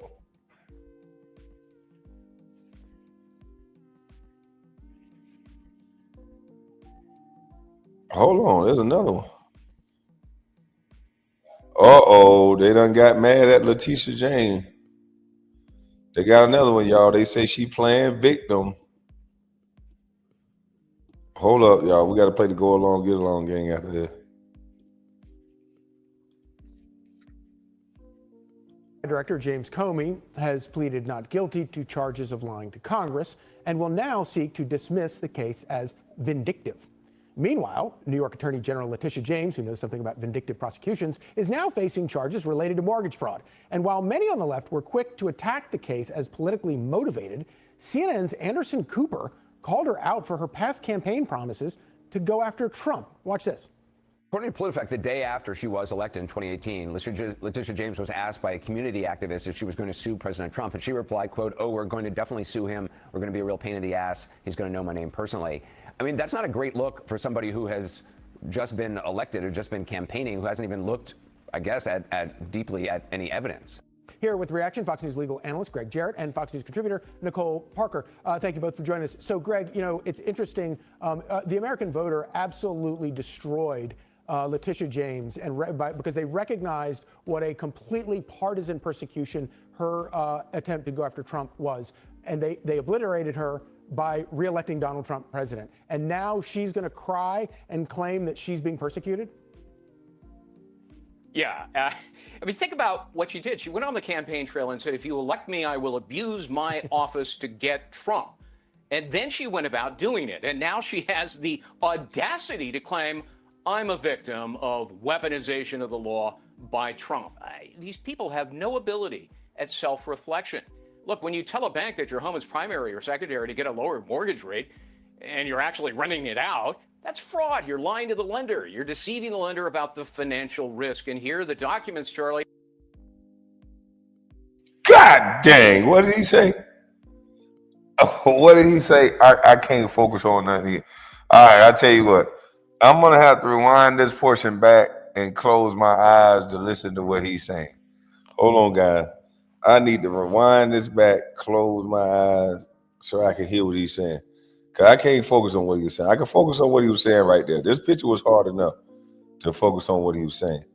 But when this other picture come up, I can't focus. So let me close my eyes.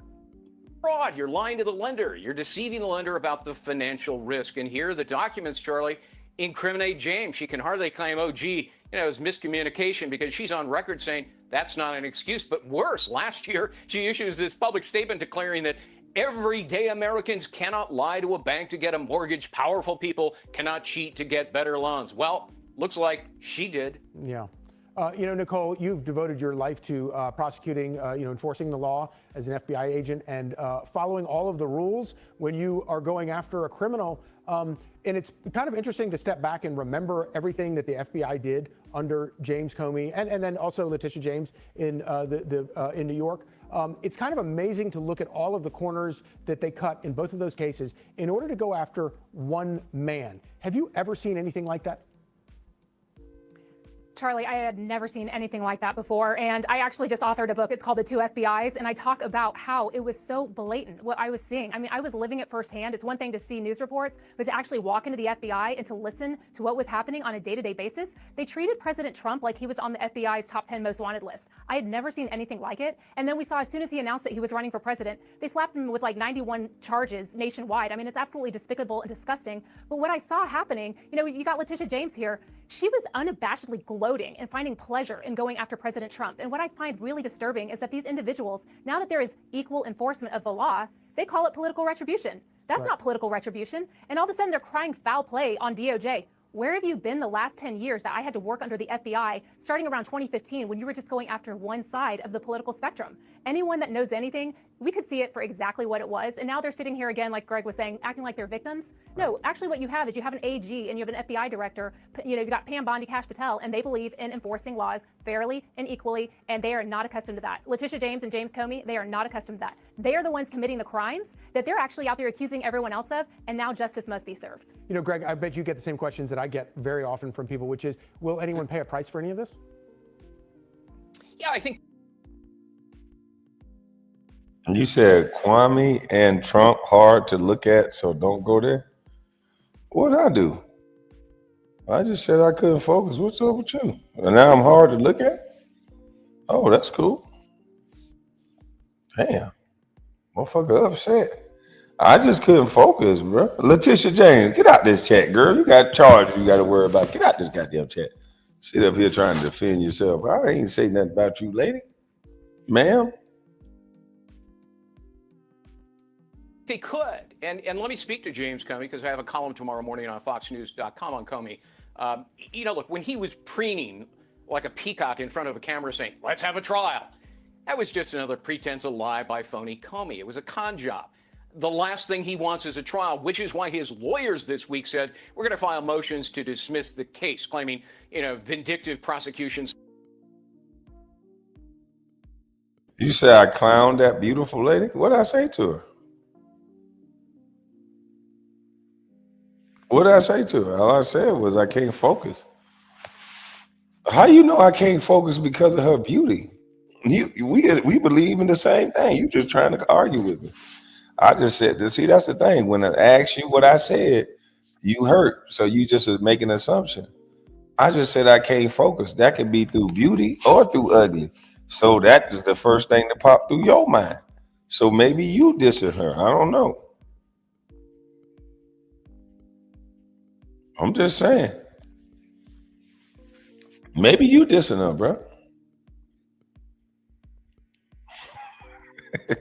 Yeah, he projected. He talking about something wrong with KB. Hey, Willie, all I said was, oh, wait a minute, I can't focus. I didn't say nobody was ugly. He said that somebody was ugly. He up here projecting, trying to put what he thinking onto me. Don't you put that on me, Ricky Bobby. If that's what you think, stand on what you said.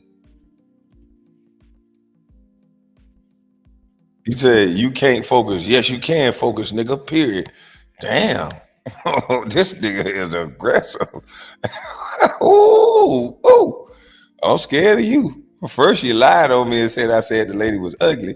Now you telling me I can focus. You don't know that. I think that's a female. I think so too. The motherfucker aggressive. I've been smoking this shit. How you know I can focus? Come on, man. Calm down, OG. Calm down, OG. Dang. Selective prosecution, retribution by Trump. Comey's strategy, make no mistake, is to put Donald Trump on trial to avoid his own trial. He doesn't want to be put on trial. But typically that's an uphill battle because under law, you have to prove by clear evidence that the charges have an unjustified motive. If they're justified, it's not a defense. And of course, the argument that Trump is the terrible villain and poor Jimmy is the innocent victim, that's worthy of a Shakespearean farce, given Comey's long list of lawless schemes, deceptions, and abuses of power, Charlie. Real quickly, Nicole, are you hopeful that anybody will pay a price for this? I am hopeful because I think that's what Americans want. That's what we deserve. And I can tell you that FBI agents, current and former, there is nothing more that they want to see. You think that's a wig? Oh yeah, she take off that wig with that with her. Oh, never mind. Never mind. Never mind. Then equal enforcement of the law. If I did the same thing that James Comey did, I would be in jail. No questions asked. It's pretty simple, actually. I'll be in jail too. But let me play this, man.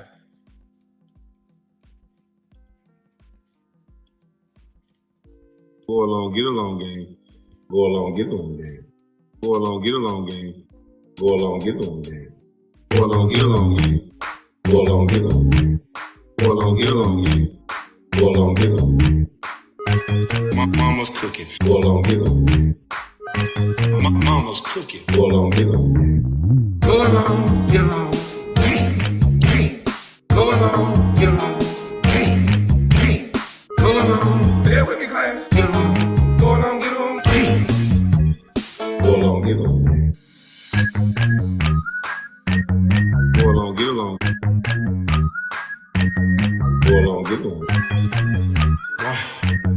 Bear with me, class. Go along, get along. Go along, get along.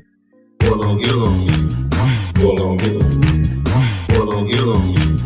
Go along, get along. My mama's cooking. Go along, get along. My mama's cooking. All the gatekeepers say. Go along, get along. Go along, get along. Go along. Bear with me, class. Get along. Go along, get along. Go along, get along. Go along, get along, game is real. Go along, get along, gang. Said, Go along, get along, game is real. There's no go along, get along, gang. Go along, get along, game. Said, Go along, get along, game is real. Go along, get along, game. Go along, get along, game. Go along, get along. Go along, get along. Bear with me, class. Go along, get along, gang. Go along, get along. Go along, get along. Go along, get along. Go along, bear with me, class. Get along. Go along, get along. Go along, get along. Go along, get along, gang. Oh man, somebody almost pranked. Somebody done pranked them. Oh my God, that was you, bro. Say more, bro. Oh man, this nigga done pranked them, man. Man, I got pranked. Well, you can't go nowhere. This boy can't go nowhere.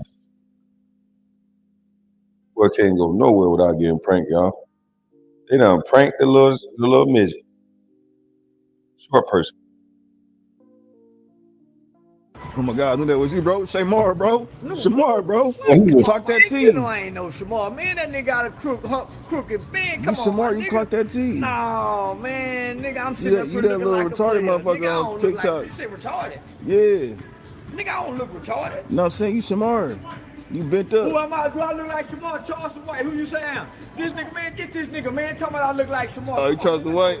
Oh, man. I know who you is. I ain't want to call you Gilly. I ain't want to call you Gilly. I'm saying you Shamar. You bent motherfucker on TikTok. You say retarded. Oh my God, I knew that was you, bro. Say That eye went straight, boy. He was nervous. That goddamn eye went straight. Look at that eye froze. more, bro. You let a nigga walk up on you or hug you like this, nigga. This nigga froze up. Oh my God, I knew that was you, bro. Down here, touch. More, bro. God, boy, that's crazy. Bro, Shamar, bro. Clock that T. You know I ain't no Shamar. Man, that nigga got a crooked bend. Come on, Shamar. He couldn't even talk about that. Cook up yet. And then he gonna step back up on those steps scared. Clock that T. No, man, nigga, I'm sitting up You that little like retarded a player. motherfucker Nigga, I on don't look TikTok. like, you say retarded? Yeah. Nigga, I don't look retarded. No, I'm saying you Shamar. You bent up. Who am I? Do I look like Shamar? Charleston White? Who you say I am? This nigga, man, get this nigga, man. Tell me I look like Shamar. Oh, you Charleston White? Oh, man. I know who you is. I hope that wasn't his security. I told y'all that boy ain't got nobody around him. You could just walk up to him and give him a hug. All the stuff he done talked about, the King Von, all the rappers, he just standing out in front of the club, standing out in front of a hotel apartment with one dude. Lord have mercy.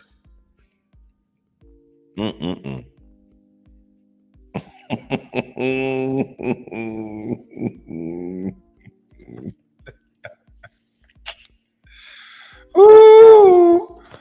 Oh boy. Hey man, y'all have a blessed day, man. I'm up out of this thing.